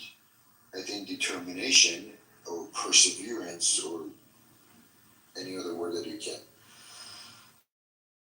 find synonymous to it, that has anything to do with the concept. Either you have control on your future or you don't. I think that's what it boils down to, is that either through your behavior, your actions, you do have control over your future or no. It's all actually pre-programmed. And in a way, actually, you're a sailor through the waves and like you live and things happens and that's it. So that's my question. Do you have control over your future? You're asking what my view is? What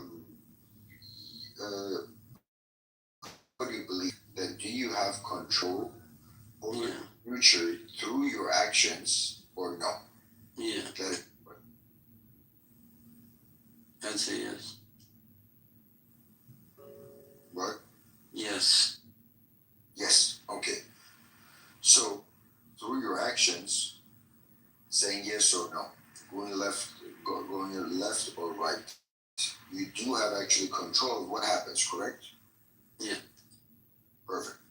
So then as far as actually being or saying that your future is determined without your involvement, do you believe in that or no? No. You're okay. Then I agree with you.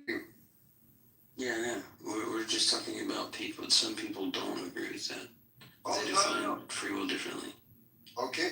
Then at this point, so far, me and you I completely agree exactly what you're saying. And so who was it Michelle that was saying that's there's other people that were in here. Okay, and they're here right now, correct? Yeah, but I can kind of tell you what their arguments are if you want. Sure, why not? So they give certain examples, like one is called the Frankfurt cases, and basically think about it like this. There's a scientist that he puts a chip in your brain, okay, and so then he wants you to kill this guy, John Black, or something like that, and then so he's like, if you don't choose to kill him on your own, then he's gonna flip a switch in your brain, which will make you choose to kill him anyway. Right? He'll make you kill the guy. All right. So then the point they want to make here is that the other option of not killing him is actually off the table. The point that it is, I'm so sorry to interrupt you, but the point that they're trying to make is very stupid and it's very naive. Because one is this, I hate hypothetical situations, but if you want to start from the beginning, let's start from A. Somebody actually puts a chip in your brain, correct? That's the premise of this whole conversation. Great. Okay. Who would do that? Would you actually tell someone absolute autonomy over your body or your choices to say, listen? Yeah, it's not you're not letting ours your problem. No, but I'm saying that this is a funny person. Me or who would do that? Yeah, it has nothing to do with who would set up a train track with one person on one track and then 5 people on the other? Who would do that? But here's the thing, that's a hypothetical situation. As a philosophy, that's totally wonderful. You can actually argue that. Of course, you're going to actually choose a train to kill one person instead of 5. Now you're going to put one of your family members. Now, if you're a good person and if you have morals and you have value humanity, still you're going to choose your one family member to be killed over 5 people that you don't know. Again, this is bullshit. This is distraction. Well, you haven't really that's what the argument yet. No, but I'm talking about Bob because I think Bob actually prematurely actually came and joined the conversation.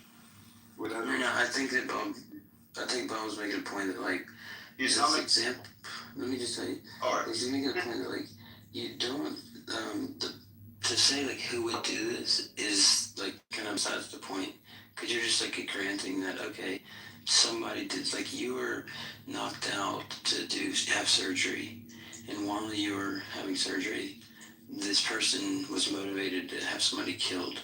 So they put a chip in your. Congress, I'm so sorry, but again, I'm going to make it very short. And again, you're more than welcome to kick me out of this room. Very politely, very cordially, I'm going to actually put another situation or another scenario. You're going to change the circumstances? I'm gonna change the whole thing, and I'm just going to ask another question, because I'm going to show you actually how ridiculous your scenario or actually the situation that you're painting actually looks or feels or... Now, let me ask you, somebody puts a chip in you. You have no control over that, right? Who would want to do that? Exactly. There we go. See, the first question that you're going to ask, who would do that? Why would I allow that? Right? Exactly. The same thing that I said. The same thing that I said, that this is stupid. No one actually is going to make me to choose between 1 or 5 people. Or get to the point that someone actually inserted a chip in my mind that they can take control over my behavior. The moment that I ask you the same question that you're getting to, you said like, who the fuck is gonna do that? Yeah, but I was joking. On that. See? But I was joking about that. I was just doing what you were doing. Great. Let's go with that. Let's continue from there. Right? Now, see, because to ask who would do that is just to ignore what's No. It's totally fine. It's totally fine. I had plans to go beyond that. I was not going to stop there. But again, it's totally fine. Again, I think you got my point. I got your point. At least we're on the same page. Now, either you're going to fuck your father or you're going to fuck your mother. Which one are you going to do? Hypothetically. It's a hypothetical situation. If you love both of them. No. Are you just asking, like, here's a different type of example that it's not making the same point? Like, I don't know, why don't we just stick to the first one that we were talking about? Why not to the second one? They both are hypothetical. Because it's irrelevant. Why not? No, they both are hypothetical. In nature, they're both hypothetical, but only one of them is relevant to what we're talking about. No. That's the point of a hypothetical situation. That it's not going to happen, but you're actually bringing, you're bringing forth is 2 different scenarios to a person that person will never actually encounter any one of them. But you're telling them, should I choose one or another? But you're just think about that. You're just saying you can't believe that somebody would actually do that. I'm not saying that I'm not going to believe actually. So I'm telling you, you might. Here's the thing: a dictatorship. Do you think that you're the most powerful person in the world? No. Imagine that you live in a third world country, and you're not the most powerful, or there is no law, and the most powerful person in the world actually is demanding you to choose between actually fucking your mom or your father. And you have to do one, or they're both going to get killed. That could happen, even in the real world. Right now, it's hypothetical, but that could happen. Yeah, so could the scientist making your brain. Exactly. But I'm saying that, are you willing to answer my question, for me to answer your question? My answer is I would do neither. I would just die. Huh? Yeah, my answer is I would do neither. I would die. Now can we get back to the one that's relevant? Okay, great. So again, we can establish that again, even if they're saying that both of your parents are going to die, you still don't want to answer the question, right? It's that difficult. No, I did answer the question, actually. No, you said that you're not going to answer the question, which I told you. No, I didn't. I didn't say that. He said he would do neither. He would do neither, and then I would allow them to kill me as well. And doing neither, and again, previously I mentioned that doing neither is going to lead to the death of both of them. Yeah, that's fine. That's the answer. Everybody would die. All right. So he's going to die. No, I answered it. Are you capable of answering a question like that? Because I asked you one first. No. I just want to make. Here's the thing. I'm going to answer your question, but I just want to make clear. I don't think that's true. No. All you've done so far is obfuscate from the question. Let's go. Don't get too excited. Let's go step by step. It's like a really stupid. You don't need to be guiding this conversation because you're not tracking the conversation, right? So you need to just let me guide the conversation. Just like, hypothetical.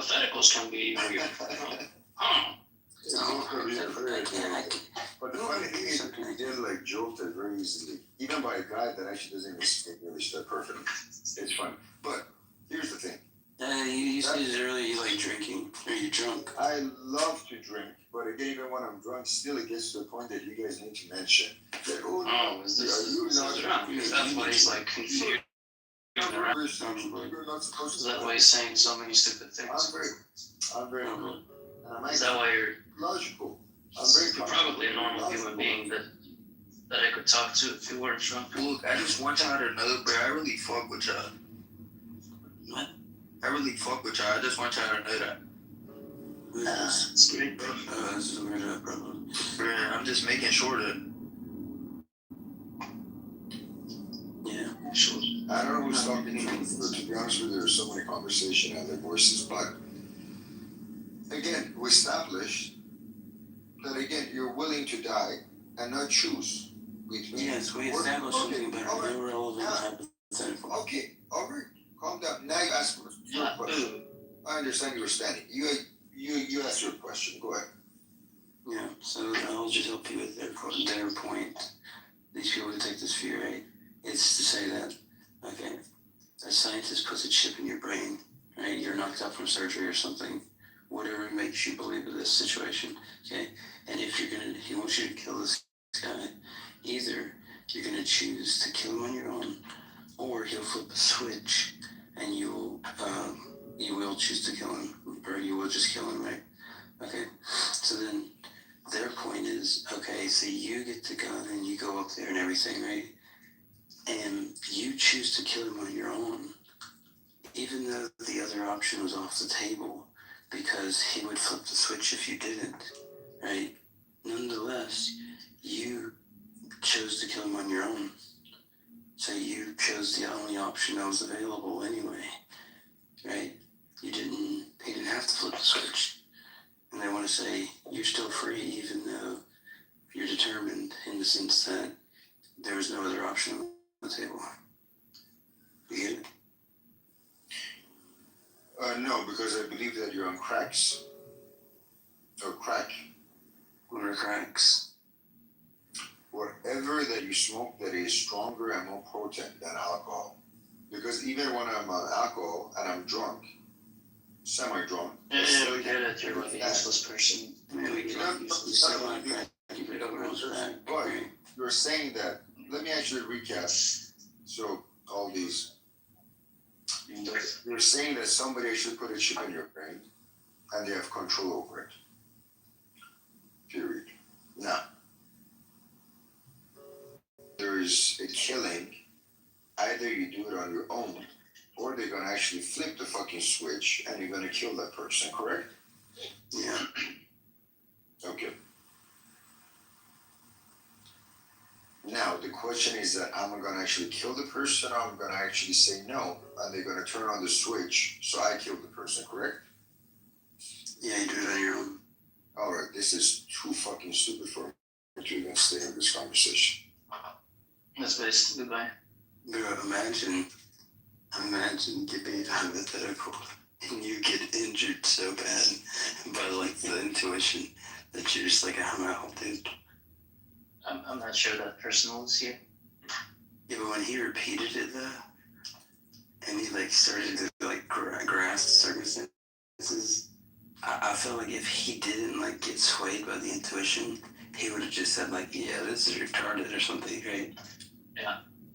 No, I understand. I really don't understand the point of that example. I mean, how does that relate to situations in life where people don't? You say he was determined to kill that person, but he had free will. Is that what you're saying? Yeah, because they wouldn't say. Yeah. They wouldn't say there aren't other options on the table. It's just, basically you're gonna kill him. That's the only outcome, right? Yeah. But you do it on your own. Can I take a step back? Yeah.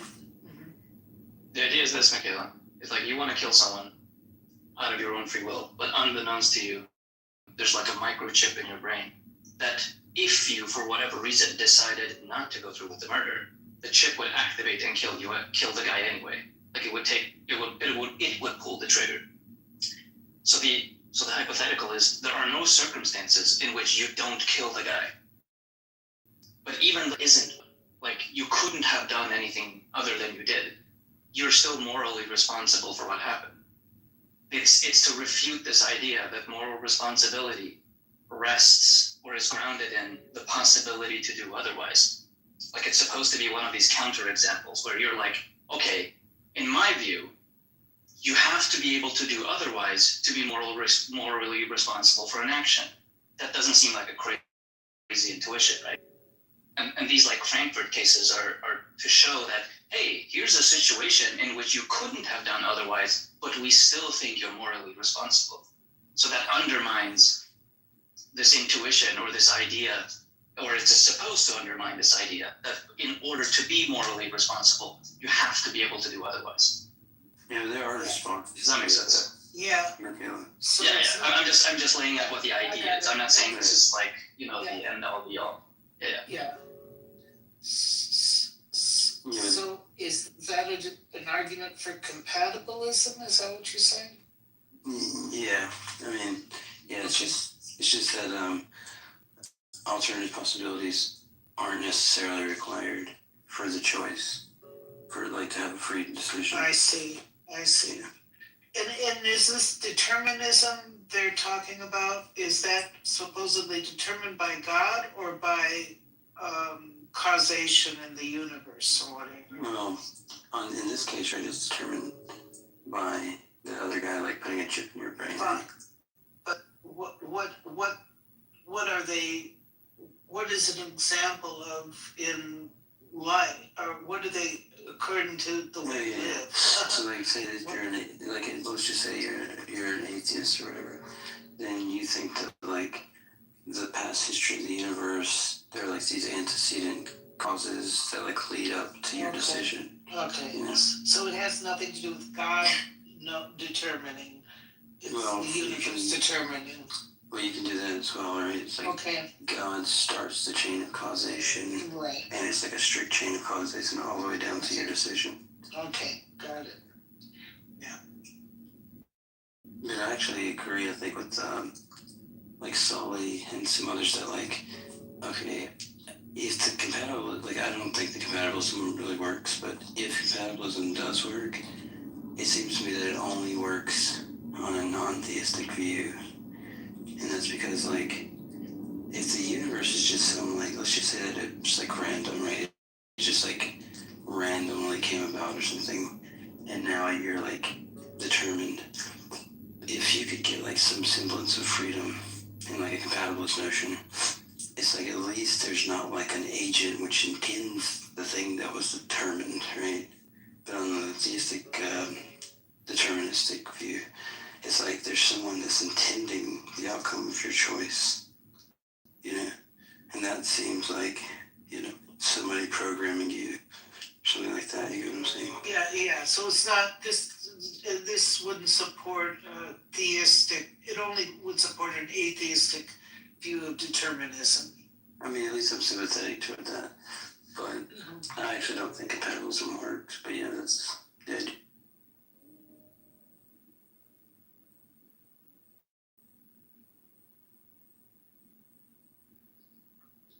The response from some of the libertarian proponents that believe that you have to have alternate possibilities is like, oh, what's actually happening in that example is whenever it says something like, either you choose to do it on your own, or if you start to do the other option of like not killing him, the chip switches and you kill him anyway.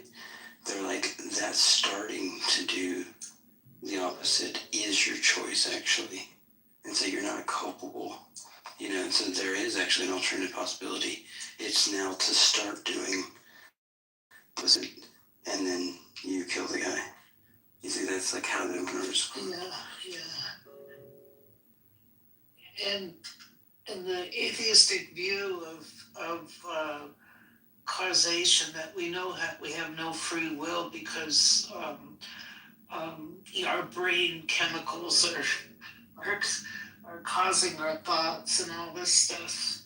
It's just, you doesn't even relate to biology to me that well. There is one view that's like makes more sense than the others, and it's like this like issue of like overdetermination, where like okay, just say that the universe is set up such that you will do some action or something. You are mistaken. You are mistaken. Go ahead. Wait, what? I just wanted to, be true to my nature and say that you are. I was determined to say that you were. Be true to your nature and come in and that was the joke, and I was determined to do so. But go ahead. It's all right. Yeah, I was gonna say like. Should I take your DM, by the way? Sorry. Oh, cool. Yeah, the one view that I can see, like, at least see some intuitive, like, pull is like, okay, Michaela, say that there is something what it's like to be you, and, like, you would make certain choices, right? You're essentially some way or something, right? And then you find yourself in a world where, like, the causes lead up to a decision that you would have made if you weren't determined, right? And so it seems like there's kind of an overdetermination there. You get what I mean? It's like you would have done that, but you happen to be determined to do it. It's like even if you weren't, you would have done it. There's something to that I can see, but I still don't think it's like. I don't know. I mean, it doesn't relate to situations. I know. While I was making a bad choice, I knew I was making a bad choice, and I don't think I was determined. I had a path. I can go this way, or I could go that way. In the moment, I could keep on driving to meet that person, or I could not. I could turn around. Now, how was that determined? Well, they would have just said. How was that determined? Oh, that's easy, Michaela, because you wanted to drive to that guy for the booty call because that was your highest desire. Easy peasy lemon squeezy, you know what it is. I know, but I couldn't turn it around. That was your highest desire, then yes, you could have turned it around. It was a mistake. If the spirit convicted you that you wanted to be true to your... No. There was a definite choice there. I could have gone one way or the other. Look, I can even say, according to Acacia, right, the weakness will, or Paul's Romans 7, you know it was wrong, but it felt so right?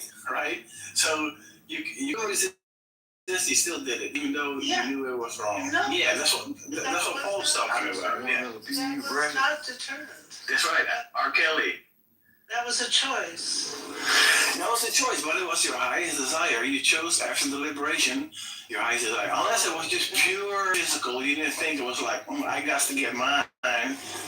Fine, that's fine too.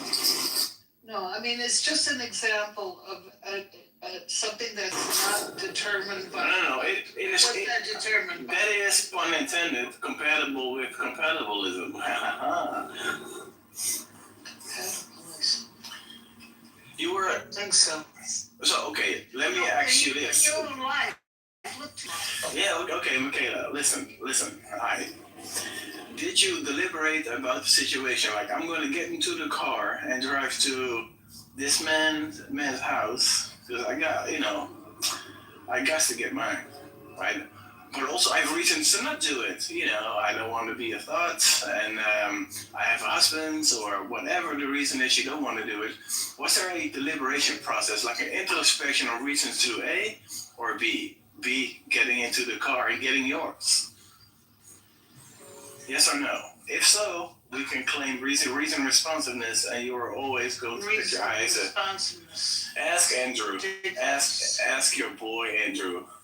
I think if you don't know in your own life when that you could have not done something, and you were just it's competition, that you could have resisted it. Right. You weren't determined to at some point.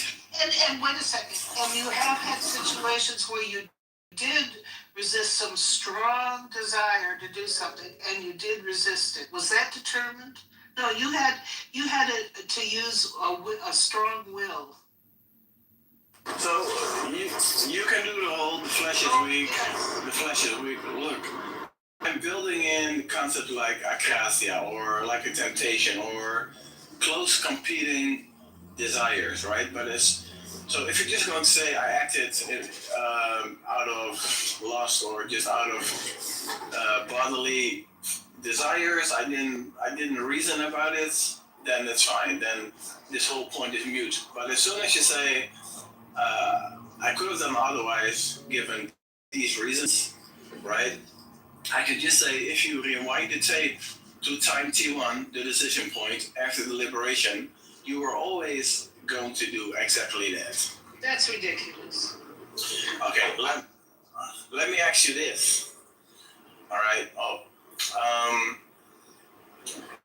Pick any. Okay, I'm going to let you pick a scenario where you have a reason to pick A or B, right? Or for the fellas or for the people that want to say, well, it doesn't have to be contestive, then I would say even if there's one desire you want or one thing you do, even then it's still contestive in the sense doing it and not doing it. So, okay, I want you to, Michaela, think about a scenario where you think if you were to rewind back the clock at the decision point, you could have done different. Go ahead. Well, I'm It's trying a to truck. What? No, yeah, can somebody else give an example? I'm trying to think of something other than the scenario I had in my head where I made the mistake. Look, it's too personal. I'm going to even tell you the quote unquote trap, right? As soon as you say it's an arbitrary or like a whim or like a call of nature or whatever it is, like to scratch your butt or to drive to that booty call, I can just say it's determined by your bodily functions, right? But as soon as you say, I could have done otherwise, I thought about it for, I have reasons to do it, I have reasons not to do it, I thought about it, and after thinking about it, I picked one option, right? Give me any example, and then I'm going to walk you through why it was determined. Okay, staying on this app tonight instead of turning it off before bed. Okay, I assume you have reasons to turn it off, like you want to get sleep for your health reasons, is that fair? Yes or no? I don't have to, no, it's one or the other. I don't have to go to bed. I decided. No. Listen. Look, you have reasons to not stay up late. Right. Okay, that's a reason. Okay, so that's a reason to do A, to now leave this app and go to sleep, right? But you also have reasons to stay in here. Let's say, for example, entertainment. Okay? Or like fellowship or what have you. Is that fair? Yeah. Okay, so then via introspection, you weigh the reason to stay or to leave, and then you pick one over the other, based on which one you desire most at the moment. You don't do it by reason. Really? No, well, that is determined or a whim. Well, that is random or determined. Free will isn't Shut up, Congress. Wait a second. Free will isn't always. You don't exert your free will always because you've decided, you've weighed all the options. Sometimes you just. Oh, dear Michaela, didn't I just preempt this by giving some examples where there's no reason responsiveness, where you just act based on a desire without deliberation? That's fine. Then it's either random or still determined by bodily functions or just a whim, right? I'm talking about, give me any example where you thought about doing A or B, at some point you made a decision, and then my question is in virtue of what? So would you have done otherwise at the same decision point? So I'm still, yeah, exactly. Exactly. On your view, it's luck, the luck factor, or like random. It's not determined. There's no explanation for it. No. Oh my gosh. At one point, you decide to exert your will and give, or at the other time, you decide. Michaela, you're saying temptation. no. Even temptation. You're saying I did what I did because I did what I did. It's a tautology. It's uninformative, solely vacuous. No, Right, MJ? High five. Got him. Wait. Well, You need some milk. no. Do you believe in temptation, right? Look, I built in things like Acacia or even Romans 7, like Paul's lament about, I know I shouldn't do X, but I do X anyway. It's a struggle. Or like in Galatians, where he talks about the spirits and the physical man or the flesh, the struggle, right? Mm-hmm. And do you always get into the flesh? No, look, Is that determined? Oh my gosh, Michaela. Determined. So I'm building this in, right? I'm saying so for example, whether it's keeping my diet or cheating on my girlfriend, like, whether it's like a random thing or like a moral thing or like just I don't know, like a practical thing. The point is there's temptation, you know. For example, I'm on a diet, there's this cheesecake on the table and I really want to eat cheesecake. On Monday, I might do it if I'm tired and there's decision-making fatigue and there are explanations as to why I'm stuffing my face. And on another day, I might actually stick with my diet, right? And the explanation is still reason responsiveness. So the whole thing of this thought experiment is that all things must be equal, right? So if you say it's another scenario or another day, that's a different possible world. I'm saying on your claim, you could have done something different at the exact same decision point. Now, that I object to for the reasons I mentioned before. Even with temptation, right? I'm still picking the highest desire, whether I fall or stand with the temptation. What do you mean by the highest desire? Okay, so what do you call it, the weight or highest? The point is you have desire to do A and B and reasons to do A and B. And after deliberation, you pick one over the other. Can your free will change your desire? So I take will here just to be volition of you acting, an actor that acts. Okay, can your will? Wait a second. It is just an execution of the thing you want to instantiate. Just deciding what you've done. It seems sort of circular. It's a tool. It's like pulling a trigger. It's just brute. It's like a mere willpower, right? So I know that if I execute my will and do X, I'm going to have Y result because I desire that over another result. It's very simple, Michaela. No. Yeah.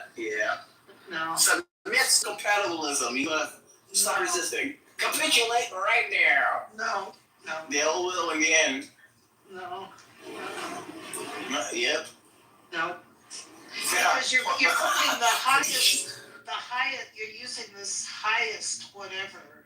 You're saying whatever. No. Call it whatever you want. So like, even if you have one reason to do A and it wins out over 10 reasons to do B, you can call it the weight or desire. Just whatever it is that it makes a triumph or win out over the other. You don't believe in spiritual warfare. That's a different topic, but even then, I could say you either follow the flesh or you follow the spirit. It's right, like the struggle Paul talks about in Galatians. Mm. Yeah. So for example, if you're fully possessed, there's no free will, and you're coerced, manipulated. But if you do what you want to do, unconstrained, uncoerced, I take that to be free will, even if the outcome is determined based on recent responsiveness. Andrew, are you there? Hey Ray, I didn't expect you to look hella fit, bro. Good for you. No homo. It is Gene. Don't. Dutch, I'm so happy you're here. However, you do know that I think you have some cognitive limitations, and you've seen profile pictures of me in discussion. Is that you, or are you fronting? Dutch, you've seen profile pictures of me in discussions with me hundreds of times. Dutch. I did not, sir. How am I supposed to ever trust anything you say when your memory is so damaged? So this is the first time I'm looking at this picture, and I'm assuming you're not a liar, and this is really you. Like currently, recently. If so, kudos, good for you, man. Thank you. Thank you. Are you a homosexual? I am not, sir. I am not thirsting after you. I'm not looking to get with you in that type of way. But I can just say it's kind of like Daniel Tosh. If you deny that Brad Pitt and I don't know, Tom Cruise are not objectively hot, then or make your stuff wiggle just a little bit, then you're just being irrational. It's in a stand-up, right? Daniel Tosh in a stand-up. So you can say this guy is hot or fit without wanting to get into their pants, right? Right? Agreed, yeah. Cool.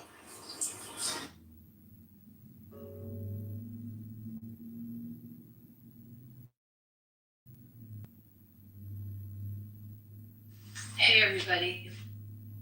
Hey Sayla. You know, I think at first glance, like people that aren't really like in the know about philosophy, they don't know about philosophy, I think that they would think that the Christians are the ones that are gonna, or the, theists are the ones that are saying that it's fate, right? And then that the atheists and non-believers would say that it's a choice. I think they would think that, they would assume that, and it's so interesting. What do you mean? Are we talking about free will or something else, Sayla? Yeah, I'm talking about the. Sorry, I just walked in. I'm talking about the title. My bad. What's the title? Oh, jokes are fake. Okay, I get it. My bad. Go ahead. I think that if somebody that isn't part of philosophical conversation or philosophy, if you were just do you think that the theist is gonna say that it's choice, or do you think they're gonna say it's, they would assume, oh, they believe in God, then it's fate. And then if you say the atheist, do you think that they're picking fate or choice? They would assume. Oh, yeah, I see. Yeah. But Sayla, you're in a tough situation because on your view, both are true. No, actually, I don't Actually, yes. No, because I don't think I'm a compatibilist. A person after beatific vision, right, when all the irrational things are purged away and they have clear vision of God and the shalom experience, no rational person will deny God, and they will all freely choose God, but it is still determined, right? So if God, so I would say God predestines them that at some point in time they will all bow the knee, and especially after beatific vision. So unless you want to pull some Molinism where where God, so where they freely choose God. That's right. Right. Yeah, but so the problem is, okay, how can I keep this short and sweet? So after beatific vision, if they truly see God in the afterlife for who He truly is, it would be irrational to pick not His presence. Correct? Say the question again. Okay, do you think it would be irrational for a person that truly sees God who He is after beatific vision, for them to not pick God if this is the ultimate bliss and shalom and the perfectly loving good God, then to say, nah, F this, I want to be at a place of torture or just not His presence? It seems irrational, correct? No, that's the point David Hart makes. So they are via volition picking God, but they could not have done otherwise. Able to fall? Why was Satan able to? Satan had done that. Satan had been in heaven with God, and he was able to do that. So it's not as irrational as you think. All right. Do you believe in heaven you can sin? I'm really not sure about that. Oh my God! I'm really not sure. I don't know. I haven't been there. But what I think is that you can, but you won't want to. I think that's the Oh my gosh. I think that's the thing about being truly rehabilitated, truly healed, is that you don't have that desire. Like, look, if I'm sitting next to you, I physically can punch you in the face. I can, but I will not do so because I love you and you are made in the image of God. So I cannot do otherwise. I probably want to kick you in the north. No. So unless MJ is sitting over there like in the Frankfurt cases with like a hot button, like triggering my brain to punch you in the face, then I'm like, oh, well, I was coerced or manipulated, or so that I'm not blameworthy in a sense, but I'm still determined. Does that make sense? No. I know what you're saying, but I don't agree. So one thing that I have as a pillar that pretty much I can't move it, right, is that the free will and people loving God freely and wanting to do right freely is essential to God. That's my intuition of one piece that has to stay unmovable. Is that God doesn't want robots. God's doing this whole thing. So we can sin in heaven. We can, but we won't. Is that your thing? I think that's... Well, then it's still determined, or if we won't, if it will not get instantiated, then it's determined that we will not. Checkmate. Checkmate. No, Congress, go ahead, please. I gotta go. I gotta run. Now you gotta run. Subjects fleeing on foot. Over. 10-4, we got a bogey. You need to stay and take like a man. Listen to what Congress is doing. That sounds hella gay, but also. Yeah, he basically said, you said you can choose to, but you wouldn't want to, and he goes like, oh, then it's determined. Yes. Well, because you have a free choice, but you wouldn't want to. That makes it determined. Oh my gosh! Look, I walked you through the reason why the outcome is determined on reason responsiveness. That would still apply in that scenario. So I actually look, MJ. If I forget to send the thing, remind me, okay? Bob, you're off mute. Can you believe him? You're off mute if you don't know. Sorry, sir. That's okay. Dutch, let me ask you something. My son. That's so cute. Dutch, if you go to a really great therapist, right, a really, really good therapist, and they change your thinking, like, not change your thinking, probably. They rehabilitate you to the point that you don't want to hurt yourself anymore. I physically could, but I don't want to because I'm fixed now because of this lovely therapist. Exactly. Right, but then I'm still, it's determined that I will not do it. No. Because I'm fixed. Listen, if I have a therapist that changes my perspective, we don't say the therapist took away my free will. We don't go and say, just because the therapist made me choose. I'm saying, in light of new information and this breakthrough, right, I'm reasoning to pick A over... Finish the sentence. Whoa. If the therapist, listen, if the therapist rehabilitates me, we don't say that she took away my free will. That doesn't follow. We say that. A compatibilist says that free will is compatible with determinism, you silly Billy. I love you, but you're not. You ain't saying nothing. Yeah, I am. Yes, I'm married. You should shout it. Okay, I got to bounce. I got to get ghost. MJ, I'll talk to you later, my guy. Perspective, please. Yes. So what I missed? It was horrible. It was just like really bad until Andrew stopped beckoning. Ambrose and Michaela are basically talking back and forth, and then Touch comes in and just lets Converse off. Yeah, sales me though for a while though. I mean, it's just like, kill. And we've been talking for the last few minutes, but still, whenever it gets to be like all these people in here who like no one can get to the end of a sentence before they start saying like the first thing that came to their mind, like everybody else. I don't know, it's like It just reminds me of that passage where like Jesus says like one demon goes out and like 7 come back and make their home or whatever. It's like it's so bad.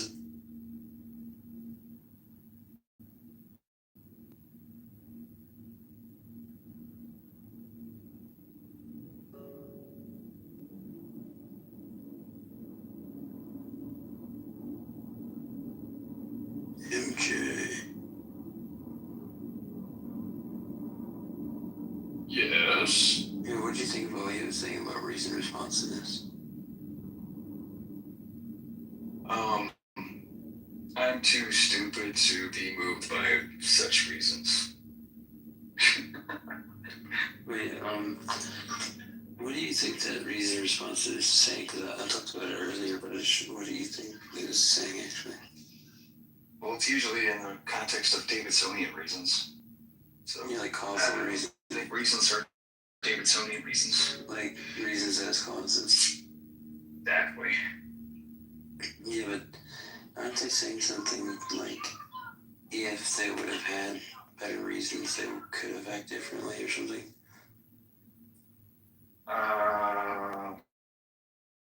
Maybe. Because it'd be like a teleological, non-contrastive explanation though, which I'm okay with. I don't really care about having a contrastive explanation, honestly. I mean, maybe I should, but no, you can't actually. I don't know if you can on a libertarian. I don't think you can either. Because yeah, if you just give us the necessary sufficient conditions, you just are telling us what would determine it, right? Or maybe the reasons are just so coarse-grained that they are contrastive. Like if somebody just asked me, like, why'd you put that coffee cup in the microwave? Is it to heat it up? And that just assumes that if I didn't want to heat it up, I wouldn't have put the coffee cup in the microwave. You know? Maybe. If it's so coarse-grained. That's the only option I can think of. I don't know if I really understand that. It's not as fine-grained as if you were to roll back the sands of time and keep the reasons fixed, would you have still put the cup in the microwave? Maybe not that contrastive. I actually don't really get why people do the like rolling back the time thing either. That's Van and Wagon's fault. Punk. Yeah, but I don't really understand that. Why they think that's relevant. That's just to say that, so like the strong forms of PAP are gonna like make PAP revolve around your choice, like branching off into other worlds. So if you roll everything back and keep everything fixed and the same world pops out, it's not that kind of PAP or something. It's some kind of like fine-grained counterexample. Yeah, but aren't you saying like if you would have done what you didn't want to do, or what you wouldn't have done? Like if we roll back to, okay, so what you did is what you wanted to do. If we were to roll back time to the beginning, you know, could you have done something you didn't want to do? I would say yes. Yeah. You know, like, this is so annoying about the free will debate is like every single concept is really, really, really thick. I have yet to see like this debate play out where there's not some kind of verbal dispute going on. So everyone's going to mean different things by reasons, wants, desires, possibility. It's like everybody means something different by every word used, you know? It's kind of like, you know, you guys who are ECT proponents, they say, like, oh, dying doesn't mean dying, and perishing doesn't mean, no, I'm just kidding. Okay, there's got to be some kind of law. It happens every time. But I really don't. I don't mean by that. Death by that. But I really don't understand the reason responsiveness stuff. You know, like, I feel like if what they're saying, okay, let's just like, if I'm being charitable, okay, it's something like this, okay, they're like, you know, the agent has options as far as like he has reasons to do different things, right? But the agent like evaluates the reasons for each, and he chooses the ones that are like the bad action, something like that, right? And then reasons causal. Yeah, and the reasons causal. They conceptualize agency differently than the incompatibilists or the libertarians. Yeah, the reasons causal, right? But then the point is like what you can hold him responsible, because if he would have like really valued other reasons or something like that, there's something impeccability in terms of hypothetical ability. Yeah, like the hypothesis that you had different reasons or wants or desires, would you have acted differently? If the answer is yes, you're responsible. Yeah, if you would have had different reasons. Under the hypothesis that you're not in the jail cell, would you be free? Just like I really don't understand it either. yeah, that's what I mean. It's like, what's going on there? Let's go back to that one thing. Like, remember I was talking to you about that before.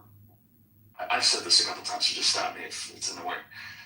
The compatibilist always looks at the incompatibilist and goes, like, whatever you think like is incompatible with free will, we just think it's consistent with free will. And then I go, okay, what do you think is incompatible with free will? And then they go with something like external coercion. And I was like, what if you bumped it to like a compatibilist about external coercion and free will? So if you find that guy annoying, that's why we find you annoying. Yeah, that's exactly. Like Peter Van Inwagen, he says that like in one lecture, he's like, I don't even think they're talking about the same thing we were ever writing about. I don't know. Piper disagrees with me on that, but I just don't see how we could be. We're understanding like everything differently, because like from my perspective, I have to do a bunch of conditional like, yeah, if I understood free will like you do, or ability like you do, or control like you do, or agency like you do, or wants like you do, or reasons like you do, or desires like you do, yeah, sure, we'd be free. I'd have to do that. Yeah, that's true. Yeah, they just are redefining it basically. Okay, so for point of clarity, claiming to be a compatibilist, are we saying there was manipulation involved? Is that the reason why people want to kind of shy away from that? I mean, it's more that like a lot of atheists want to be compatibilists. You know, not so many atheists, I don't think. But basically just like, I'm not sure if it's about, what did you say, the manipulation? Manipulation. It's not really about manipulation so much. It's more like, okay, like they might think that like the universe spontaneously came into existence, and like now you're like put into these situations and there's like nobody manipulating you. You know, it's just like, you know, the options are just the result of previous causes, you know, something like that. The causal chain's got to run through you in the right way, quote unquote. And then a bunch of different compatibilists will unpack in the right way in different ways. So like if you take a cosmos, there's some kind of chain going through you in the wrong way. So that, you know, her consent's compromised and she doesn't have sex, and, you know, in the way you would expect if she was freely consenting to Cosby and all that crap. The incompatibilists will say like if you conceptualize agency in a certain way, it's pretty much any causal chain whatsoever that bypasses agency is going to be a bad causal chain. But anyway, that's about it.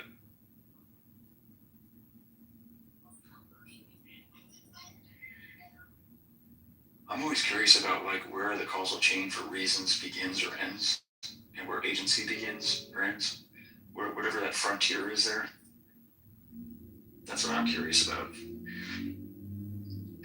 All right, can I run a synopsis and you guys can kind of help me figure out where compatibilism starts? So like, you have Lucifer in heaven, right? And of course, this is before he rebelled. Everything is great, you know, he's just loving there, just amazing, glory, whatever.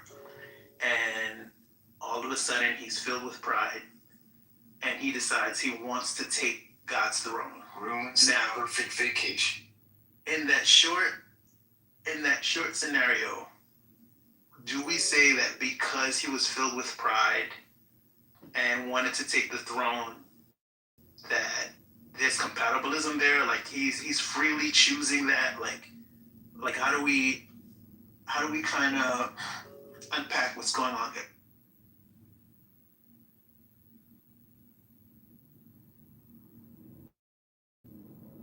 No, you don't.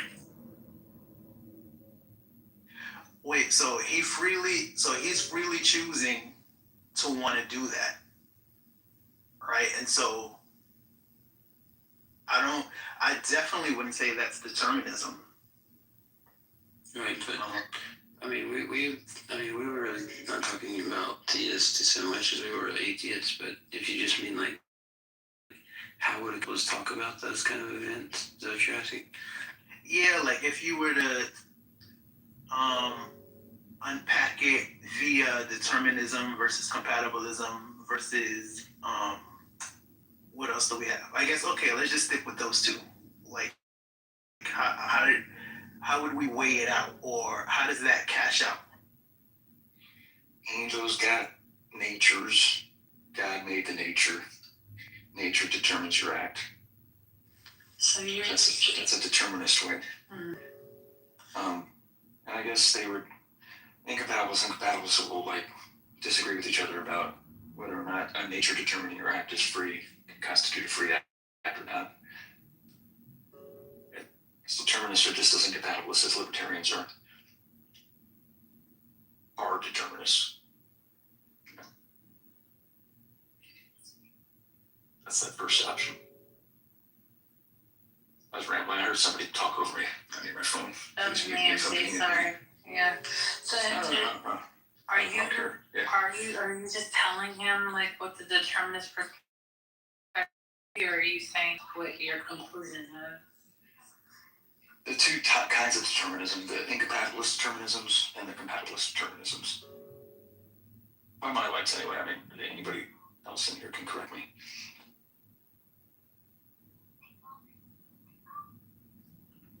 Welcome back, Marshall. Well, thanks. How are you? Not too shabby. Nice. Okay. Go ahead, sorry. Alright, broadly, if you wanted to mean shabbiness converse. Yeah, if you wanted to like try to research your question, if you don't think you got an answer, maybe I could try again. But it's All right, so yeah, we're trying to figure out how do we cash out everything. Everything is great. You know, Lucifer is in heaven. All the angels are worshiping. Nothing's wrong. And suddenly he's filled with pride and wants to take the throne. Right? So in that moment, we know he's using free will to decide he wants God's throne. And so in that scenario, does it cash out that the free will he's exercising is determinism? Is it compatibilism? Like, how do we cash out that moment of free will? Are you asking our opinions, or are you asking how would determinists talk about it? Yeah, I'm just curious about opinion, like how you see it. Oh yeah, we're libertarian freedom proponents, and we would think it's just like libertarian freedom, basically. He just like chose to make it, to do this thing. I would agree with that. And that's why I have a hard time saying, like, if a person chooses to do what's wrong, it's because they need healing. I don't think it's always the case that they need healing. I think in this scenario, for example, the concept of loving someone, like let's say if a child decides they don't love their parent, right, or they don't want to love their parent, do we say that the kid is sick? I don't think that the child is sick. I think they're just choosing, for whatever reason, to just not love their parent, which is why, like, we hear crazy stories on the news, especially as of lately, where some kid decides to kill their parent.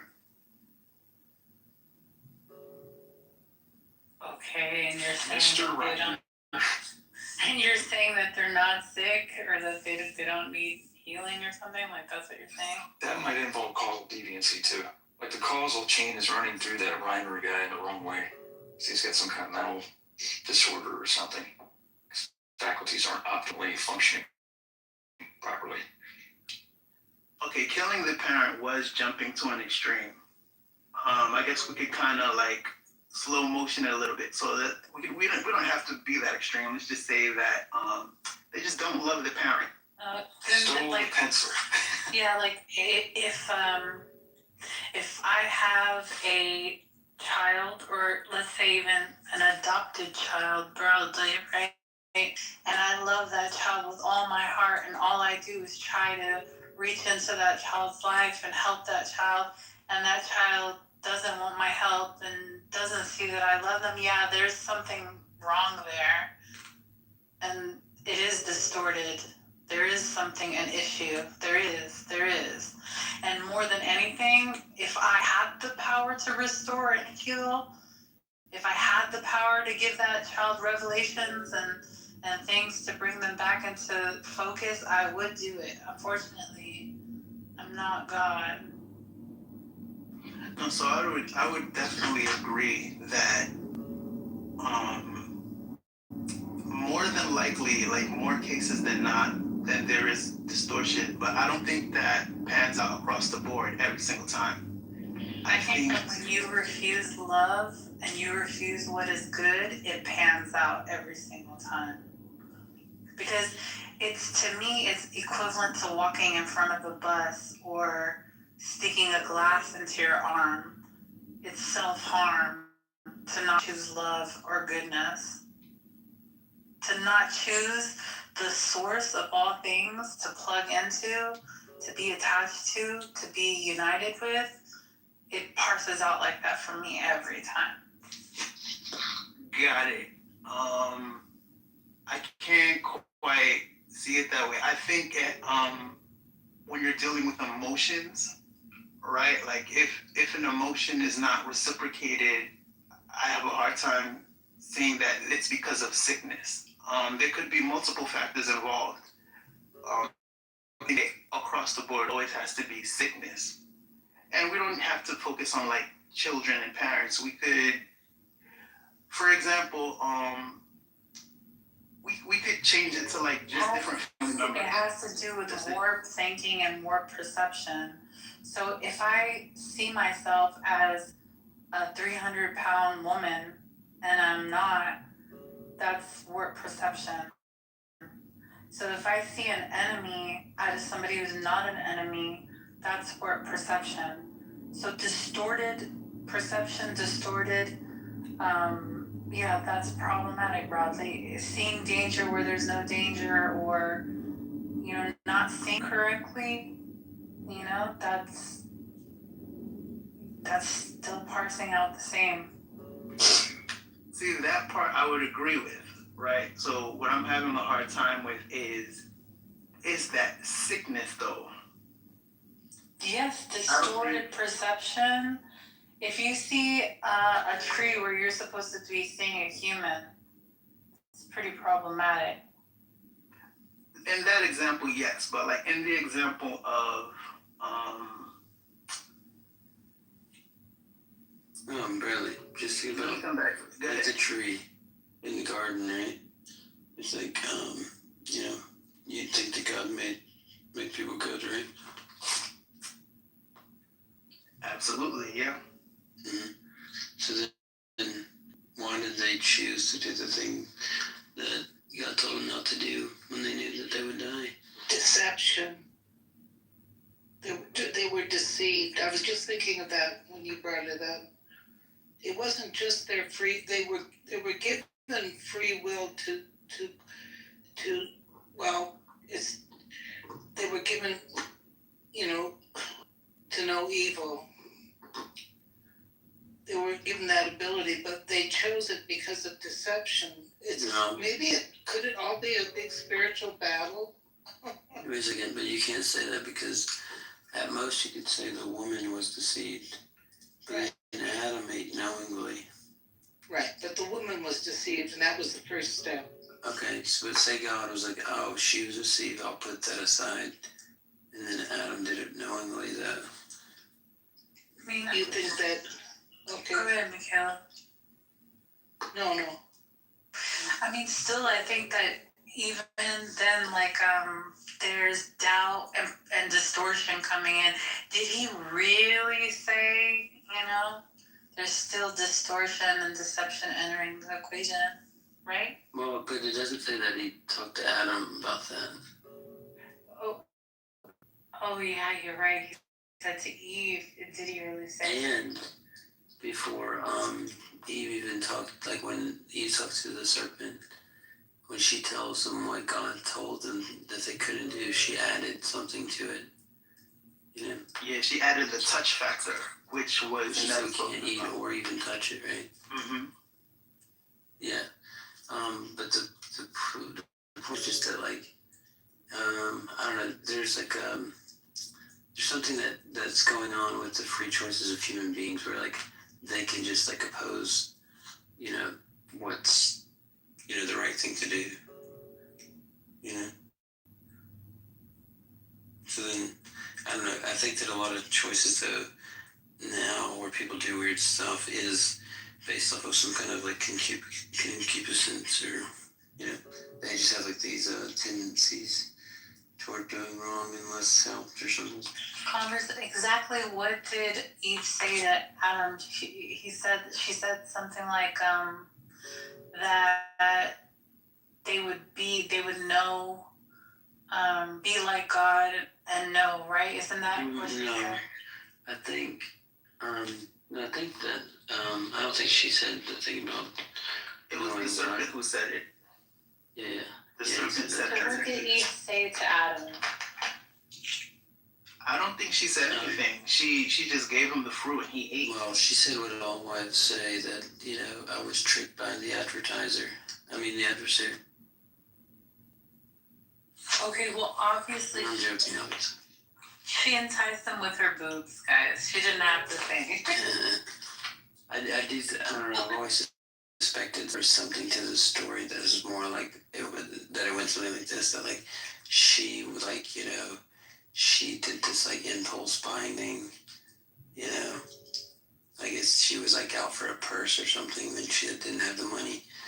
But anyway, she goes back, I'm kidding, but she goes back to Adam and tells him, and there could be something happening, like, he knows now that this is, like, the death of her, and that, like, he freely chooses to, like, join her in that because he's, like, cares about her or whatever, so that she's not alone. I don't know, that's not explicit. That would be really cute and heroic if when God showed up on the scene, he wasn't, like, blaming God and her. The woman you gave me. Yeah. Well, I don't know if the woman you gave me is actually supposed to be blaming, or, like, accusatory. He totally blamed God and her in one swoop. No, I've heard that before, where people are just like, oh, what did he do? He, like, went to blame it, but it's kind of like the passages where it says, like, and they took wives. Some people try to go, like, and see, the wives didn't have any choice. They just, like, went in and took them, but, like, the scholars point out, they're like, oh, that just sounds like that to us, but that just means, like Paul says in, I forget Romans, where he says, like, don't we have the right to take wives just as these other people did, and blah, blah, blah. But, or, like, do you take this woman to be your lawfully wedded wife? You know what I mean? Some things, they sound like that, but not necessarily the implication. Just a quick one, guys. There was, it's up to you, but there was someone in the audience that wanted to come up, but the replays are on, and they asked if you could turn the replays off so that they could come on. No, I've been gone all evening, and I want to go back and check out some of the spots I missed. I'm sorry, Abe. How did you know who it was? Because Abe is the only one who ever comes in and asks if we can turn off the replays. Man, I wish that guy would just over himself. Yeah, I wish you wouldn't mind, so you could join us. Like, Abe is kind of a big deal. That's right. Big heavyweight. To kind of reel it back, I do think the thought experiment is interesting, where people say Adam was using Eve as a guinea pig, right? So, like, do what God instructed, and he didn't want to be the first one to like go against it. So he allowed her. He willingly watched her engage the serpent, and after she touched it and ate it, and was there to witness that nothing happened. Right? I think in that moment, in that short moment, that seemingly nothing happened. Maybe he thought God deceived them, and that maybe that's what caused him or inspired him to kind of partake in the fruit. So look at that, Commerce. He waited to see if she would get jacked up first. Yeah, I don't think that's the right reading. I've heard. Because you want him to come out the hero of the story. Well, I don't think him to be a hero. He's like worse than her because she was deceived, but he sinned knowingly. You know? You get what I mean? Yeah. You say women are weaker, Congress? We are the more delicate vessel, MJ. We're not weaker. We're delicate. We don't like literally weaker. It is stronger. I like it. In all Men are brittle. Have y'all seen that meme where it's like Xena, the warrior princess, and she's like, I'm a delicate flower. I had such a crush on her, oh my god. Yeah, but she has like weird demigod powers and something. And she's taller than you, MJ. Negative. I feel like they've tried to push this whole, like, you know, Lara Croft Tomb Raider, like the badass chick that, you know, might punch you at the dinner table is like what you really want to be attracted to. I was attracted to that name. Yeah. That's badass. When you were a simp. Back when I Angelina was a simp. Jolie is hot. Anybody that's not attracted to Angelina Jolie, like, I got questions. Correction was. Well, you know, beauty fades for everyone. True. Mostly everyone. Unless you're a Kardashian. Unless you're Sean Connery. Well, yeah, unless you're a Kardashian, in which you never had it. Yeah, you just recycle plastic. Yeah. I don't know. Well, Chris and also Jenner you made can a do, comeback. like, you can do like the Chuck method too, where he's strictly interested in high school girls because he gets older, but they never do.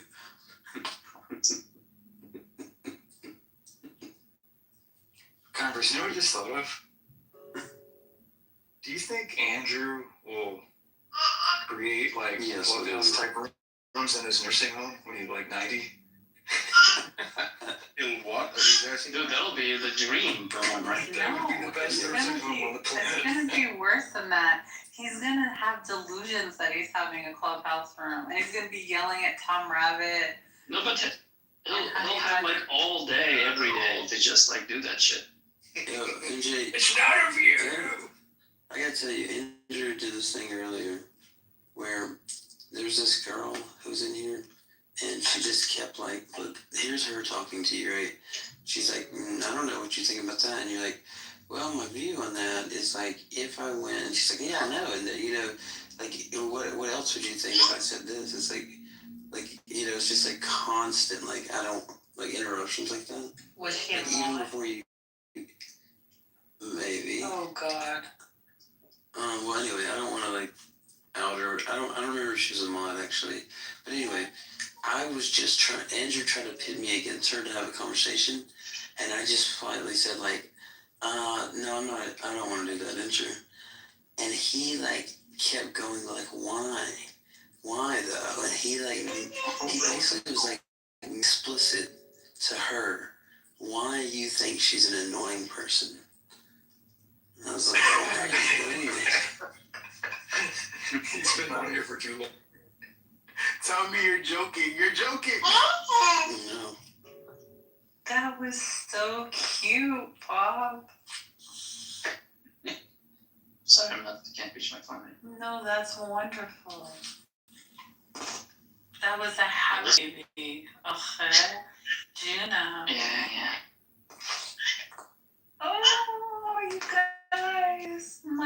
freaking ovary. Yes. Andrew was once cute like that. No, listen to that. He's laughing. Yeah, he's a happy baby. That's cute. Just get ready, buddy.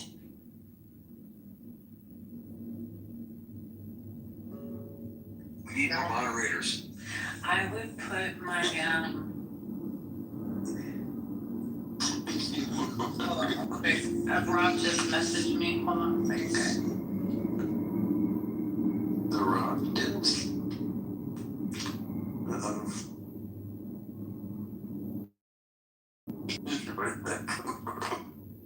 You reckon Andrew would still do apologetics in like a scenario when he's old? Does he know what? Do you reckon Andrew will do like apologetics when he's like an old man and of course, yeah. The cosmological argument. Aha! Rob!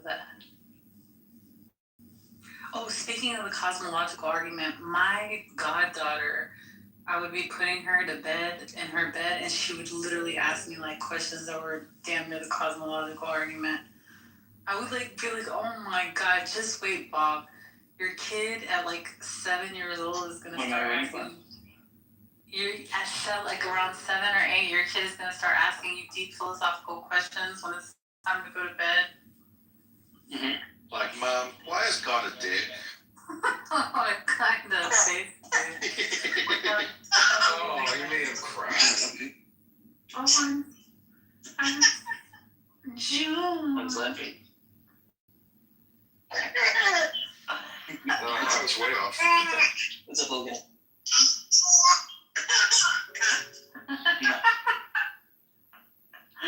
You little rascal.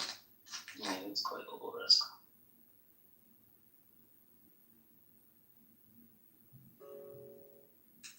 Rob, aha! Aha! Yeah. There be a laugh without a laugher. I feel like my kid humanizes me a lot. Good, you need something to help ground you. Hey, it's King again. Good time. Found out what Bob grounds. Rob, what did you say? I didn't hear you. Good morning. I just say good morning to everybody. Happy Hey, life. Rob. Good morning. Hey, Rob, mate. Happy 8:23 a.m. Right. We might have a lot of mods. Good morning. I'm on really good people, if you notice. Yeah, there's a lot of mods, but there's Best sale of the best. yeah. Or a Borg. Do any of you think that Chillers is oftentimes like an insane zoo? Yeah. Yes. It's absolutely crazy. And then Andrew invited me in there to speak to some guy called John. Apparently he's a feisty Christian. He made the obviously rather crazy claim that atheism is incoherent, and I couldn't provide a contradiction whatsoever. So he sort of babbled for a while. But then you've got all these other, what do you call them, ankle biters over there that desperately want to come off mic and just babble. They've got nothing interesting or even relevant to say, but they'll just come off the mic and they speak. And of course, because there's no moderation there, it becomes like a complete zoo. Half of those people should be in a freaking zoo or a padded cell and not have a mobile phone anywhere near them. we actually already heard about it through the grapevine, Rob. We heard that the Christians really thought they were making some really amazing points. You should have been there. So, if you're just a neutral observer, it was, I suppose maybe you could say it was entertaining to hear, let's just say, less cognitively aware people babble away. But it certainly gets frustrating. I mean, I don't mind speak to one or two people, but they got to stay on topic. But it's like cats. They can't even keep a single topic in mind, right? If we could see them under MRI, I'm sure it's like random thoughts just popping in their head, and they can't differentiate or filter. So it's like whatever the first thing is, the mouth just opens and that comes out completely unfiltered. And it's got little, if if anything to do with the actual point at hand. And that's kind of a bugbear for me. So of course, those are Congress's favorite I'm going to vent my frustration at those sort of people. Congress loves it. Who does? Yeah. Converse, but I was just kidding. He was just making it Yeah. He was just I think you also know this lady now. I don't know if she's relatively new or not, this lady Enigma. She's kind of got a fairly posh accent. And she also had a rim.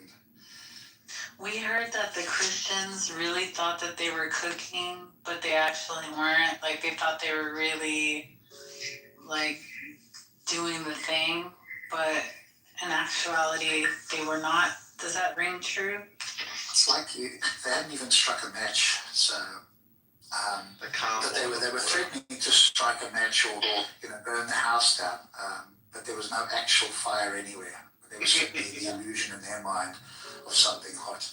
Maybe it was their brain sort of melting or something, I don't know, but yeah, it was fairly bad. You know what takes it just a little bit higher notch than chillism, I think? Talking apes. Talking apes are literally talking apes. Like, for real. Like, a bunch of talking apes. Have you ever heard that? It's, like, so accurate. I think I've been there recently, so I don't know. You might be right, it's as bad or worse, I don't know. Like, at least chillism has a few planted people that have some sense, a little bit, like enough to have an argument. But talking apes, oh my God. Imagine that issue that you said with people who absolutely have no educational background or like ability to reason or use logic. Like, it's bad. Basically, people that have a guy called Psych came in there and was a bit of a maniac. So he was probably added to the block list. SIKE, you heard of this fella? You know who this is? The name sounds familiar. I came in and randomly went off topic, and when I pointed it out, kind of lost the plot. Then started saying how tough he was if we met in public, just a complete lunatic. I wouldn't stop talking because there's no moderation. He goes by the name of Mike. I think. Is it Mike? He used to have a bodybuilder picture. Is that the same guy? Yeah, the bodybuilder. Really? He's into bodybuilding competition. Oh, that's the guy that I got with. I remember that guy, Carlos. I mean, he was a little bit, crazy, but this guy, the way the guy acted yesterday, I wouldn't have in a million years thought that was Mike. I mean, I remember him from years ago when he was under the name Mike and used to have that bodybuilding picture or whatever. And he wasn't the brightest, bulb in the pack anyway, but he just carried on like a complete lunatic yesterday. Mike Rock, he was the one that, like, he's Persian, like Bob and I, and he cussed and, like, remember he was like saying despicable things, like he got mad at me and he was just like saying really bad things.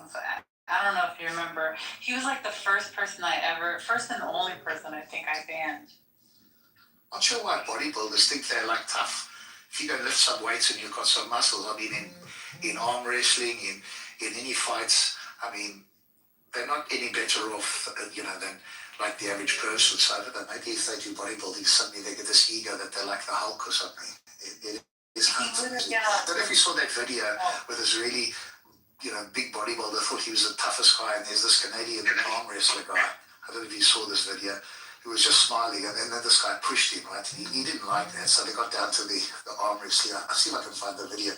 And of course, he's a professional arm wrestler, so you could be, Arnold Schwarzenegger, you're still going to get destroyed in an arm wrestler by any professional arm wrestler. And so this guy just took it to the cleaners. It was amusing to see what happens to people. Rob, do you remember when I had made my picture into the Hulk, a female Hulk, for a while? That was me, like, throwing shade at him for a while.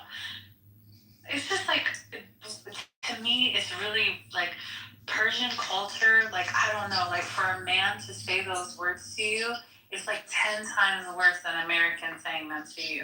Like, it's really, like, almost unbelievable.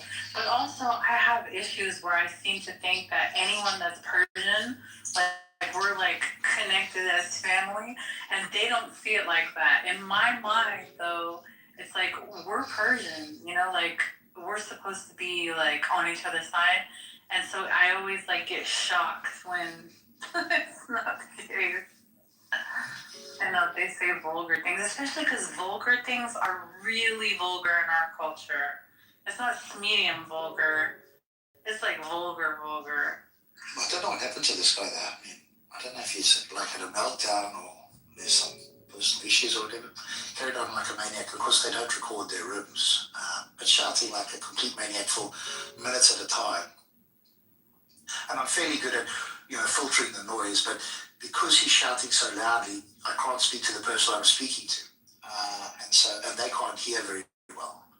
And so I'm sort of fine-tune my hearing to try and drown it out so I can hear the other person. But was he yelling at you or just? Yeah.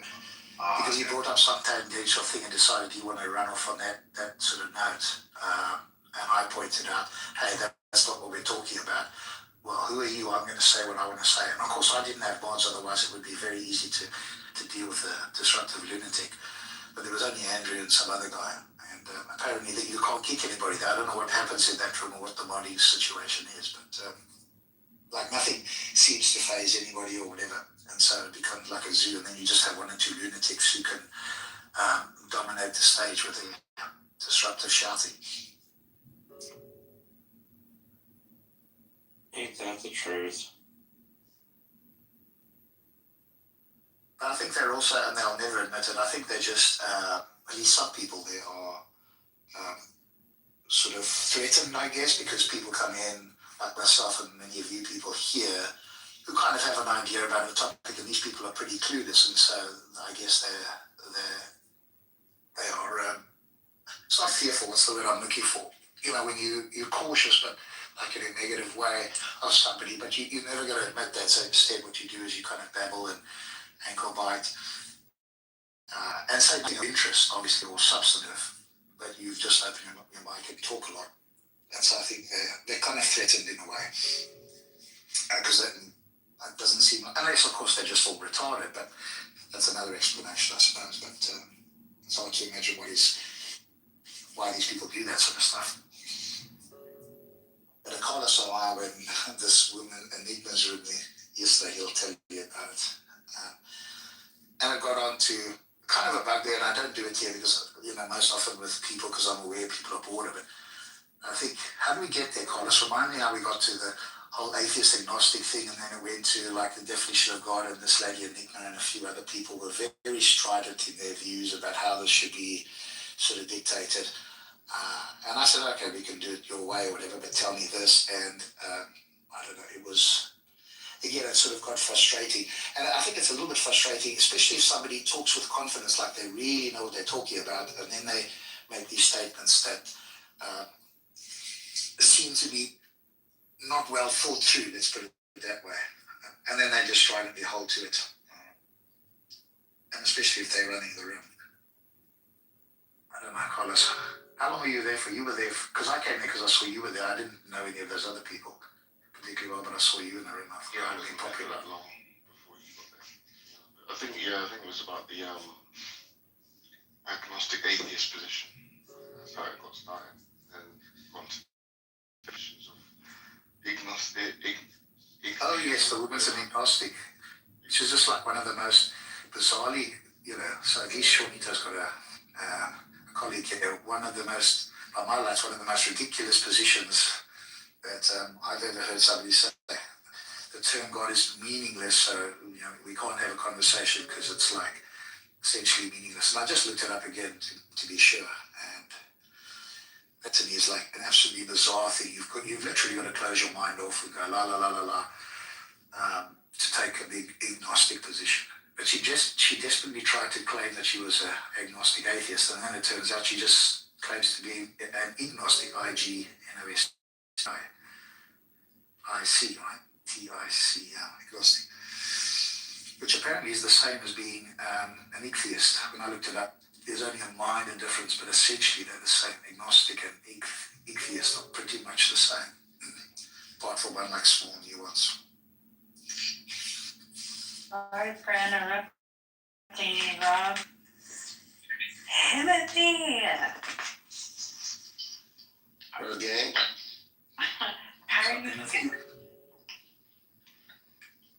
You good? Yeah. So, Have you had a falling out though with Andrew Timothy? Because I see you in the audience, and you don't come up either in Andrew's room or some of the other rooms that they're recording. Just, I don't know, just running around, they're not having some interesting conversations. Timothy's not feeling very well. He's under the weather. This is true. This is very true. Oh, I can hear it in your voice. Oh my god. Okay, how much alcohol did you have, Pat? No, not at all. No, it's just that I got like I don't know, cold / flu symptoms. It's, to be honest, it's not that bad. It sounds a lot worse than it is. Actually, I should be doing the man flu thing. It's worse than childbirth. It's shit. It's painful. No woman has ever experienced the pain I'm suffering. So, is your sister like bringing you some stuff, like some medicine, juice? What's up on deck? Drink lots of water, my friend. Yeah. Uh-oh.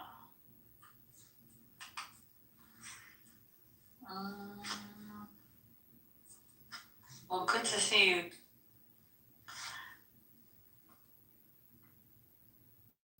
Yeah. I know I've been around. I've been on enough. It's you who we haven't seen. You're under the weather. Yeah, I'm like taking a leaf out of your book. I'm trying to see who can have been sick more in 2025. So I had a few days left. I thought, fuck it. Yeah. Just ran to a local hospital and I was like, where's the MERS? Where do you treat the MERS patients? Give me the COVID shot. Merde. 1, 2, 3. Sayla, do you have any relatives in Iran right now?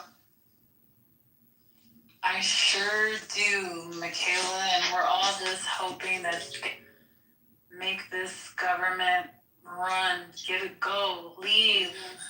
Yeah. I heard that they were firing on people, but I don't know if that was rubber bullets or... Well, I've heard it was tear gas. Tear gas, yeah. I think I saw some tear gas. I heard the shots, but then I saw the tear gas guns. I had a friend who's originally Persian send me something which I thought was interesting. I'll just read it to y'all. They're talking about the bazaar owners. Basically, the bazaar owners, the rich ones, were pissed off about getting their profits and also wanted to get rid of the governor of the central bank. The protest from foreign exchange rates and how it's impacting their profits. Just like the bankers' protests in April through May, these are sector-specific protests. The reason they'll be over soon is because the president already has a minister negotiating a deal with the bazaar merchant elites. Also, the same videos and protests by civilians came out during the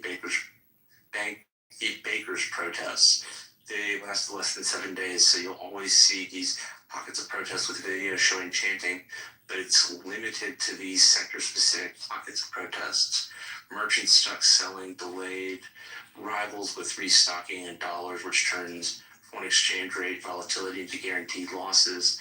Protests become revolutionary when they converge across sectors and cities, sustain clear political demands, and trigger the elite or security fractures.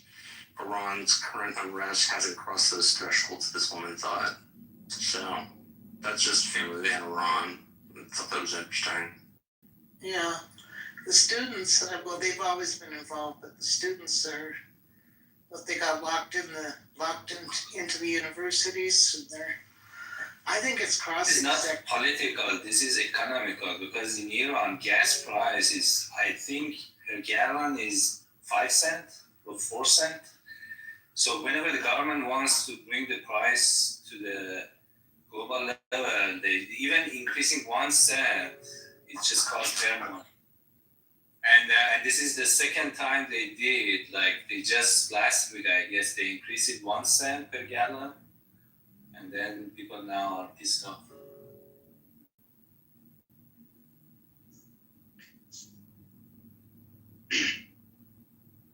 proper per gallon. Love it.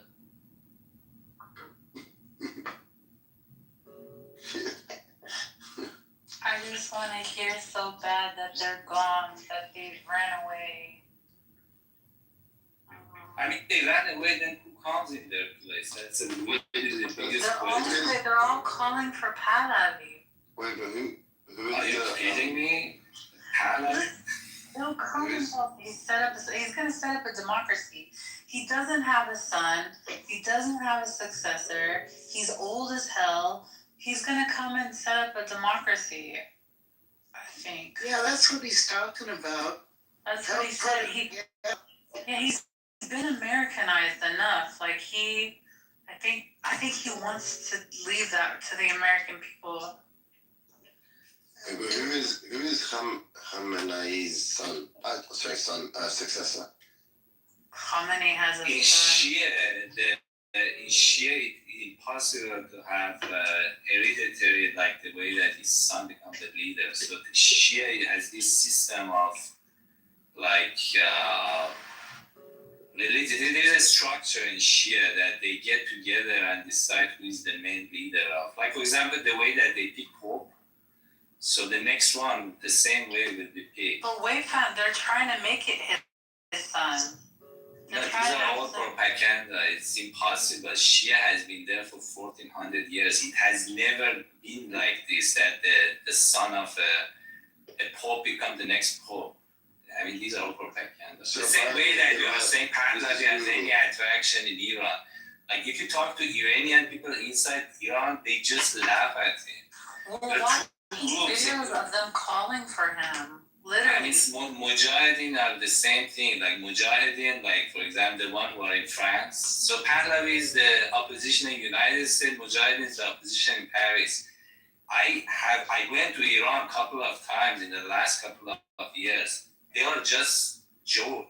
I mean, for Iranian people, Mujahideen and Pahlavi. I'm serious. You can go inside and ask me. Definitely Mujahideen. I agree with you. But with Pahlavi, like there's a because kind you are in US, Stella. Because you are in No, that's not true. I think that there are Iranians that believe that so the country doesn't fall into bad people's hands and become like Syria or something like that. How is it possible a country like do a revolution and then want the king back? How is it possible in your mind? Like imagine like George Washington. They don't want the king back. That's why he even said, I don't want to be king. He says the most I want to do is come and set up a democracy government. And you believe him? Somebody get the power and then say, okay, now is the money. We name one person who actually does that. The only reason why I would believe him is because he doesn't even have a successor. Like, if he did have a son, maybe I would believe you. But he himself was like, I don't even know the streets of Iran. I mean, I'm saying that you know how power works. Khomeini, when he came to Iran, isn't he said that I will become and go to my house? It's the nature of power. Once you get it, no, they promised him that they were going to do justice and feed the oppressed and all this stuff, and they started taking people's eyes out. So I know. You're making great points, Wayfan, and I do get scared myself. But sometimes I try to that maybe he's being honest. Isn't the alternative civil war? I mean, if there's not one person, it's going to be all these factions fighting. Exactly. They can work it out under one guy there, you know. That's what Michaela's desperate for. I see why I didn't get civil war. How did you get from to civil war here? Well, how are they going to put a government together if this one falls? They have a government. Like, what is this current government? What's the problem? We don't want anything that has to do with the IRGC or Islamic Republic. Are you IRGC is completely out. So they are like neutralizing Iran, right? Are you a reformist, Wayfan? Big time, yeah. Oh my God. I mean, they are neutralized right now in the U.S. Iranian politics. Is he not a reformist? I think he's a reformist. I'm a reformist, yeah. Oh, he is. So you basically want to deal with the same mofos and just reform them. No, I neutralize them. Crazy people should be neutralized. You cannot like. They all are crazy. All of them are crazy. Yeah, that's what they did to Charlie Kirk. This group, this new group, they are not crazy. The one that right now is the president, they're pretty like they're the best Iranian that exists right now. You cannot tell me one politician.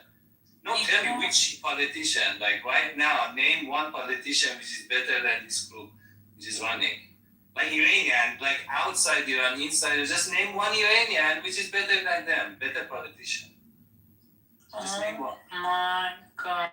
And you cannot say that, okay, like for example, Wait, like 10% of the government is like Shia. I mean, 10% of the country is like Shia. The rest are like atheists, basically. They don't want to have anything to do with Islamic ruling. They're done with that, Wei-Fan. They don't want that. I hear you. You are talking about the Islamic part of the region. I hear you. I'm talking about politician and government. But all these people are still gonna want to have some kind of like, you know. I mean, this government literally is not enforcing Islam anymore. Have you been to Iran? I literally watched them literally beat a girl today because her hijab wasn't on good. No. I'm telling you, I go there. This may happen. But the point is that it's really this government is not. You're trying to act like it's this government that is why, you know, girls are able to walk around now a little bit with their hair out or not have a hijab on. The only reason why they're doing that is because the women refuse.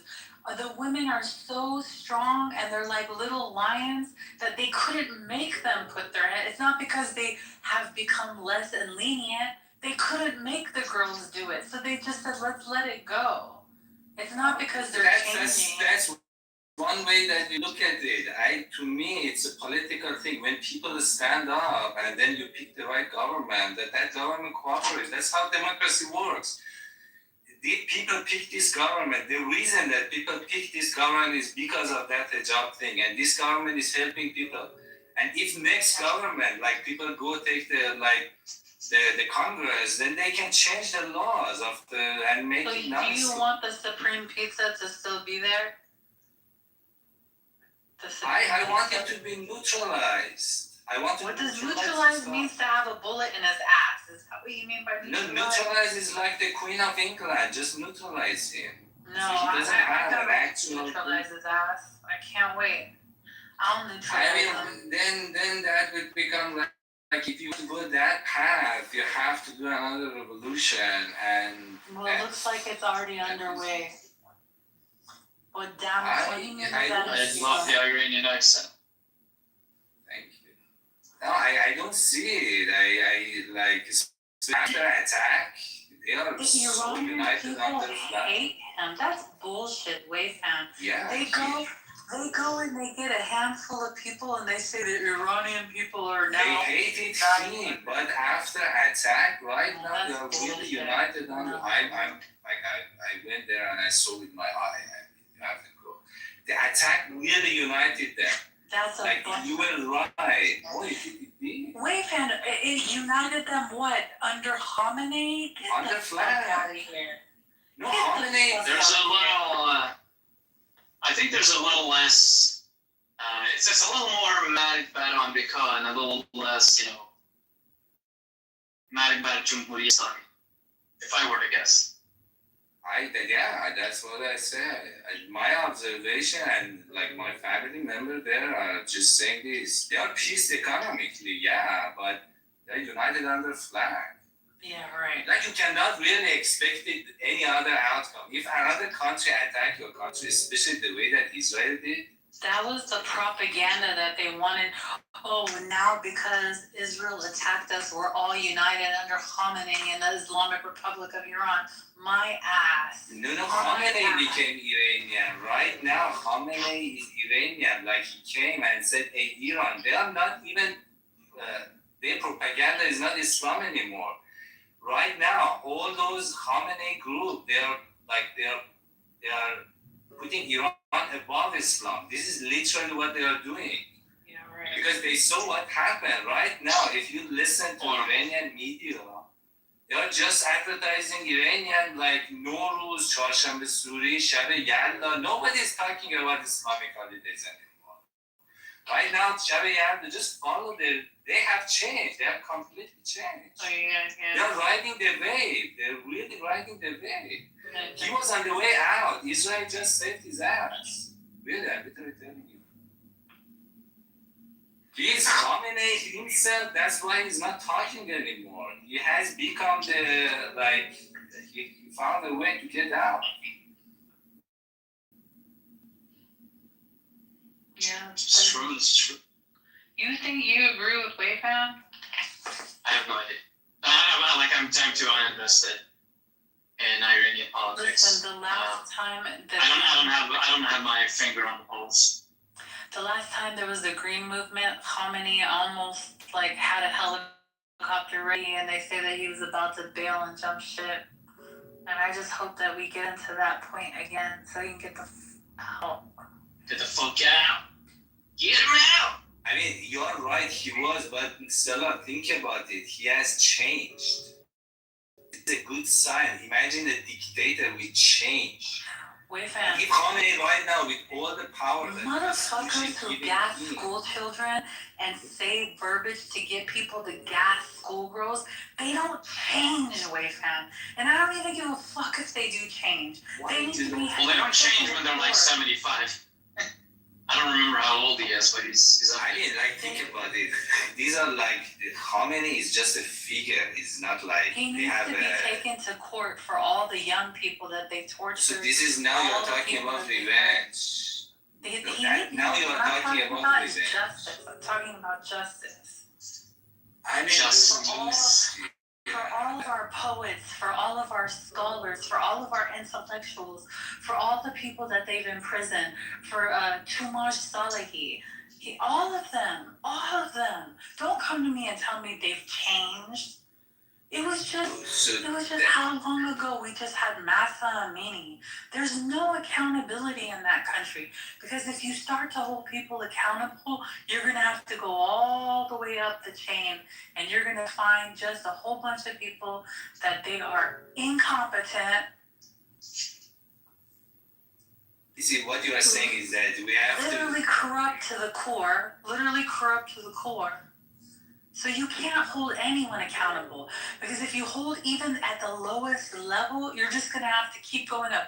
So we're not going to hold anyone accountable. If you're a police officer, if you're this, you're that, everybody's robbing everybody blind. There's no money for the people because everybody's too busy, stealing money for themselves. No, the whole system needs to be shut down. And no, so this is the challenge with your argument, Sarah. If this whole system goes, then it means a revolution. What happens is exactly what happened 40, 50 years ago. When there is a revolution, it's not like qualified people will hold office, crazy people hold office. Then this cycle repeats. The only way the cycle stops, like this happened in China, this happened mostly in Russia, this happened in any country which had done revolution. You have to transition to a democratic system. Revolution, by definition, would bring crazy people into power. Well, that's what Pahlavi is saying, that he wants to come and institute a democratic. It's not possible theoretically, logically. It's not possible. Why? When Why they is come. Not possible. All of the Iranian people, 90% of the country, a secular democratic country. Why is it not possible? Khomeini said the same thing. I will come and I will make it democratic. It's not possible. And normally I would be he's sketchy, but he has no successor. He has no son. He's old as successor neither. No, the thing is that any kind of revolution will eat its own. That's the definition of revolution. People will come. They will just eat. He will be assassinated in the first place. His father was wronged in the first place.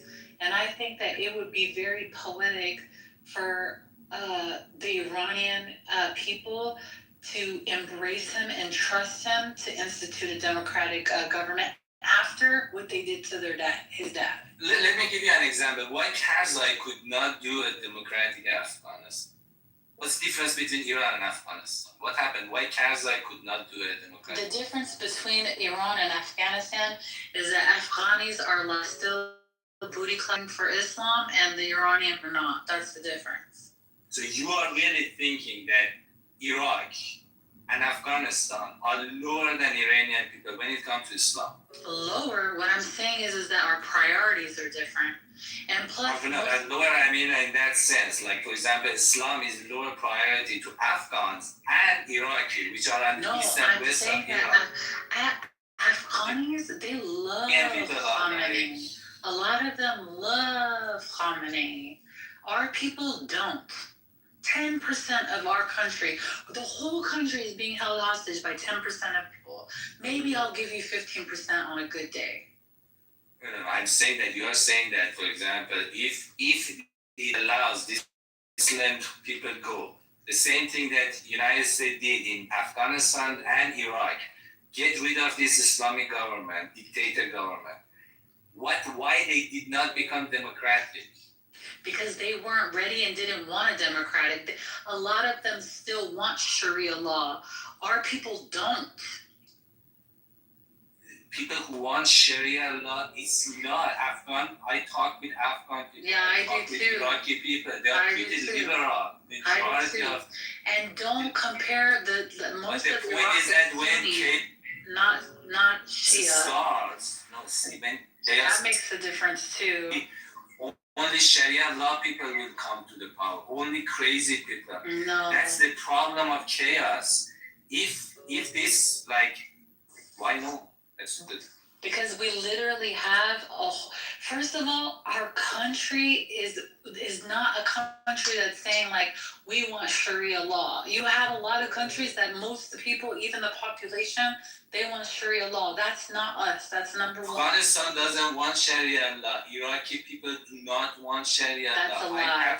That's a lie. I talked like show me one Afghanistan people on this app. I'll show you Afghanis that are putting Khamenei as their profile picture. As their Afghani money to call them Afghan. If you call Afghani, they get really. Okay, Afghan. If you go, I'll show you some that even have Khamenei with their picture, profile picture. How about that? I show you many Iranians which have Khomeini as profile picture. Like Yeah, there's this house here called House the Brother of. With the brother of Chubtukun, I call him brother of Chubtukun. If you show me one, I will show you 10 on this app. Nargis swears that. Nargis hangs out with them, yeah. Nargis says they're cosplaying, like they're literally like not, but no, they really do believe. Like, let me put it this way for you. In Middle East, everybody hates United States. I'm telling you, everybody hates United States. And who is the enemy of United States in the Middle East? Khamenei.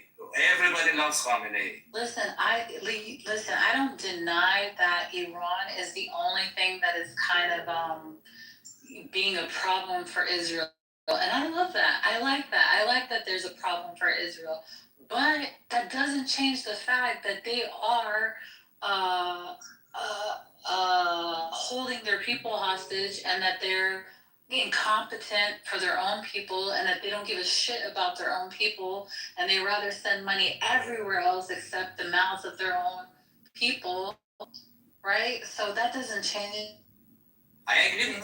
The only claim is that have they changed in the last couple of years? No. Is it possible that they changed? This is the only claim. Like for example, when Mao died, then Xi Jinping came to the power. Did China change? The communist system did not go, but did China change? Listen, as long as you Can that happen in India? No, as long as you have a supreme leader, no, it cannot. And until that supreme China leader still brought has to justice for the crimes that he's committed, then no, we cannot move on. No, China still has this role of supreme leader, Xi Jinping. Wait, fam, if the Pope has committed the same crimes as Khamenei and he's still the leader of the country, no, we cannot move on. it's not reality that we're my moving on. claim is this, and this is something that I think I and you maybe disagree. Khamenei has changed. And this shows itself in the policy of Iran in Middle East and inside. So what? He's changed from shooting young girls in the eye with BBs and our young people with BB guns, and then if they go to the hospital or if they go to the nurse to try to get the BBs out of their body, they arrest them. He's changed from that. Have they changed from coming up with reasons to rape girls in prison and say that basically that they have the right to do it because these people are going against God? Like, this is the system that you're talking about that has changed. That was like about 5 minutes ago, Wayfan. I don't know if you remember our young girls that were so beautiful walking around with one eye. Do you remember that? That was like 5 minutes ago. No, let me. So see, Khamenei is one person. He's not the person who's walking and shooting people, right? There is a system in place. He's the one that sit inside. Yeah. Just like Donald Trump, he said the words caused a insurrection that day. That's exactly what Khamenei does every time to get them to go gas the schoolgirls. That's exactly what he does. These are his consultants. So when I say Khamenei has changed, he has changed his bait. Bait is like the consultant they have. I had no idea that you were a Khamenei supporter. No, I'm not a Khamenei. I'm following politics of Iran closely. Iranian politics in the last couple of years has changed. You can see it. They completely ditched Hezbollah. You could see clearly Hassan Nasrallah was killed the same. Hezbollah, they came and killed them in Iran because they were there with them.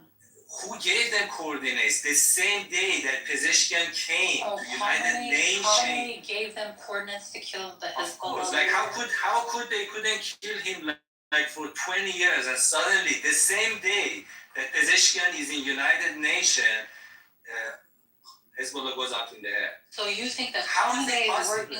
So Khamenei is working with Israel now to take out Hezbollah. This is because they are not working. They have changed their policy. They want the problem to be solved. And that's why they got their sites bombed right afterwards because they're working with Israel to show them where Hezbollah is.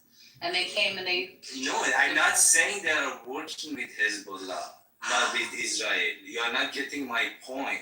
You're telling Iran has changed its policy, right?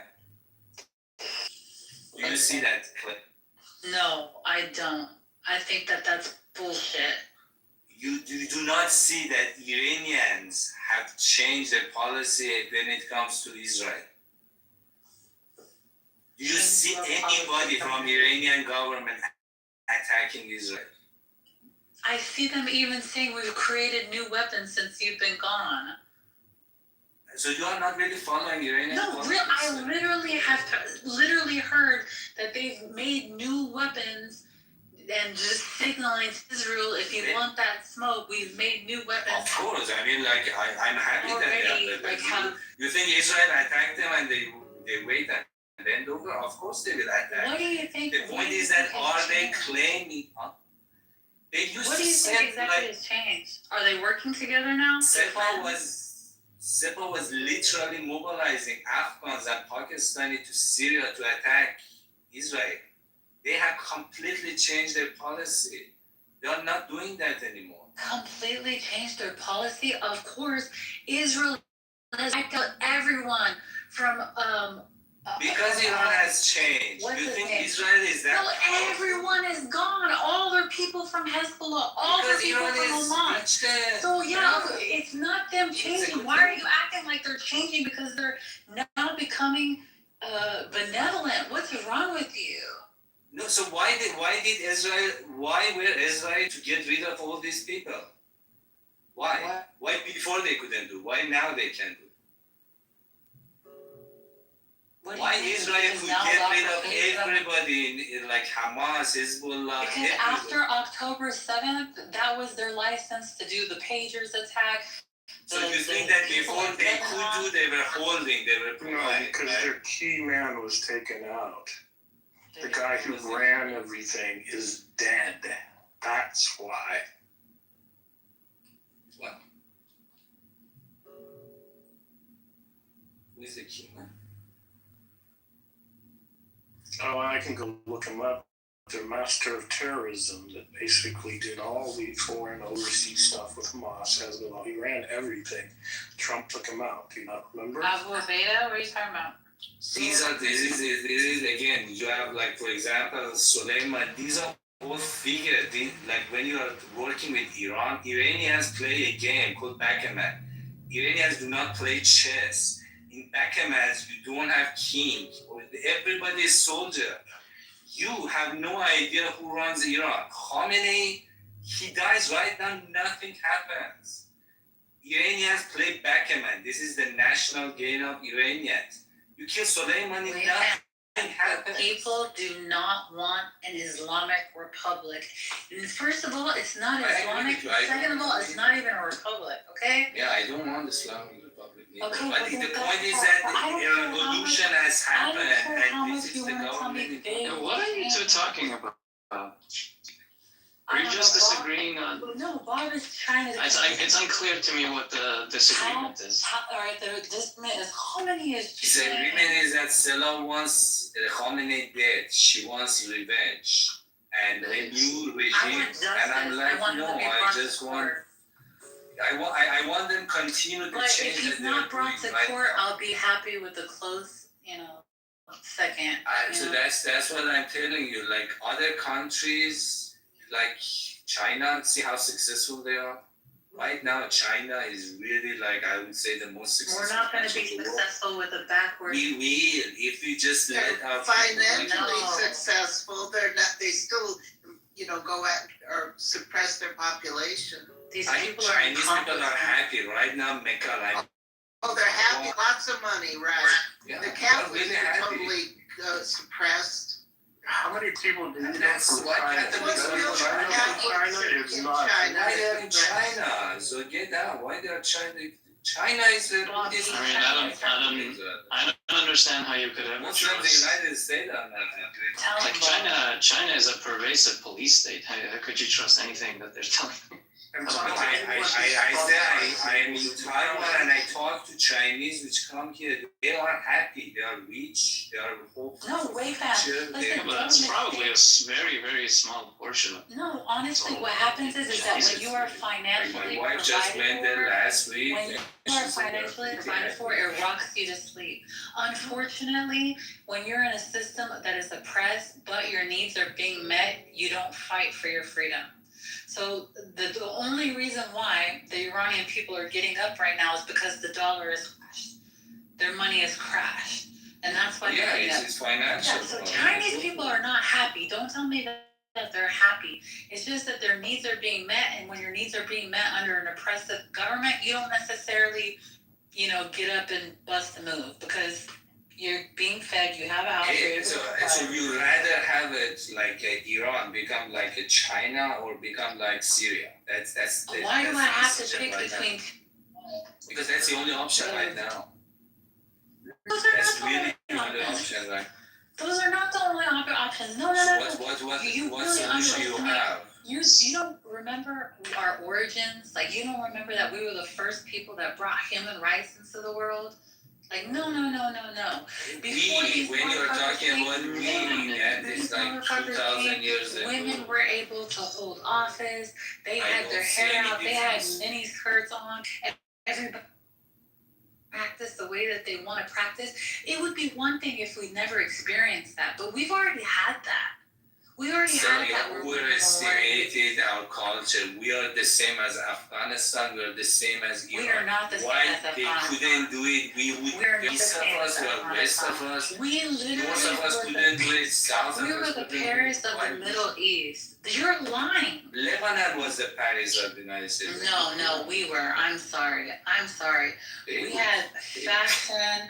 We had our women could hold office. No, I'm sorry. Does this conversation have much discussion value left? Like, it's a lot of it was being thrown back and forth, right? This Mikhail force problem shipping. Sorry. No, I'm just saying, like, at this point, you guys are just saying nah to each other. I just had no idea that Wayfan was a booty clapper for Khomeini. I didn't know. I'm a pragmatic. So I want Iran to become China. I don't want it to become Syria. That's I don't horrible. see any other alternative. I hear a lot about leftists, like, you know, in the Middle East. They like China. A lot of. There is no alternative. Asia, like, name one country which is successful right now, which like is like liberal. It's the reality of that regime area, Mikhail. We've had, can I ask a question? I'm stupid about Iran. They have had elections there, right? Right, last summer they had one. Okay, so. The elections are all a shams, though. Okay, like the president doesn't hold any actual power, and to even be on the ballot, you have to be approved by the Guardian Council. Okay. It's a complete sham. Okay, so how would you reform that if Pahlavi or whatever his name, and if he comes in and tries to form a democracy, can he use the apparatus that's already there, the system? No, he won't get approved to go on the ballot. Well, then, in order to go on ballot, you have to believe in the regime, like in the system. Okay. To go on the ballot. Okay. Well, what is he's proposing? He's proposing to come in and form a democracy. Could he use sort of any structures that are there already, or would he? Absolutely. Invent a whole new government? I mean, yeah, they're gonna have to set up a new government, but he's already in correspondence with like scholars, people at the university. There's like people that he's working with that like apparently as soon as this regime, you know, packs up and moves out and it's safe for him to go there, they're gonna be instituting a democratic government. How do they do that? Just make a constitution, or That's what? Right, yeah. There's already an existing constitution from 1906 that was used. Or at least that's what Roy was telling me the other day. Mm-hmm. No, that's true too.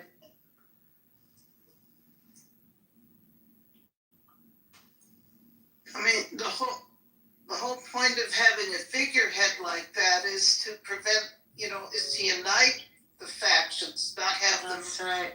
Yeah. And Michaela, because of his first of all, his father was done so raggedy, you know, in the middle of him having cancer and all this stuff.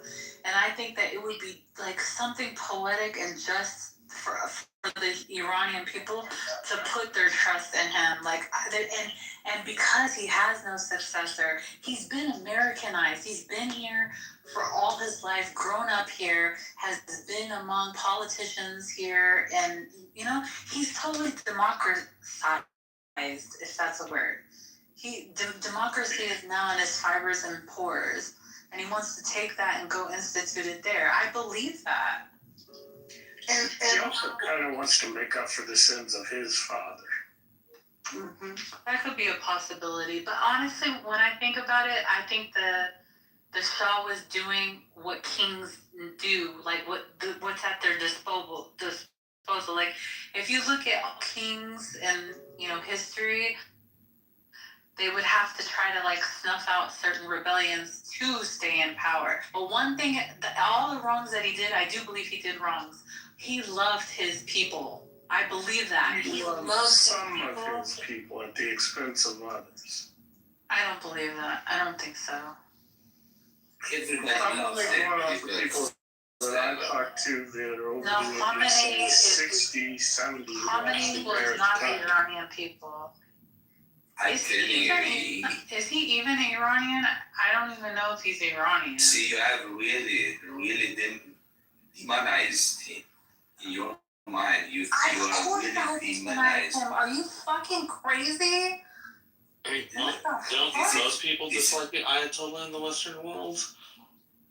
How dare this you is like with the same way that you've demonized him. You're talking about a demon, Wayfan. How the fuck do you not demonize a demon? You really demonized him. Of course I fucking have.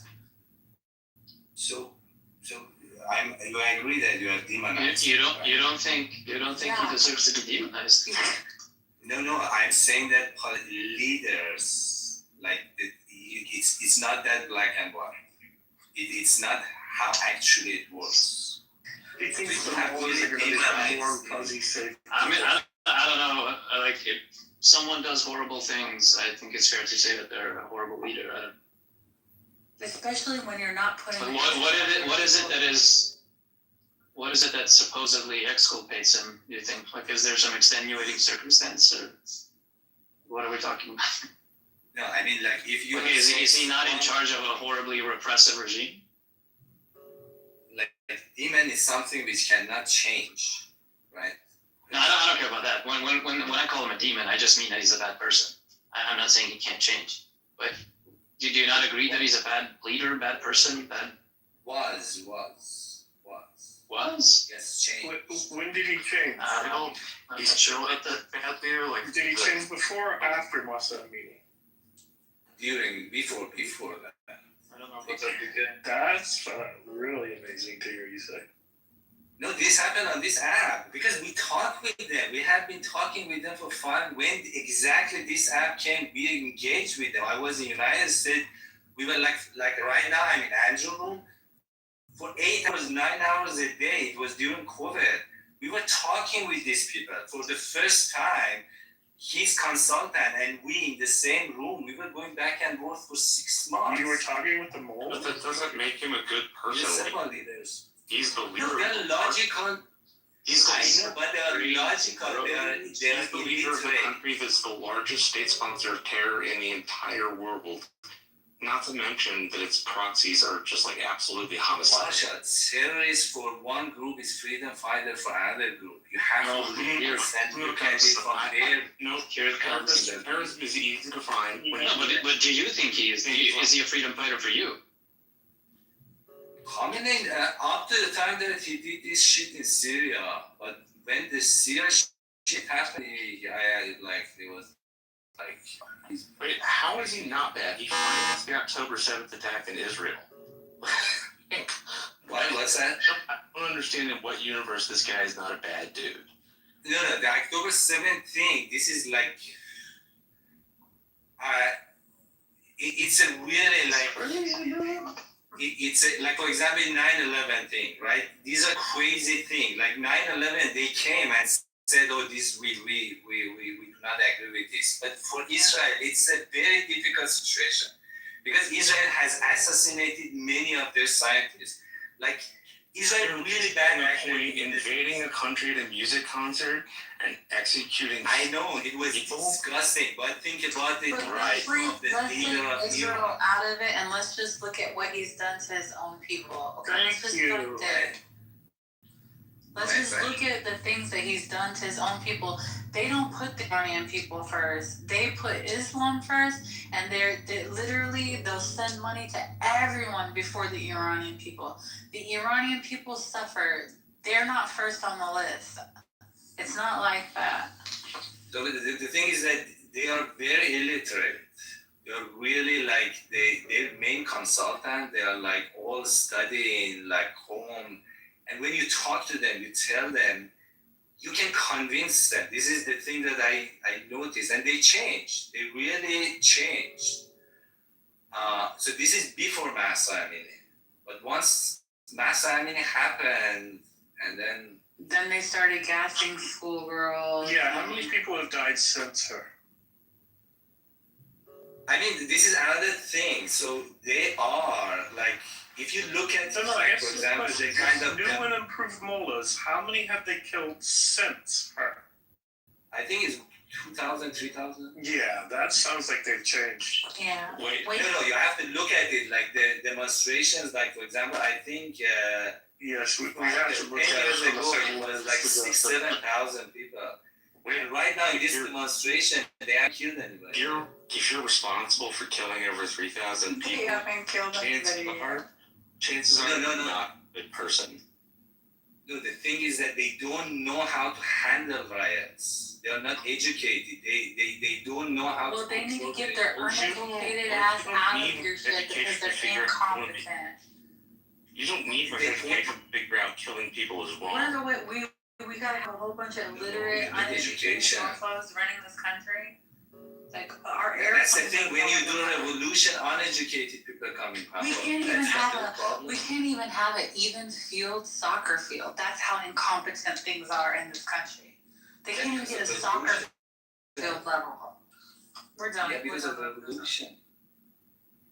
That's the whole point of revolution. Uneducated, crazy people coming to power. That's the That's definition not of what's it. gonna happen. Yeah, but they say That's gonna happen.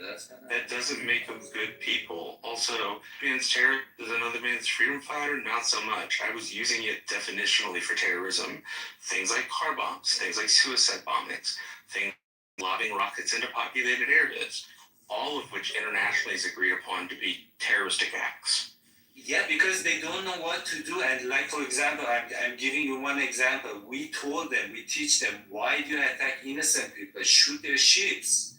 And they have been doing that. Right now, there haven't been any attack on Israel. All the bombs are going to the ships. There isn't any attacks on Israel because they just got their Because ass they didn't know. 5 minutes ago. They didn't know. They were just because they just got their ass handed to them. And they know if they step out of line, their ass is gonna get really. You sound like a regime apologist. Absolutely. It sounds like he has family that's in the. I mean, it sounds like you are apologizing on behalf of Khomeini and arguing that he's somehow a good person. It sounds like you're protecting the regime, which is absolutely and completely evil. They back up proxy. I thought they were They back proxy back up proxy who in the charter says they just want to wipe a group of people off the earth. Financing those people is that you a bad person. It's a revolution. I didn't do revolution. I was born after that. There was a revolution. I'm not saying you did. What I'm revolution saying by is definition. What I'm saying is to not agree that Khomeini is a bad dude is to apologize for a regime that's evil.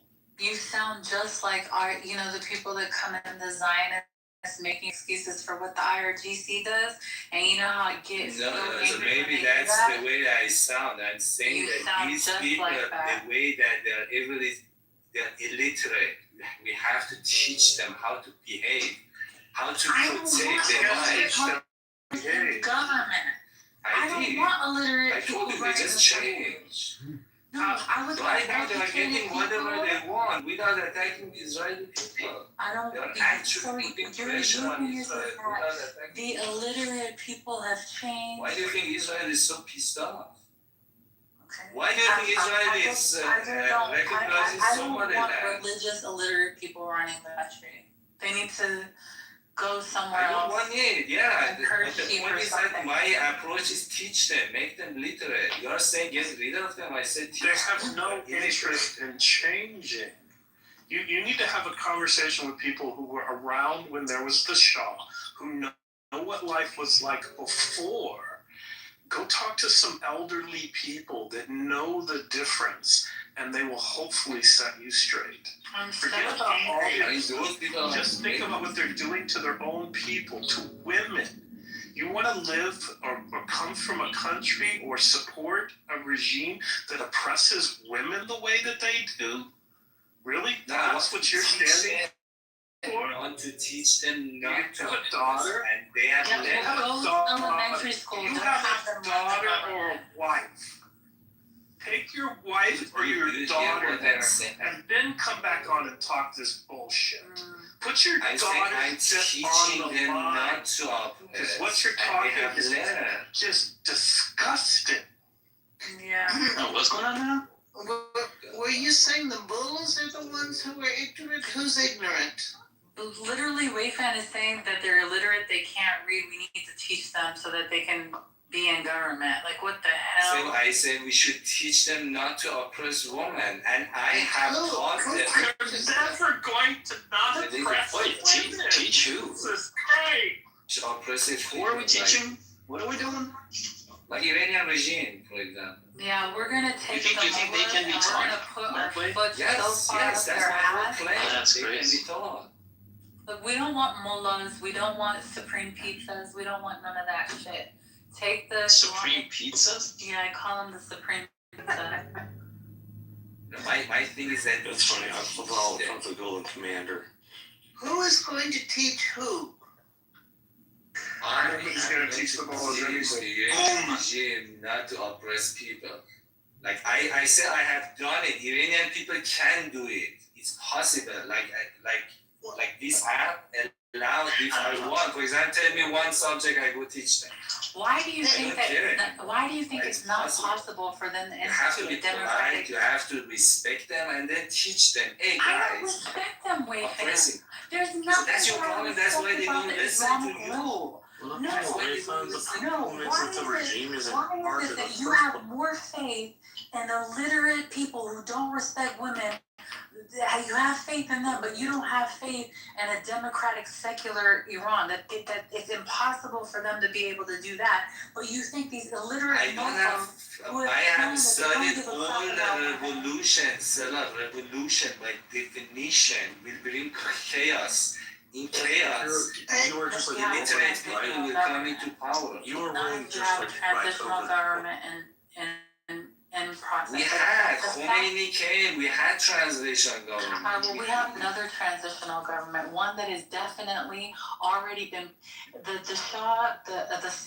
Shah's son, Shahzadeh. He's been here in America, growing up since he was a little kid. He's democratized. Everybody which went to Iranian after the revolution was brought up in France. They were all democratized. Yes, but think about the respect. You're rolling around off the point. You can't take a regime that is evil and teach it not to be evil. They're choosing to do the fucked up shit. Marshall, I thought you are a politician. In politics, there is no evil. I work in politics, but there's a difference between right and wrong. Saying that a guy who helped fund a proxy war that got thousands of innocent people executed and then started a Gaza war, sound like somebody that wants to say Netanyahu is a good guy. You sound like somebody who says Netanyahu is a good guy, Wayfan. That's what you sound like. Who started Gaza war? Iran was actually striking it. No, you're missing the point. Hamas is an Iranian proxy and it is funded through Iran. It goes through the southern part of Iraq into where Hamas and Hezbollah operate. They hang people from cranes. They arrest them for dissent against the government.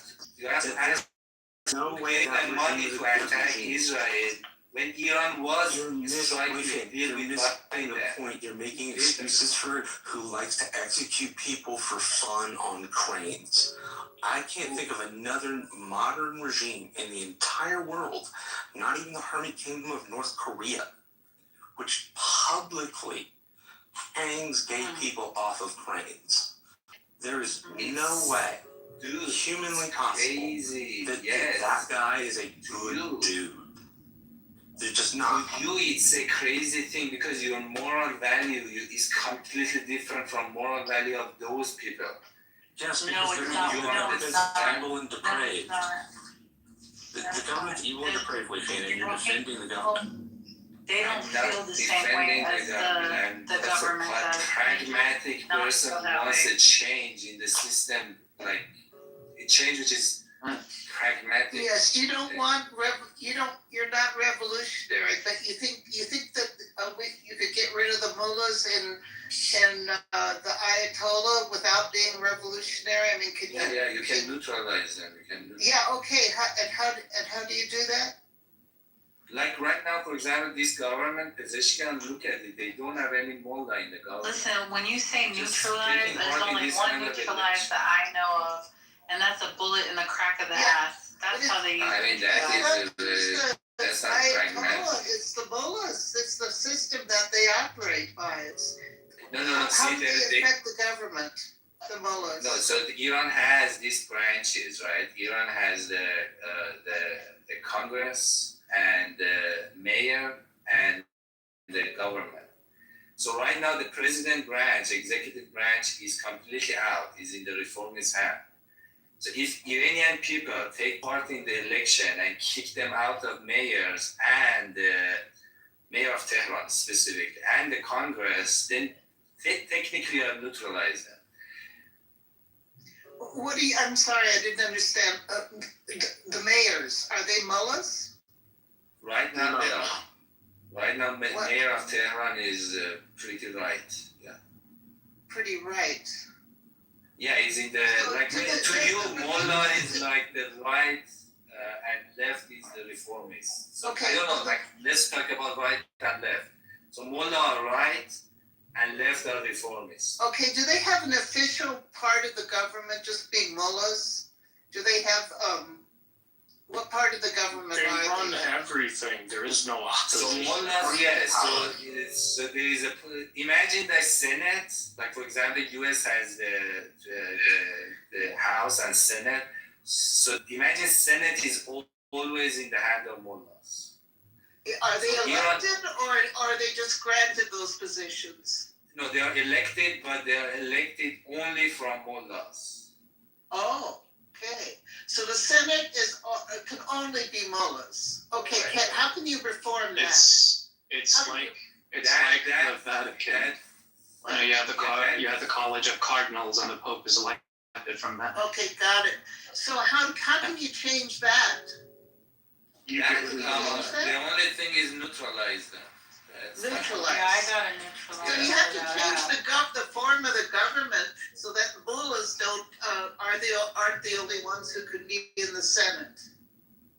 Yes, ideally you are right, but that is like really down the road. Like I would see that 50, 60 years from now. That is right, something which is not happening now. Well, that's what This they want to Khamenei change.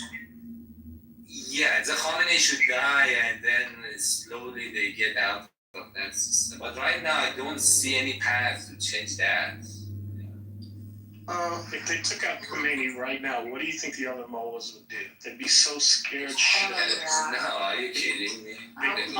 Your country is on the brink of a revolution and you don't even get it. They would dance in the street, all the Iranian People would rise up. Sure. 40 years since I have been born. This is my challenge. Since I have been born, this government has been on the collapse of the first thing that I remember, like the first war that I remember, these people are going finish tomorrow. They are free. That's the first war I learned as a baby. They were going to come in and they were getting American support and then. And they are now attacking US. They are now attacking Israel. Now they are kind of a superpower. What So American they didn't go president? 40 years ago. Now they are going. What American president gave indications that he was going to come in and back them up, maybe even orchestrate a coup, and then didn't follow through and let your You guys see what has happened? They have attacked US stepped up military and were ready to go. bases. Right now they attack US military base. Who dares to have Trump fight you? Why don't you follow my train of thought and answer my question? There was a revolution brewing in your country. Your countrymen, your youth were ready to go, and a certain American made it known that he was going to support them. But then when the time came, he didn't. What year did that happen, and what president was it? Come on, Marshall, you should be able to answer this one. You know Again, this is the challenge I have. It was Obama. Yeah. Your country has This is been the on the challenge verge I of have. revolution multiple times. The next time, it's going to happen. The mullahs are old. Their time is over. It's just a matter of when and how. All it takes is for the military to join the people. Yeah, that's a very good question. That's the point. But do you think military and Sepa will join people? Yes. I do. They're going to look at the mold of Egypt and they're going to be like, hey, we want power. Do you think that Israel's going to attack them? They're under the attack of Israel at any time because of these particular mullahs. Do you think that they want to be attacked by Israel? Do you think they want to go to war? No, they don't want to go to war. They also, some of them are in talks with Pahlavi. I think very well up high you're going to have some people turn and that's it. Exactly. And I'm sorry to break it down to you guys. You are really in la la land. You do know that's not how it happened with the Shah, right? It's because the military stuck with Because it. Shah ran away. Shah fucking ran away. Dude, how many run away? The No, Shah- because he wasn't as evil as these people to do. Shah ran away. The military, the commander of the army Yeah. ran If he was as evil as these people to do what they do to their people, he could have stayed. But he wasn't that evil. He could have stayed Well, too. he could have stayed and He shot died. the young people in their eyes and, tied people to a pole and put water in the reach. If he was that evil If too, he Shah could have hasn't stayed. ran away to United States, do you think the Iranian It revolution wasn't just would run this path? away, fam. Would they attack and take hostage of He the at like least had a American? little bit of decency that if his people didn't want him, he wasn't willing to do what the mullahs do to us. Why did he run away? Well, first Like of all, in he had Egypt, cancer, when and I this don't think he ran what's away. the what about before Wait, Sisi? fam, you wanted He could have stayed and died. But the Would you like to know why he so ran that away? he could stay? Is that what you wanted? For him to I stay? mean, like if he and had go back to stayed, people. if he had stayed, do you think Iranian revolutionary would take If he hostage would've stayed, American? He would have had to have stayed the way the mullahs are staying. He didn't would have a to stay choice. through hurting a lot of young people, killing a lot of young people, and that's Wait, okay, not let's the way go he back to wanted William do it. Boyce. I'm not Wait, okay, hold on. So why do you think that the army of Iran will I'll explain it to you. So basically, you had Bush that was floating a bunch of money and power around in Iran, trying to control what's happening there. So then the mullahs make a deal with Carter, who said basically what it is they got all these old airplanes and other military stuff that's falling apart, and they need spare parts. You remember the Iran-Contra thing? That was made because of a deal that was made. So the military says, hey, mullahs, we want to get rid of the Shah. So if he can be gotten rid of, we're going to back you. Now, all of this was instituted by the American government, by the CIA, by a particular person who's been to be president. Okay? The Shah had no choice. It wasn't he ran away. He was forced out. Because the military know what you're talking picks about. sides. You have no idea The what you're military talking about. picks sides. The military said, hey, we don't want the Shah anymore. And that's why it's going to be very ironic. That's exactly what happened. You have no idea. Talk to the military people of those times, which are right now United States. They all felt betrayed. They all felt betrayed because the commander just ran away. They lost hope. Are you talking about the Are guys? you telling me that Iranian soldiers are like It's not just Iranian soldiers. These people, yes, They you are can talk to Iranian. all the foot soldiers you want. That's not what happened. even the commander, Iranian armies are as professional as American. You Re-educate think yourself. American people like right now Re-educate yourself. betray Go Trump? look into the Iran You go educate Contra yourself. affair. Have some Look at why respect that for started. armies of other countries. They are more professional, more devoted to the flag than American army. So do you think like right now American like commanders will betray Trump? The only way they betray is if Trump run away. Those commanders in the before revolution and now they are highly Stop saying professional run and away. devoted to Stop the flag. saying run away. Did you want him to stay and fight his own people? Because you think like a mullah. That's what's wrong with you. No, You I think mean, like them. Stay and fight who? His own people? Is that so what what you the want? word like just stay. No, you're just stay. as sick and twisted as they are. Bakhtiar was the prime minister Yeah, that stay was and fight your like own people. stabilizing this. You don't need to fight. They didn't To want stay. him. And not only that, I think he had cancer on top of everything. Yeah. But if he hadn't left, it wouldn't be a chaos. It wouldn't If be he the hadn't crazy left, that in order to happened. stay, he'd have to kill young people like these people are It doing. wouldn't be a revolution. Let me put it this way: military will not fall. Bakhtiar would still have the government. The government collapsed because military just gave up. No, If he had stayed military, like right now in United States, you were so fooled on your own country's history. You just do not know. Start the Iran conflict. Teach me my country's history. Yeah, I would love that. Yes, Listen, I would I don't love want to to hear. teach you I your don't want to hear country's it history. anymore. I don't want to hear from it anymore. I'm done. Actually, I don't know. We probably got like an hour and 20 minutes left on this room.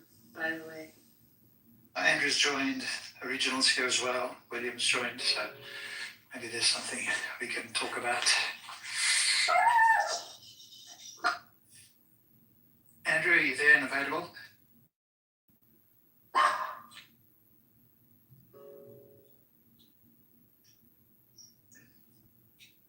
Sega doesn't know. Or Regional. Bubba, are you there? You and Andrew often have lively discussions, so given that you're both, what do you call it? Just the words slip on mind, everybody goes to heaven. What the hell? Maybe it's early in the morning for me. Universalist. Universalist, yes. And yet you still disagree on certain things. I'm so oh my gosh, my blood is boiling. Boiling because? Because I don't like people who make excuses for the IRGC or the IDF, okay? Like when you're making excuses for, that level of human rights violations and oppression, I just can't tolerate it. My teeth, I grit. Like I really grit my teeth. Don't worry about it. He's such a rarity, and it's inevitable. There's no way it's not going to happen. It's just a matter of time. I hope and I pray that every day. And every Persian person I know thinks exactly this way, especially if they're over the age of 50 or 60. If they knew before the Shah, they totally get it. If they're young, under the age of maybe 30, they could be brainwashed, but it's rare. People just want to fuck, they want to dance. Those youth are going to rise up, and next time there'll be an American president, as long as they do it in the next 3 years, that will back them up when the opportunity comes. It's as simple as that. I think it's going to happen very quickly. I think there's going to be. Well, considering that they just declared war on Israel, the U.S., and all of Europe, yeah I think so. Yeah. I think there's going to be missiles flying and be bombers bombing. I don't want that, Michaela. I want the people. I don't think so. I want the people to take care of their own business. I don't want outside interference. I don't want bombs flying. That'd be wonderful. Yeah. I think it's a lot of saber rattling. Yeah, that would be the optimum way, but a couple of surgical strikes may be necessary. See, he doesn't remember, when he said it could be another 50 or 60 years before the mullahs, no longer control a branch of the government. I mean, it's because it's always been like that. He was born into that. Yeah, the mullahs I'm over 70, and I had friends who worked in Iran, who grew up in Iran before that, who worked for the oil. Shit, Michaela, you're over 70?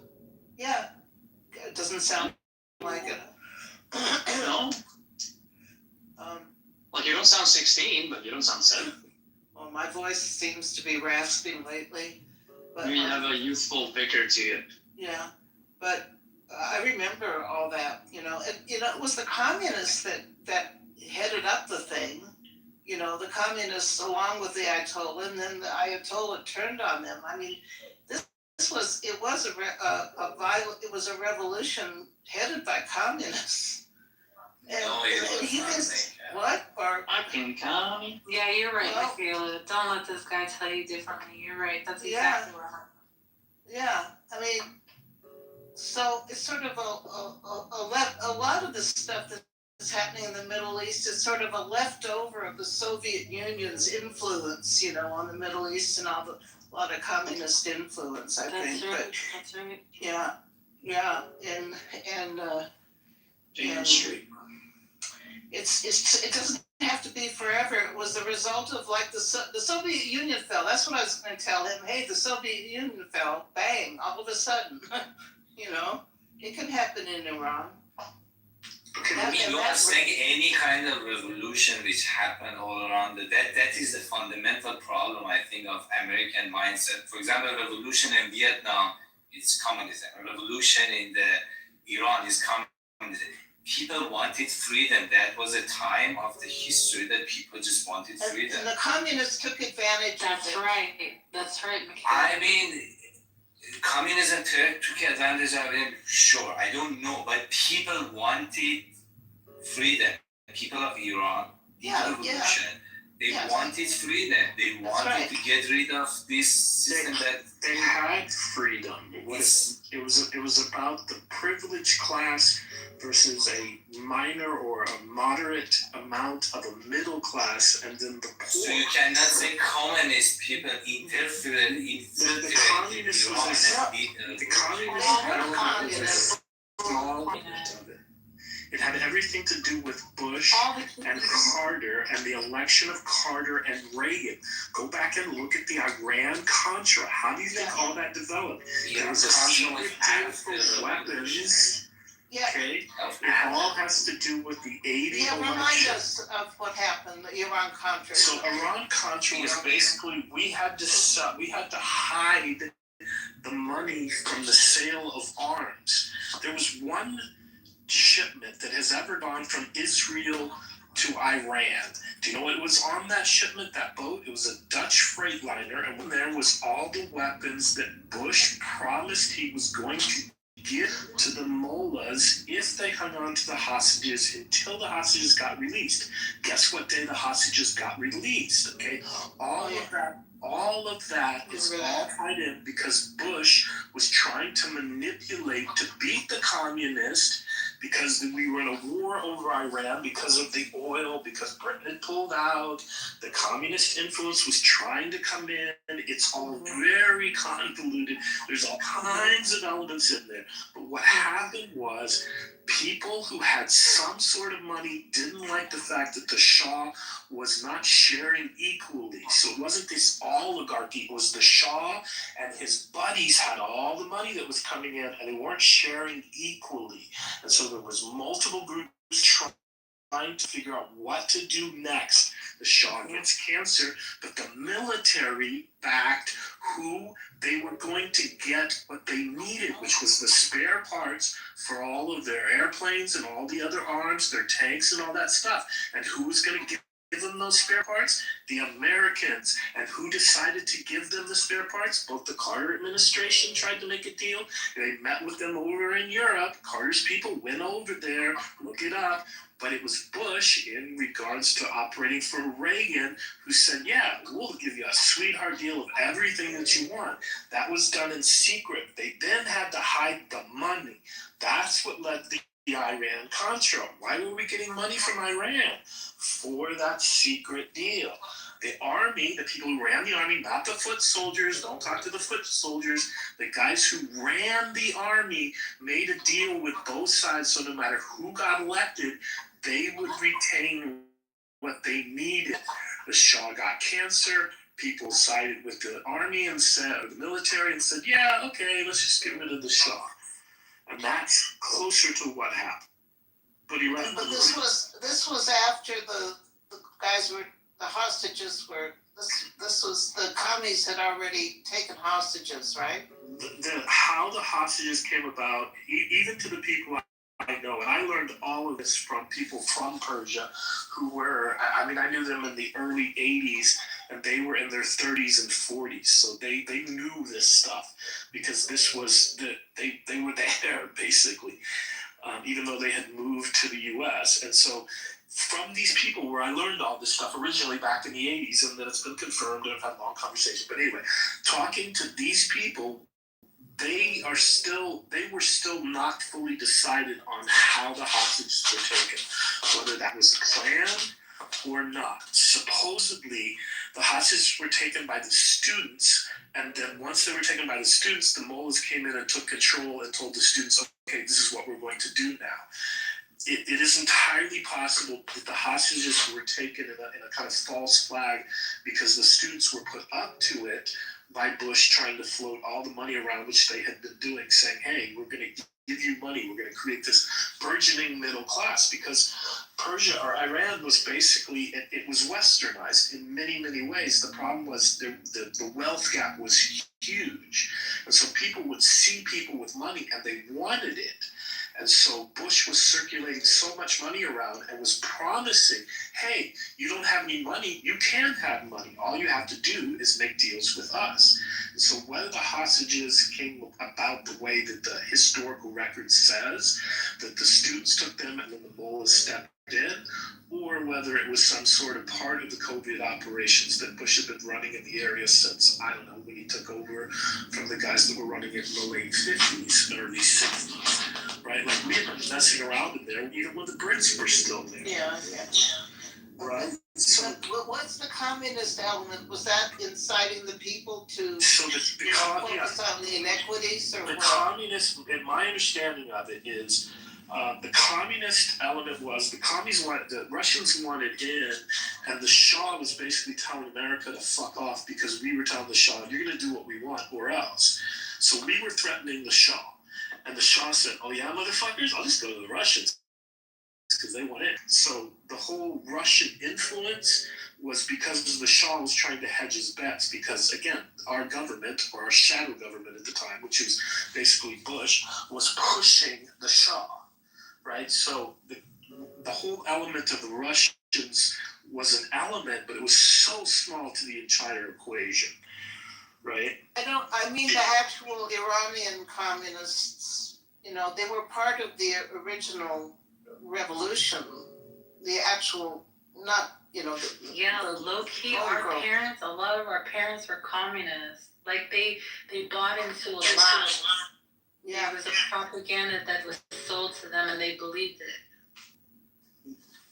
Yes, because the Russians were the Russians wanted influence within the region, and there was absolutely multiple groups that were frustrated with the economic circumstances that the Shah had put into place. But I don't think, and again, I'm just getting stuff that I've learned. I could be wrong about some of this stuff. Somebody could present evidence and I'll go, okay. But I do not think that the socialist or communist elements that were pushing for a communist revolt towards communism in Iran had a whole lot to do with it. I think they sort of cooperated, I don't know, with the Shah. I thought and then he betrayed them and killed them all or something. That's what I've heard, that he turned on them and whatever. The Shah used whatever he needed to get what he wanted. He was not a good guy. Oh, I don't mean the Shah. I mean Ayatollah. The Ayatollah. Anyway, that's just the vague impression I picked up. I think the Shah really did care about the Iranian people. I just think, like, if you look at like King Henry and all these kings, they always had to like smash out rebellions to stay in power. Yeah. And I think he was just doing what he thought he was supposed to do. Yeah. He was being. I will give you that, but he misjudged the middle class, and he misjudged the elements at which he brought to bear into the equation. He lost control at some point. I'm not going to say that he was trying to oppress his people, especially by the standards of what the mullahs have done. But he was not a good guy. Neither was his father. Yeah. Maybe. Probably. I mean, to a certain extent, dictators never really are. Yeah. And the mullahs didn't rule that country. And I mean, who was the guy who was killed? Who was elected before? Who was he? What's his name? Mossadegh. Right. The mullahs weren't running the country then. Mossadegh was democratically elected, and America did some stuff to mess that up. And put Shah in power. Mm-hmm. Yeah, so it's not inevitable. I mean, this young fellow that we were talking to, it's like he thinks that that's part of Iran. It's just inevitable that the mullahs run the country. Oh, I mean, historically they hadn't. He was making me irate. I'm never modding him again. I'm so mad at him. Yeah, and but you're focusing on Ayatollah. But it's the whole system of government that came in after the revolution. Yes. He's just the head of it, but it's that was a revolution that brought in the mullahs. That's not how Iran was evolving or ever had that system. I just want my dad to see a free Iran. My dad is about your age, Michaela. I just want to see a free Iran, Yeah. When did he leave? It was before the revolution. He was here in college before the revolution happened. So, yeah. Did he mean to go back, but then he couldn't go back after that? I think he could have gone back, but he didn't end up going back for like 30 years. And then he went back like twice after he went. No, but I mean, if the revolution hadn't happened, would he have gone back, or had he already sort of immigrated? No, yeah, if the revolution hadn't happened, he would have gone back. Yeah. Yeah, I knew Iranians in the 80s that had come over, and I was just knew them socially. We didn't talk politics too much. I mean, my husband and I just, had dinner with them, and, but there was a lot of Iranians. That was in LA. There's a lot of Iranians. Is that where Halabi? He's been in LA, right? Yeah. Los Angeles. Exactly. Yeah. Totally LA. Yeah. Lots of Iranians there. Yeah, he's so Americanized. I'm not trying to go over there and be a dictator. No. He's not going to want to be a dictator. I'm sure he's not the type who wants to be a dictator. Yeah. He probably trusts that Iran was the path it was on before the revolution. Was more and more towards democracy. Wasn't it a constitutional monarchy? Yeah. I mean, I think that William might have said something that's probably right. It's his way of also righting his father's wrongs too. Not only that, like the wrongs that they did to his father, the wrongs that his father did, like it would just be something like I don't know. The only way I can explain it is poetic. If he were able to set up a democracy for the Iranians. I agree. It's almost like an act of God or something. Closes the circle. Yeah. And the fact that he doesn't have a kid, there's no legacy. So he's going to go back and put it on a democratic path.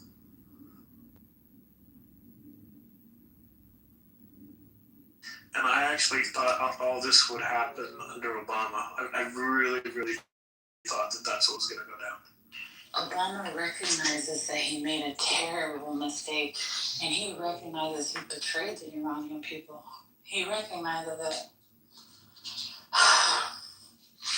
Yeah, I gotta wonder, was he misled? Or did he make the decision himself? I think he was just trying to keep us out of, I think he was trying to be like a diplomat to keep relations well at the expense of the people, and it wasn't the right move.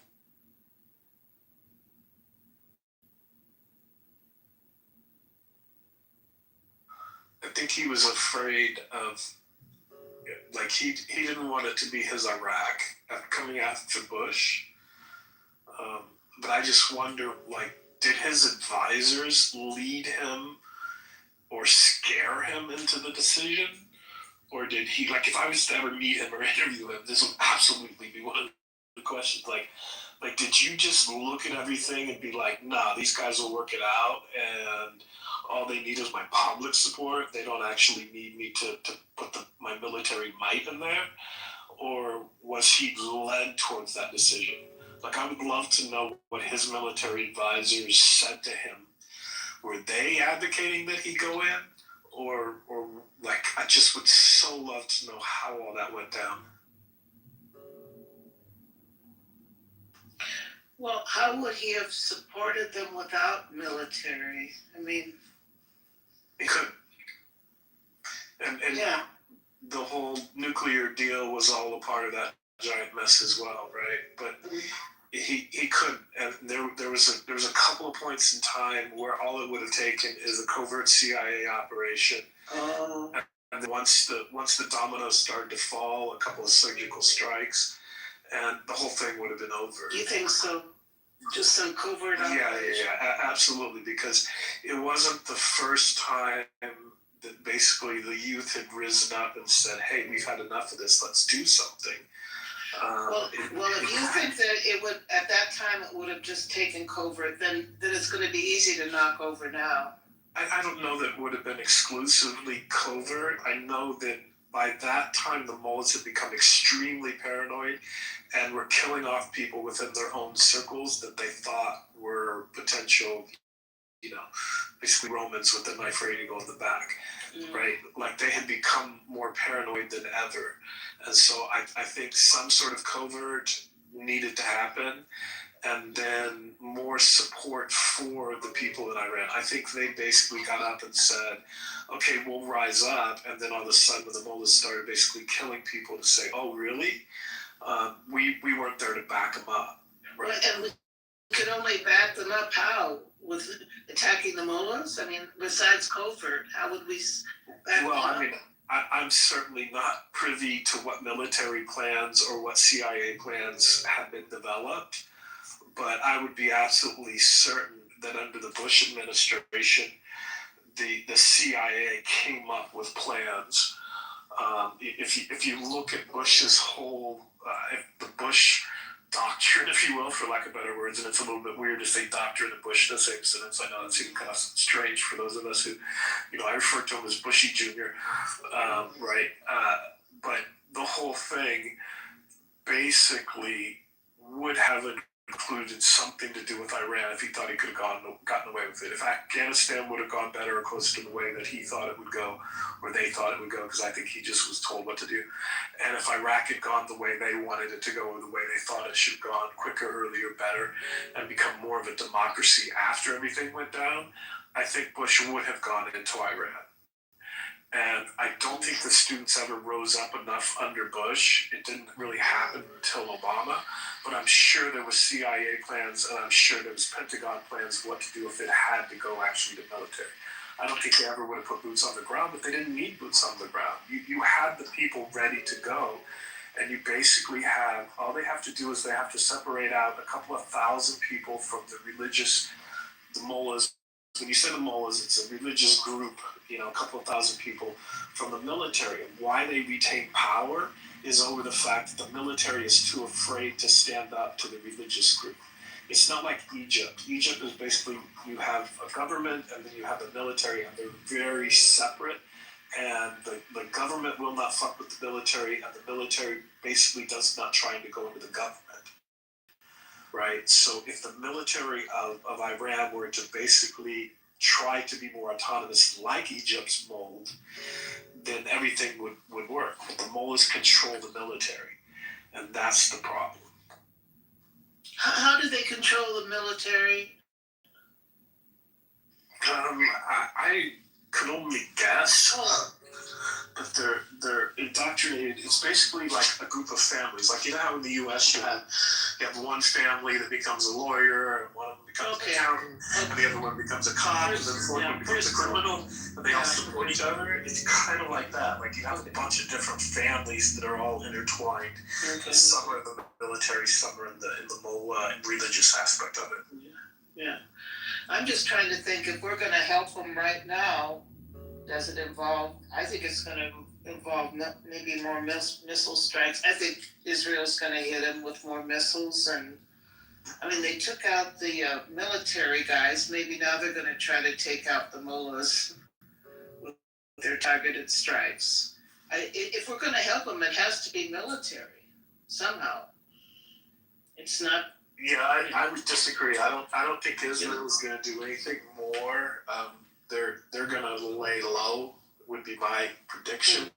If Netanyahu stays in power, which is questionable, My prediction is Israel's going to lay low within the region. Trump is first going to deal with Venezuela, which is a whole convoluted thing that most people don't quite understand what's going on down there. And then after Venezuela, which is going to have to pop basically sometime in the first quarter or maybe the second quarter of 2026, because of the circumstance with the oil. Basically, Venezuela's backed in a corner right now because they cannot increase the reserves. They have nowhere to put the oil. So they're going to have to stop drilling. And China's either going to have to make the move, because Venezuela's more about China than fentanyl.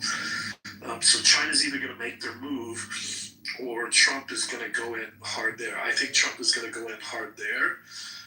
And I don't think he's going to do anything with Iran. And so unless the mullahs actually do something against their people, I think there's going to be a lot of saber rattling. They're not going to do a whole lot.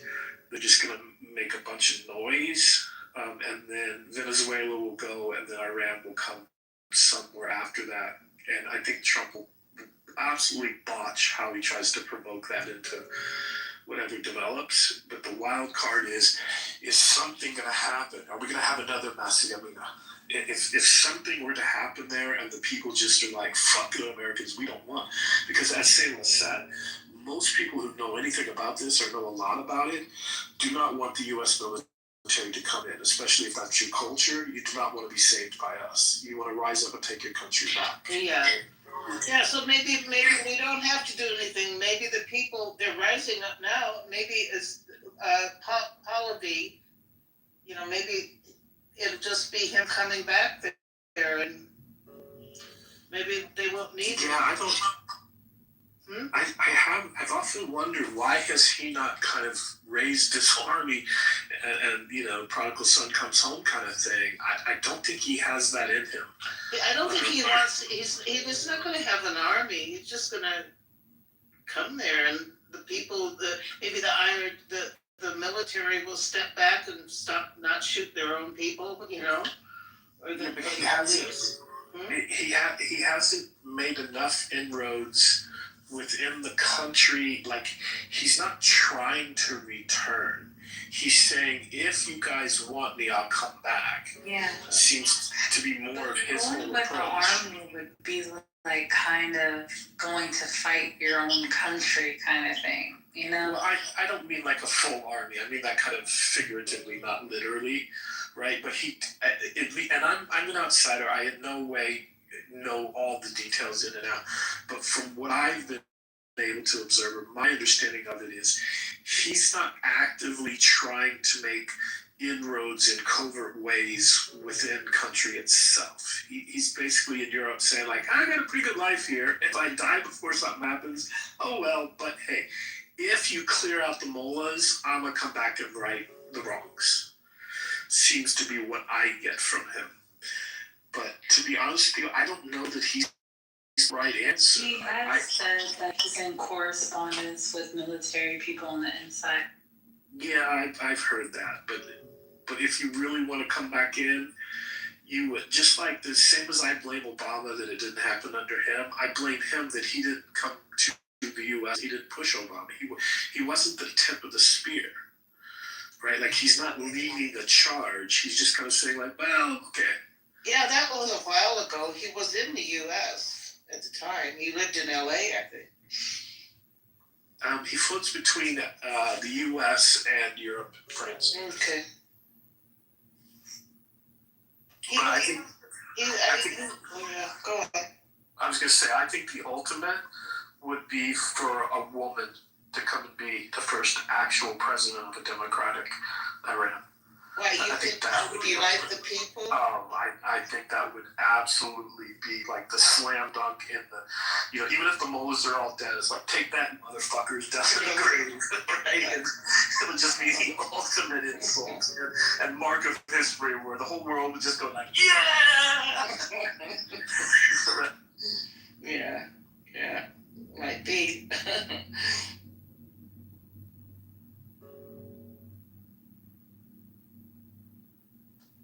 I think we gotta pray. I think that there's movements of the spirit right now. I pray every night that like I'll wake up and hear like something like, I don't know, that they've run away or, all these leaders have been taken out. So I don't know.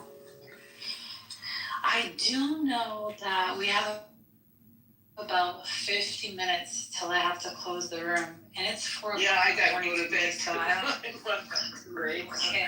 I'll say good night. If you're okay, I'm gonna close the room if it's all right. And I'm William, sorry. I enjoyed the conversation.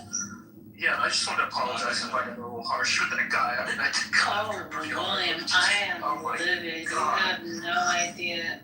I think at this point that he's like a spokesperson for them now. Like I feel betrayed almost. Like I've been hanging out with this guy in rooms, and now I'm thinking like, damn, you were like literally just talking points for them right now. So really upset, sad, disappointed. You talking about White Fan or his name is?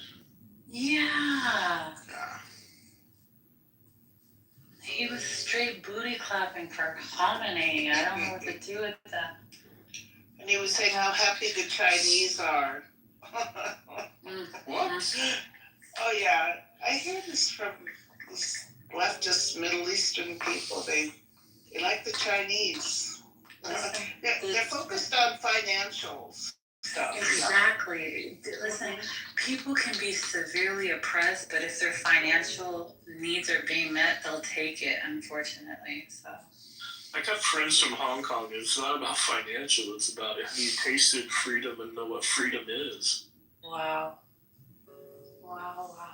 I mean, if you have money and you're part of like the Beijing crowd, I'm sure you're happy. Yeah.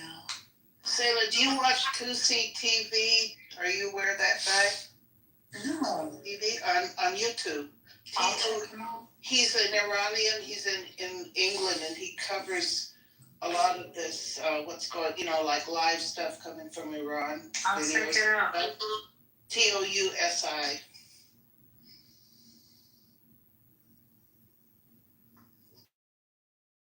Okay, good night. Good night, everyone. Good night. Good night, John John.